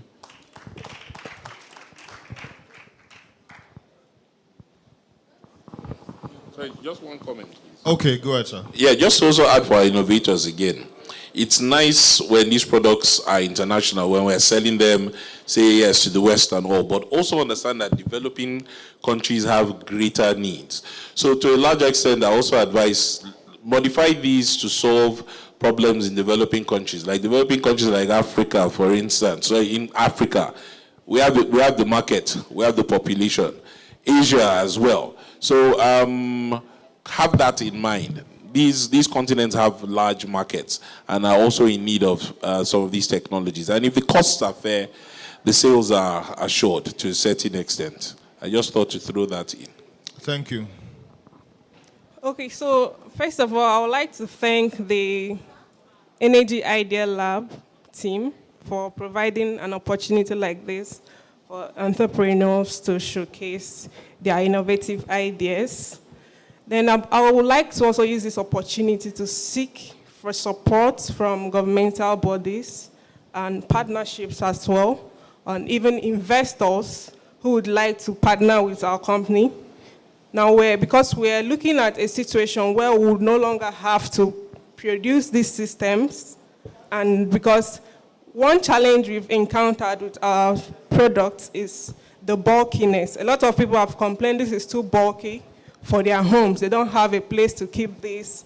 So we want a situation where we'll be able to develop biogas stations, biogas plants, huge biogas plants across different locations in Nigeria, so that people will be able to bring their organic waste to us and have us recycle this waste into cooking gas, and in return, we channel this gas to end users through pipelines. Our visitors, just a moment. Hello. I want you guys to leave with the contact phone numbers to these businesses. Because if you go, next tomorrow there's an opportunity for you to supply power cell. You will not be saying, I wish I took their number. Just hold on. Caleb, call out your business phone number very quickly. Visitors, come. Pick Caleb's phone number. That may be your own business breakthrough when you facilitate a sale. Call out your business phone number for them. Bring out your phones. Write Caleb's business phone number down. You may get home today and your local government chairman wants to buy power cell for empowerment, or your state government wants to buy power cell, or biogas system.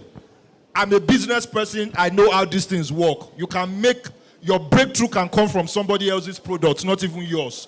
So pick these people's numbers. Okay, my phone number is 07067579254, and my 07067579254. And call out your business name is what? Sorry? Your business name. N.I.E.S Incorporations. Can you flash it? Technical, flash the company name on the screen. Yeah, it's actually on the N.I.E.S Incorporations, and our website is www.isco.tech, and you can also reach me at caleb@isco.tech. Thank you very much. So, Go ahead, yeah. okay. So like I was saying. No, call out your contact information. 08101. So this is your business line. Yes, Don't call out your direct, your personal line. Yes. Okay. 081 01 48 3517.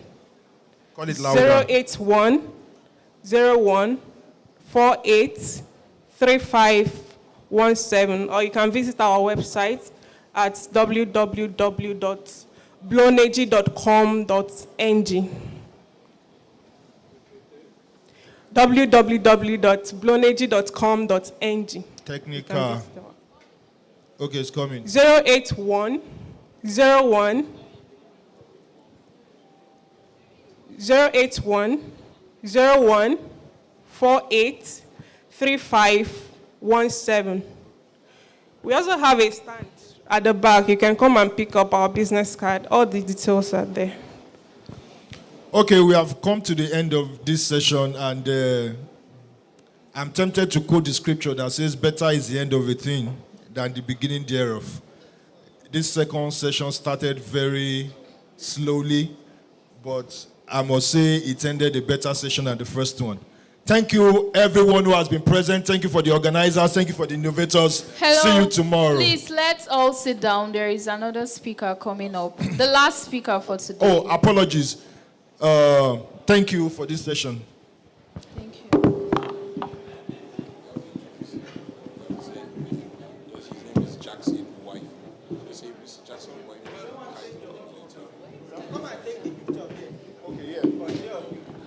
Hello, ladies and gentlemen, please be seated. Visitors, if you're still around, please come into the workshop venue for the final presentation for the day, to be given by Mr. Jackson Uwaifo from Kaizen Institute. Mr. Jackson Uwaifo from Kaizen Institute. Please be seated. No opportunity should be wasted.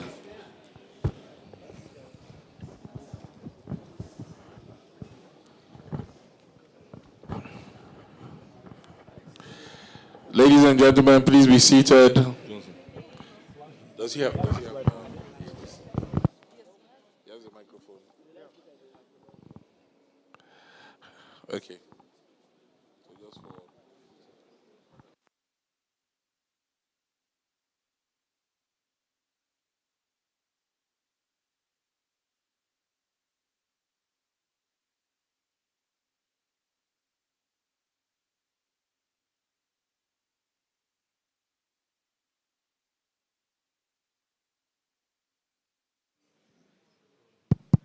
Okay, good evening, everyone.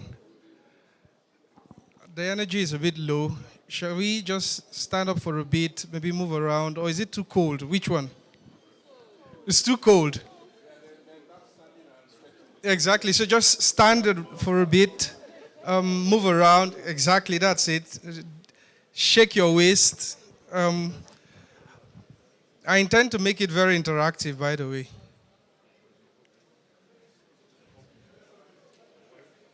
Okay, shall we?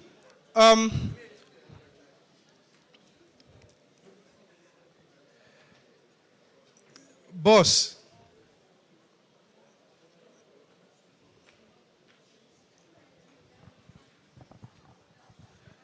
Okay, represent Kaizen Institute. So as a teaser, who has heard about Kaizen? Where does it sound like? Which region?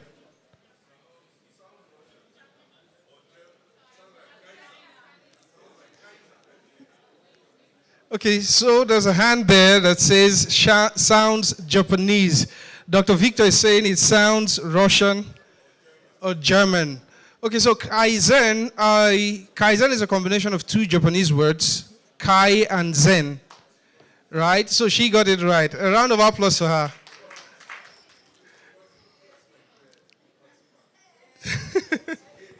Okay, so interesting. So Kaizen is a combination of two Japanese words that means Kai and Zen, and it means change for the better. So everything I'll be talking about has to do with how to improve. And the concept of continuous improvement, it started out in Japan. Right now, it started out in the automotive sector. So if you've heard about TPS, or the Toyota Production System, that was the origin. But right now, continuous improvement, the Kaizen philosophy is applied into basically every sphere of life. We started out on the shop floor, but currently we are doing Kaizen in healthcare. We're doing Kaizen in manufacturing. In Kenya, we are working with a lot of farms. So there's Kaizen also in logistics, there's Kaizen in supply chain. And as we continue, you will get to know most of the offerings. So basically, the presentation I had made was tailored to the oil and gas space. But I'll try to be as broad as I can. Because Kaizen, basically, in case you forget anything, don't forget this one. Kaizen has to do with the mind. When I speak, I tell us, if you're applying Kaizen, before you think of spending your money, use your head first. So before you put your hand in your pocket, use your brain. And that's what I'll be trying to share with us. So, can we go with a slide down, boss? Okay, great. So my name is Jackson Owaifo, and briefly, I lead the operations for the development on public space, public sector for Kaizen Institute. We've been around in Nigeria we've been working in Nigeria for about 8 years. We officially opened our office about 2 years back. And so I'm also a sales lead and also a senior consultant. I wear multiple caps for the organization. And so we'll be talking about this thing. Can it work from here? No, it's not.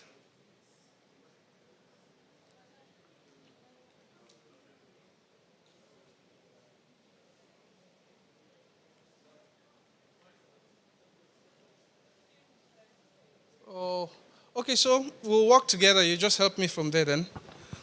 Okay, so the next slide. Just help me with the next slide.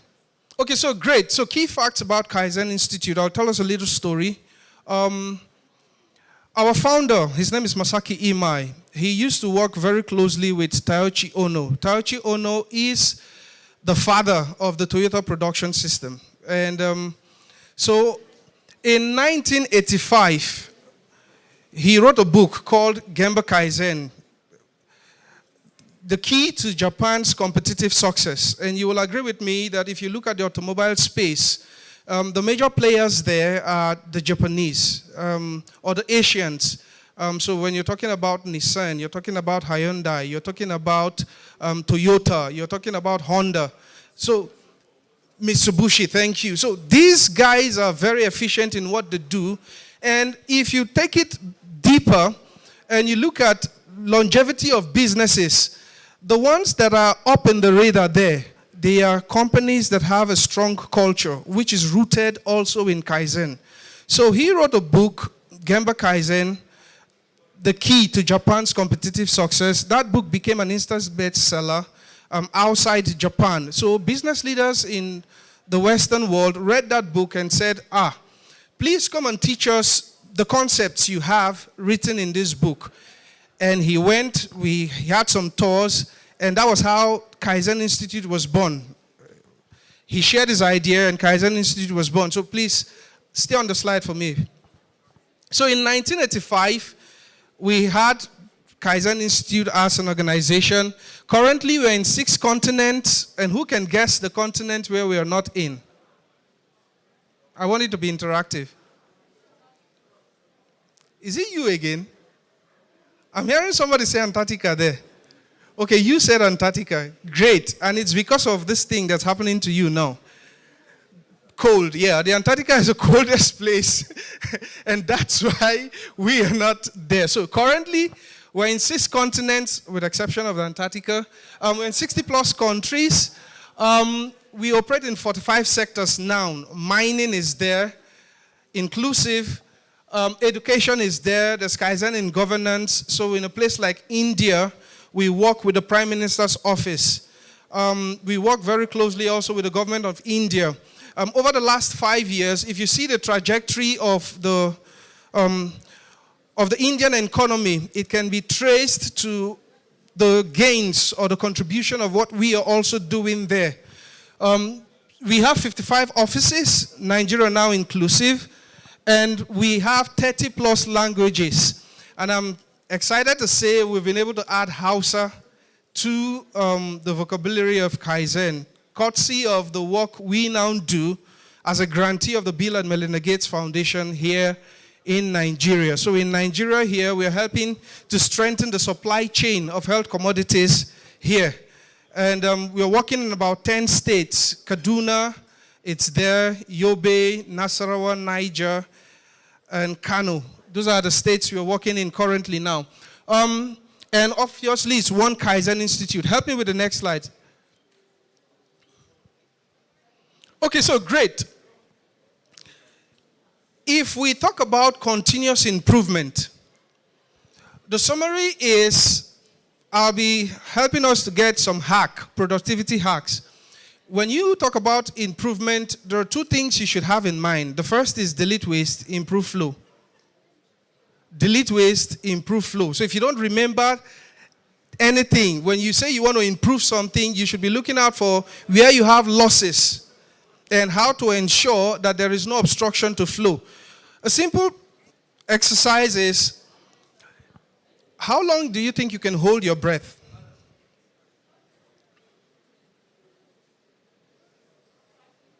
I said I want it to be interactive.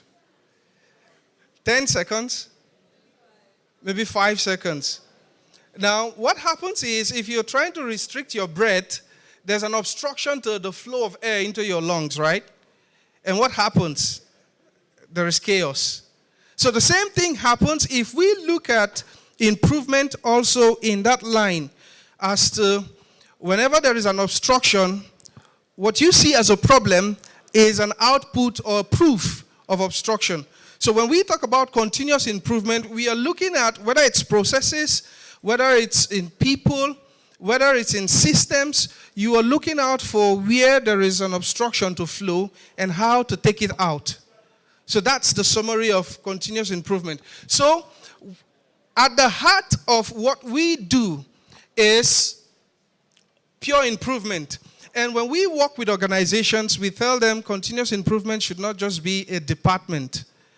It should be organization-wide. It should happen every day. It should happen everywhere. It should be driven by everybody. So that's the concept of what we do. And if you see the first thing, so for a business to actually succeed, the first thing we do is to ensure that you know who your customers are. The title for this presentation, I'm revamping it now to Operational Excellence for Business Excellence, right? So if you're a business owner, the first thing you want to do is you want to know who your customers are, capture it from their perspective. You also want to know how to market in quality first and how to improve customer experience. Now, the second thing you do is let it flow. The quick example I gave is if you try to restrict your breath, what happens to you, right? So let it flow. And under this, there is a Japanese term. So, okay, at the end of this presentation, you'll be armed with some Japanese vocabularies. I've given us one. Who can remind me the first one? Great. A round of applause for you. Okay, so we know what Kaizen is. That's a Japanese word. The second one is Muda. It sounds like a Yoruba name, Mudashiru. Right? So the second one is Muda, and Muda means waste in summary. And how do we eliminate Muda? So there are 3 Japanese words there. The first is Muda, the second is Mura, and the third is Muri.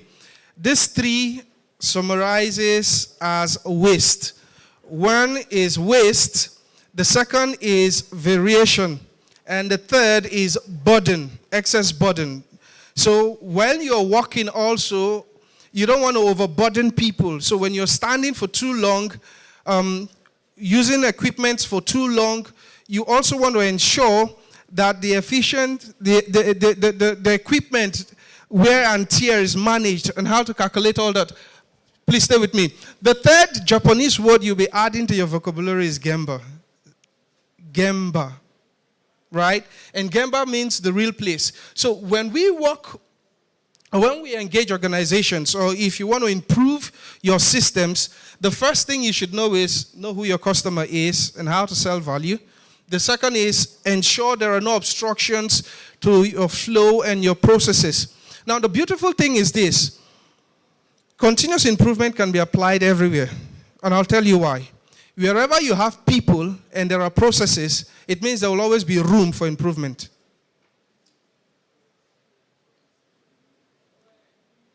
Wherever you have people, wherever you have processes, there will always be room for improvement because we don't function at the same capacity, brain-wise. You will agree with me, right? Great. So, the third is go to Gemba. So we want to know Gemba is the real place where the action is. So for a doctor or a surgeon, his lab or his theater room becomes his Gemba, the real place. So when we engage with organizations, you want to know where the main action is happening. You don't want to sit, strategies are good, right? But you don't want to sit in the boardroom and say, okay, everything happens here. When we engage, we take off our sleeves and we go to where the action is really happening. So that's go to Gemba. And here we're focusing on how to develop high-performing teams and how to set strategy with your team goals. It's part of where our forte is. And when we engage also, we function with no blames. If water is spilled on this floor here, and I come, and there are people sitting here, and I said, who poured this water? Chances are, there is a tendency for you to want to lie. You know, lying, nobody was taught how to lie, true or false. It's an instinct. Now, but if I say, who poured this water here? You already see me from an attack mode. And whether or not you're responsible, the first thing is, how do I save my head? Most especially if it's coming from the boss, right? Now, but if I come and I ask, how did water get to this place? There's a switch. The first is, I'm looking for who to blame. The second is, there's a concern, how do we approach it? So when we engage with organizations, our principle is we do not blame. If there's an issue, we want to get to the root cause. So that's also a tool for continuous improvement. It's called root cause analysis. So how do we do that? Then the fourth thing is we empower people. The fourth thing is we empower people. So how do we develop high-performing teams? How do we set strategy, again, to ensure that the people you're setting this strategy for, they are able to actualize this strategy? And the fifth thing is we are transparent. And when we engage, we talk about long-term thinking. Interestingly, the guys who were on the panel here, while we are trying to solve a need, what we didn't factor in, unfortunately they are not here, was we didn't factor in that long-term thinking. So while you're looking at here, you're also looking at how will this go the mile. So whenever you're talking about sustenance or sustainability, it's about long-term thinking. And when we engage with teams, it's also something that's built in our model. So we speak with data. We have people that are obviously, I think Caleb was also put on the spot when he was asked how did he arrive at that valuation. So if it was something he was speaking with data, it would have been able to show, it would have been here. So the PDCA, for most of us who are in the management space, you already know what a PDCA is. If we're engaging, so sometimes when we engage, we say PDCA.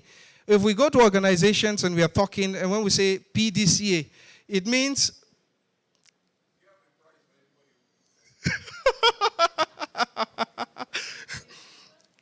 No. PDCA can also mean, in some places, it can mean, please don't change anything. Right?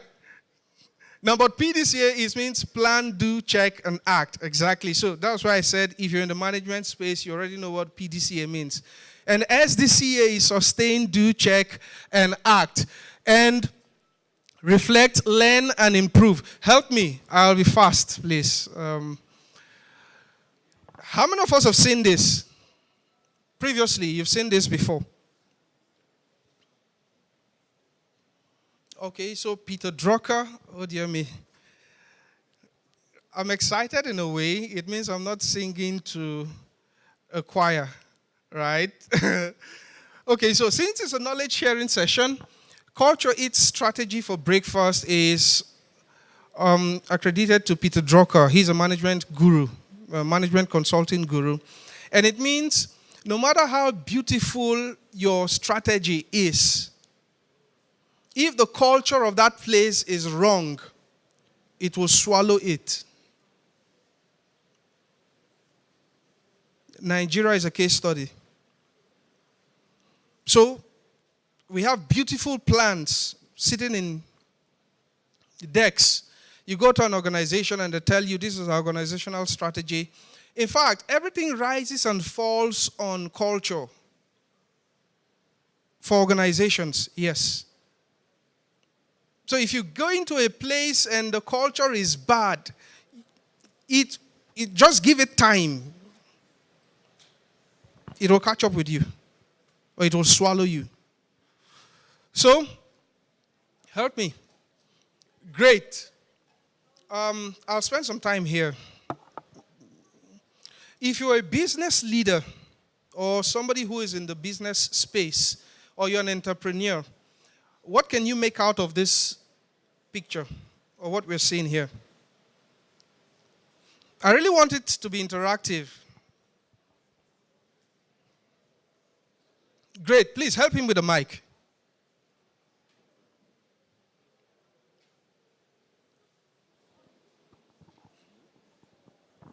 So, in looking at this image, what comes to mind is structure. I can see that they have a plan. They want to move somewhere, but the way they are doing it is very, very inefficient and then very wearying. Very efficient or inefficient? Very inefficient and wearying. Okay. Yes. Let's stay on that. Will you agree with him? Great. Okay, so... Well, I don't see it from a point of inefficiency. I just see all hands on deck because, I mean, there are just 3 people here. And that's what I'm seeing it from. And all hands on deck, 1 person in front and 2 at the back supporting. Great. Who else wants to try? Okay, so there's a hand there. We should have done one thing. Before you speak, you would have introduced yourself. I think it would have been better. Okay, there's a hand there. There are 3 hands, actually. Let's hear you, Mom. Oh, that's 4. Interesting. Let's get to meet you. Okay, my name is Fatima Alkali Aji from Oriental Energy Resources. Okay. What I see is, yes, all hands are on deck, but I think they are not smart. Because if we look at their tire, it's square, and they took a pile of the normal tire, which is easier for them to transport. I think they are not smart enough. I owe her something, man. All right. Victor, Dr. Victor wants to speak, and his hand was also up. Too, right? No, I'll just pass the microphone because Fatima stole my answer, as usual. Okay. Well, I think Fatima also mentioned just what I was about to say, but also relating the picture to management, it also speaks to leadership. there has to be, as a leader, you have to be leading your team. But in this case, you have a project, but you're using the wrong tool to execute it. Awesome. Let me just show us one thing also. So you're going back with the Kaizen clap. You know how to clap the Kaizen way? Okay, great. So it's just 1, 2. That's the Kaizen clap. Because every other thing outside that is muda. We call it muda. So the first impact is the Kaizen clap. So you all deserve a Kaizen clap, by the way. So great. Now the thing is this, right? If you're looking at this, unfortunately, I can't get this. This is the leader. No. Oh, is it working now? Okay, the thing is, he is the leader. If you can look closely, he's sweating. Now, the mode of transportation is the wheels. Like his wheels are square. In every organization, so when we engage, what you need, I mentioned earlier on that if there are people and there are processes, gaps will be there. There will be room for continuous improvement. But the flip side is the solutions to all those your problems still lie with your people. When you buy your padlock, do you buy the key separately and the padlock separately? Right? It comes together. So with the problems or with the challenges also lies the solution.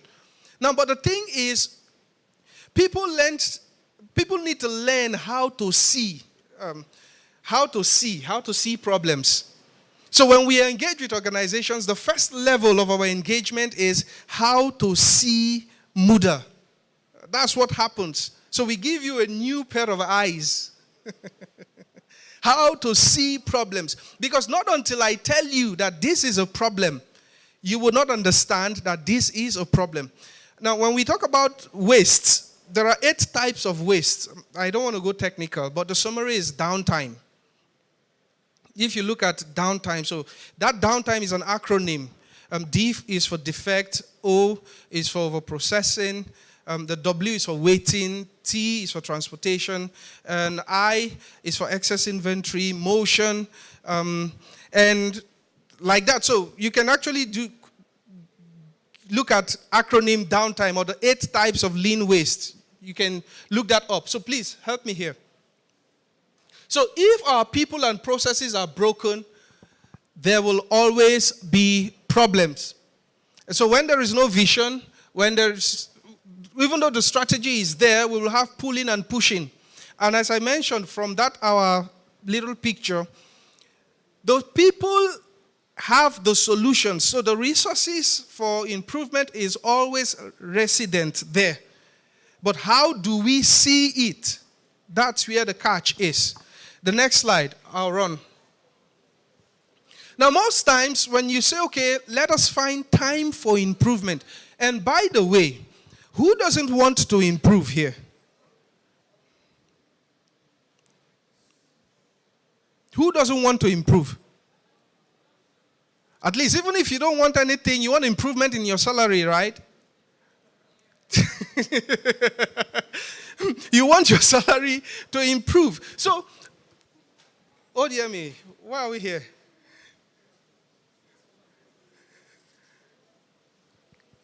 Great. So, most times when you say, okay, let us find time for improvement, the response we get is, please stay with me.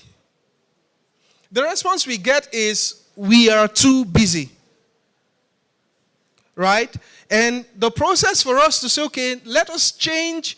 So most times when there is an idea that let us use the round wheels so that we can move faster, we are too busy. A lot of excuses comes up. But how do we ensure that we get engagement from people? Please help me. Go back. Go back. Oh, no. Too fast. Too fast.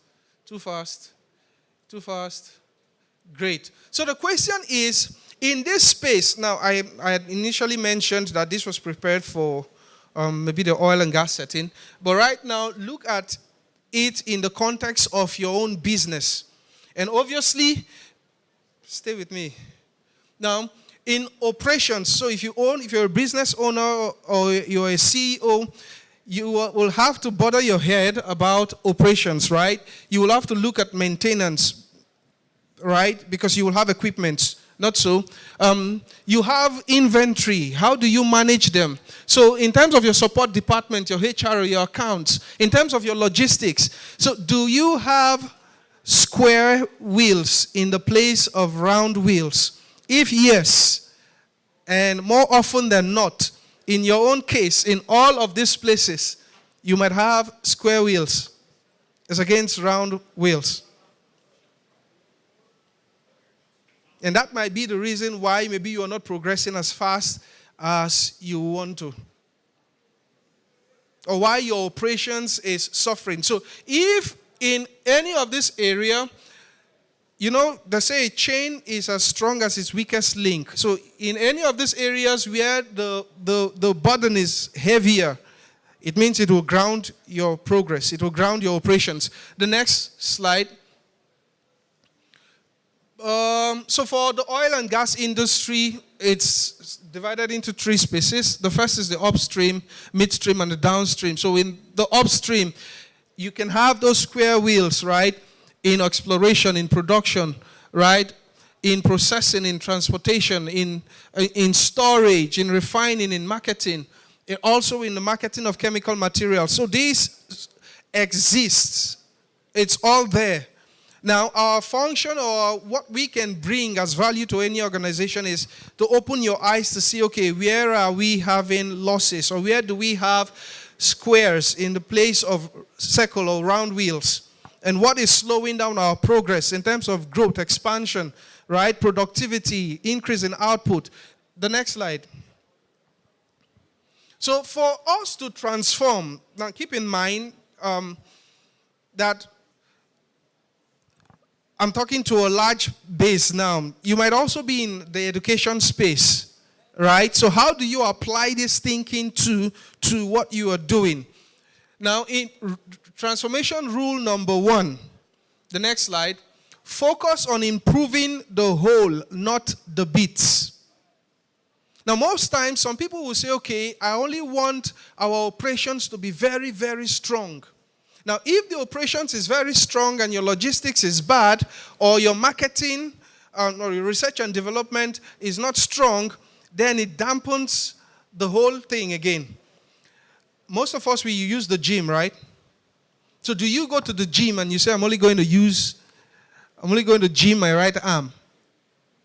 Or when you eat, you say, this food, I want it to channel only to my ears. Right? So when you eat, it's the whole. And that's the focus. So when we engage also, help me. I want to stay still on rule number 1. So when we engage also, we're looking at the operations, we're looking at maintenance, we're looking at logistics and the support department. So look at it as the entire value chain. And wherever there is an obstruction in each of these boxes, it creates a drag for the organization. So think the whole, not the bits. Think the whole, not the bits. However, the caveat here is you need to start with a pilot project, right? You need to start small. Now, but when you are thinking, long-term thinking now, you're looking at the entire bit. Okay, quickly, transformation rule number 2, the next slide. Most issues that organizations have is they have business goals, which is not aligned to improvement goals. So what we do is we help you to see the bridge. So we bridge that gap between your strategy and down to execution. How do we create that link? And that's what we can also help you do. So your day-to-day activities are actually tied to your long-term strategy, performance goals or targets for the year. The next slide. So universally, right, there are demands, there are pressures, there are aspirations. Just punch it. Good. The first is we want to have better outcomes. We want to get it right the first time. The second, help me, just punch. Faster speed and response. So every business has this need that's inherent. Now, it might be a demand. It might be putting pressure on your operations now. You want to increase your response time. when we talk about agility in business, it is a faster response. Do not forget, we say time is money, right? Every business person understands this statement. So it means if you are slow in response, it means that money will amount to a lost sale for you, or the money will move elsewhere. The next slide. Then more quantity and in terms of output. So we're looking at how to ensure that our projects are delivered on time, and also how do we expand in terms of growth. The next slide. Good. So if you're looking at the universal business goals, the first is we want to be better, we want to have more, and the third is we want to be faster. These are the summary of every business need. And if you are to be efficient also, you need to give attention to this. I once saw an interview of Jeff Bezos, and he was asked, what keeps you awake at night? And he says, how to get the commodities or products to the customer faster. And in as much as he is doing that, Amazon is huge. So if you also take that in terms of you want to respond faster, you want to be better in your operations, the same will apply to your business. Please be fast. Help me now. Transformation rule number 3. When we talk about continuous improvement, I had mentioned initially that it is delete waste, improve flow. Delete waste, improve flow. Hit on it. So look at your operations now as a value chain. Help me. Okay. So wherever you see the red, those are the places where we have non-value added activities. And when you are able to take that out of your operations, what happens is, help me with the slide, help me there.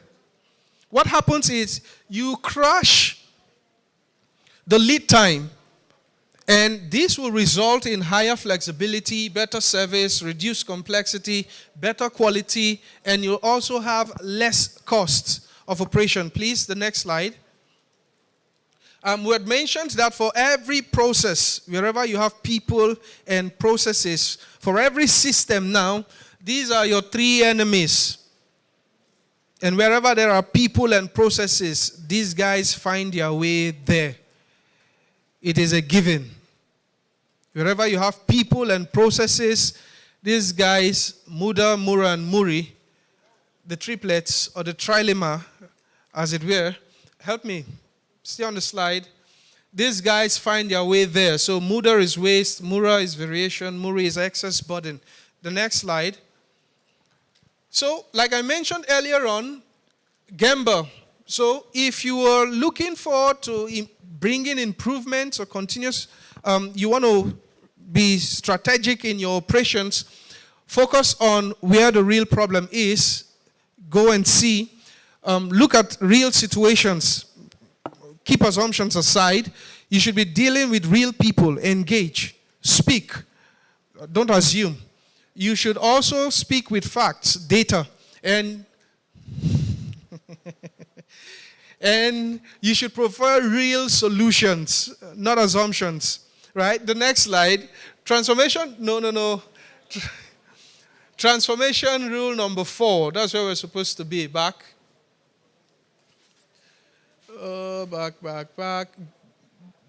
Yes, good. So rule number 4, now you can go to the next slide.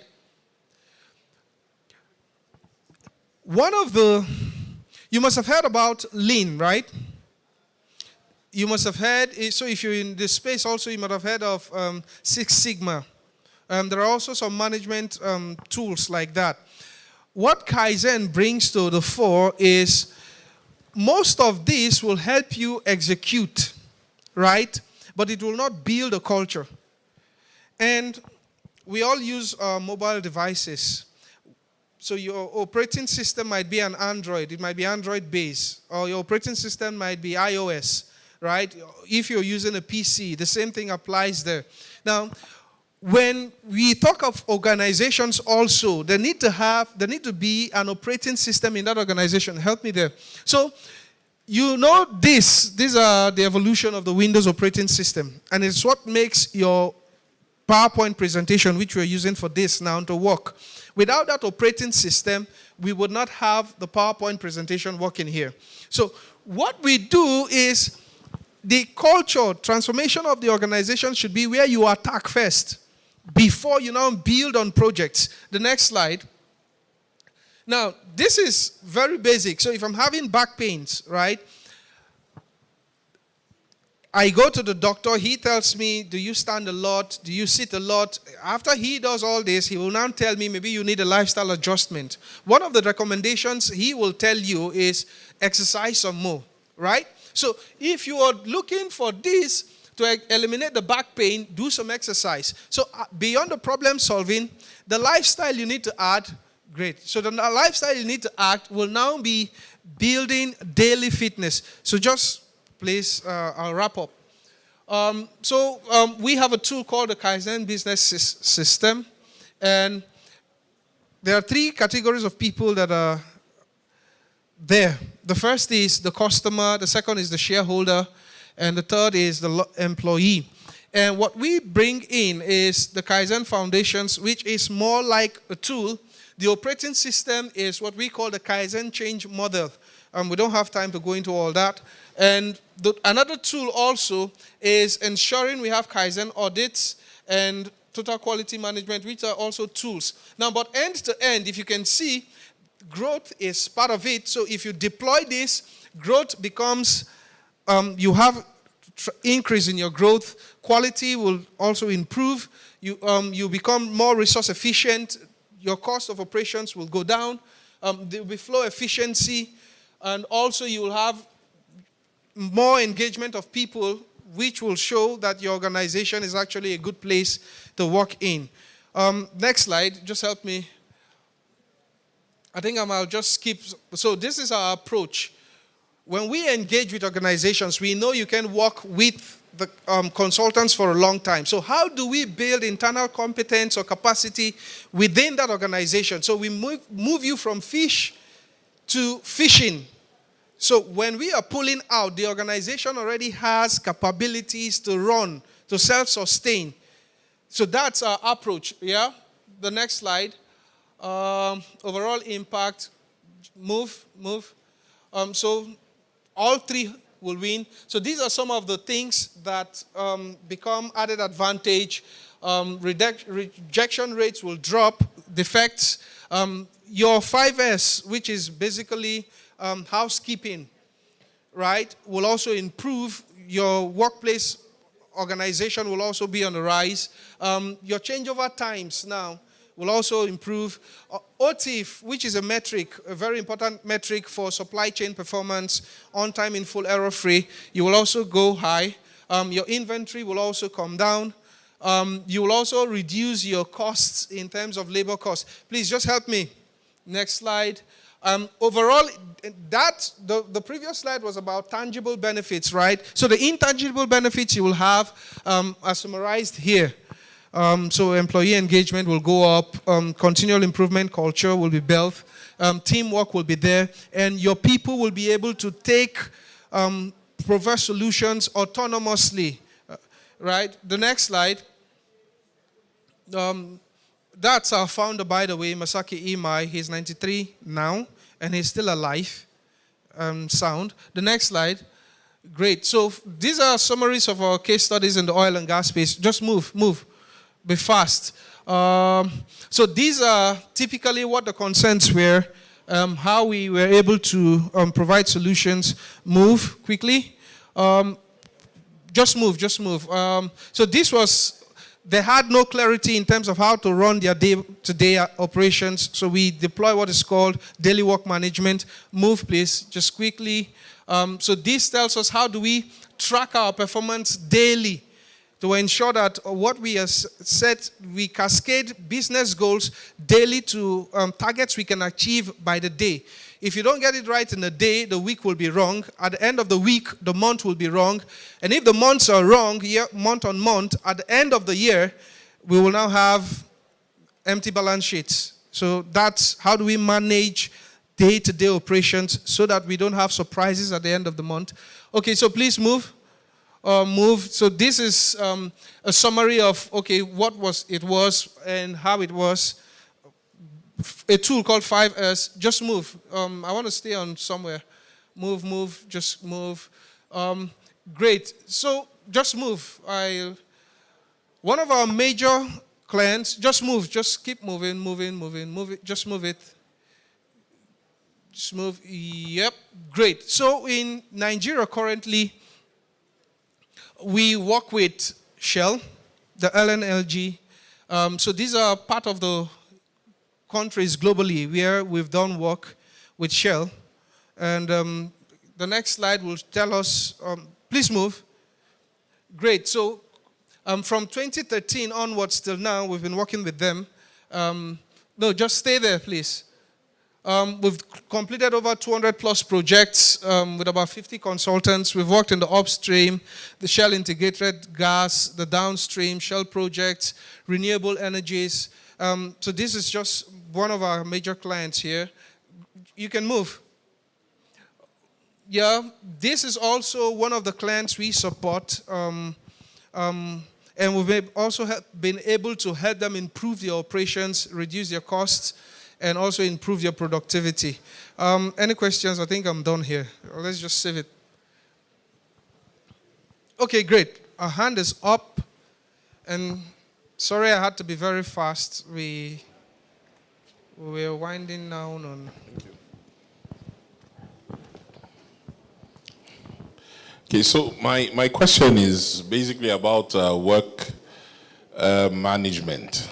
Now, in a situation where you run a very specialized operation, okay, and you have very few specialists that are qualified in that area, and unfortunately or fortunately, you have a project, it's a 1 month timeline, and the expectation is to produce about 20 reports on about 19 areas, 19 different locations or sites. How do you manage that? Yes, I know that you probably might need more people, but then getting more people might be counterproductive because it's a specialization. And then you have only about 5 or 6 people who are specialized in that area. So how do you manage the timeline and still come up with that number of reports that still meets the quality expectations of the client using any of your approaches? Okay, great. Now, so there is a tool we have in our toolbox. It's called TWIJI, right? You might want to write that down too and check out the origin of how it started.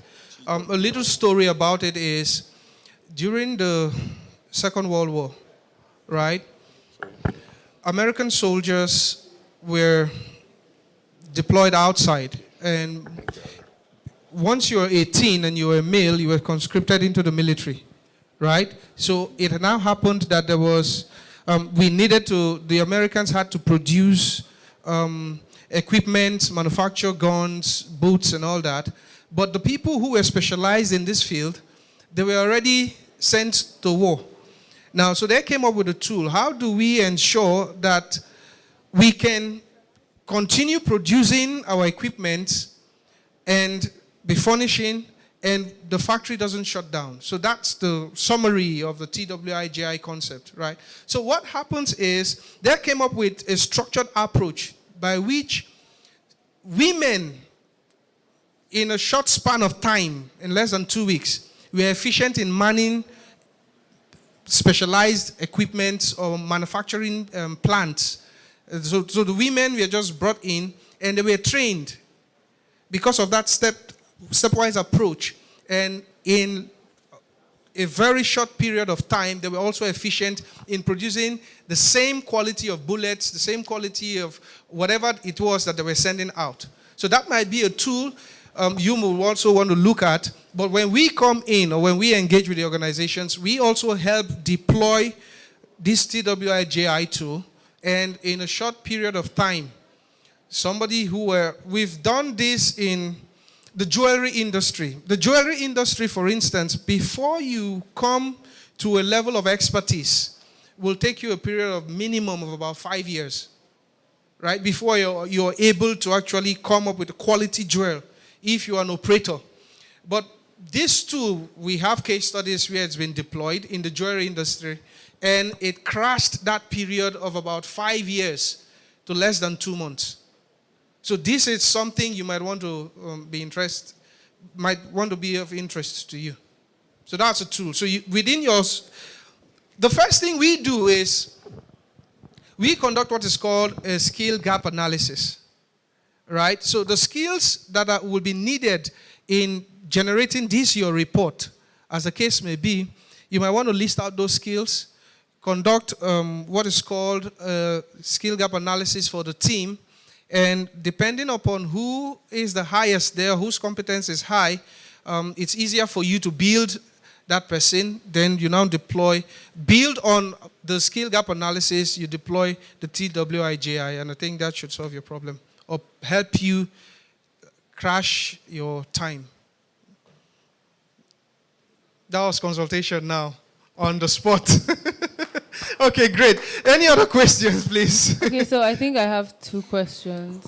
First being, you said something about Kaizen is in Nigeria. Yeah. It's not a question. This first one is just a comment. You mentioned states that Kaizen is in. Kano, Kaduna, Yobe, and 2 other northern states. Okay. Right?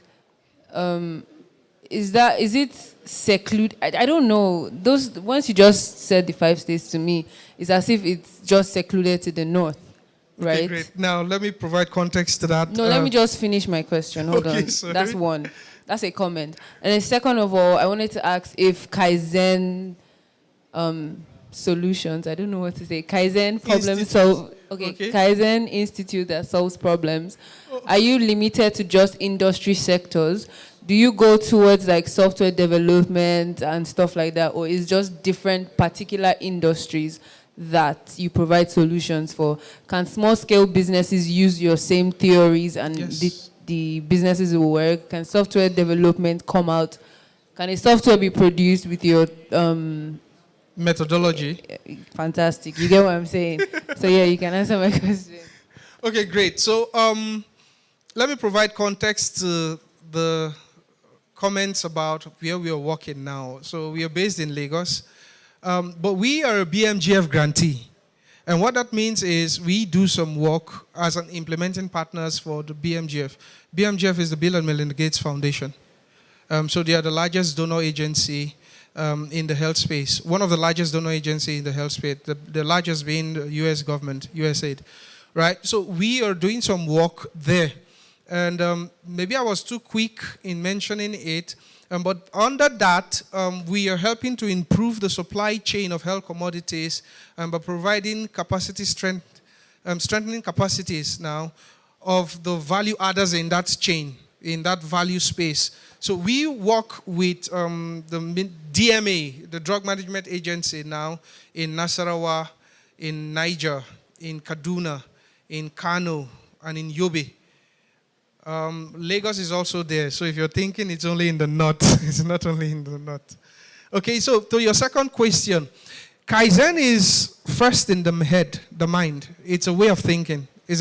So Kaizen starts first with the mind, right? So it can be applied to small businesses, it can be applied to Fortune 500 organizations, but also for ideation now, or for software development, we also have a tool for that. Yeah, so Kaizen can be applied in the digital space, in software, even in what we call new product development. So Kaizen can be applied there. Any other questions? Or I'm free to take my leave. Any other questions? Thank you for your time. Okay, oh, there's a hand. Quickly, I think she'll be the last. So is this Kaizen, is it an emotional intelligence sort of application? Okay, no, it's not an emotional intelligence sort of application. But at the core of Kaizen is respect for people, right? Respect for people. So it's also a Japanese philosophy. The Japanese are very respectful people, and we tend to borrow that also from them. So it's not an emotional intelligence, but it will help you become more emotionally aware, how you respect and how you treat people. Thank you. Okay. So if you want to get my contact, I think it can be displayed on the screen there. The last slide should have that. You can reach out. And great. So that's, thank you for your time. Thank you. So tomorrow we have our last session, and the title is Girls in STEM, is Women in Energy. It's going to be an interesting session. It's going to be a fire session. So please make sure you don't miss it and come around tomorrow to the workshop fair. 10 a.m. tomorrow. Thank you.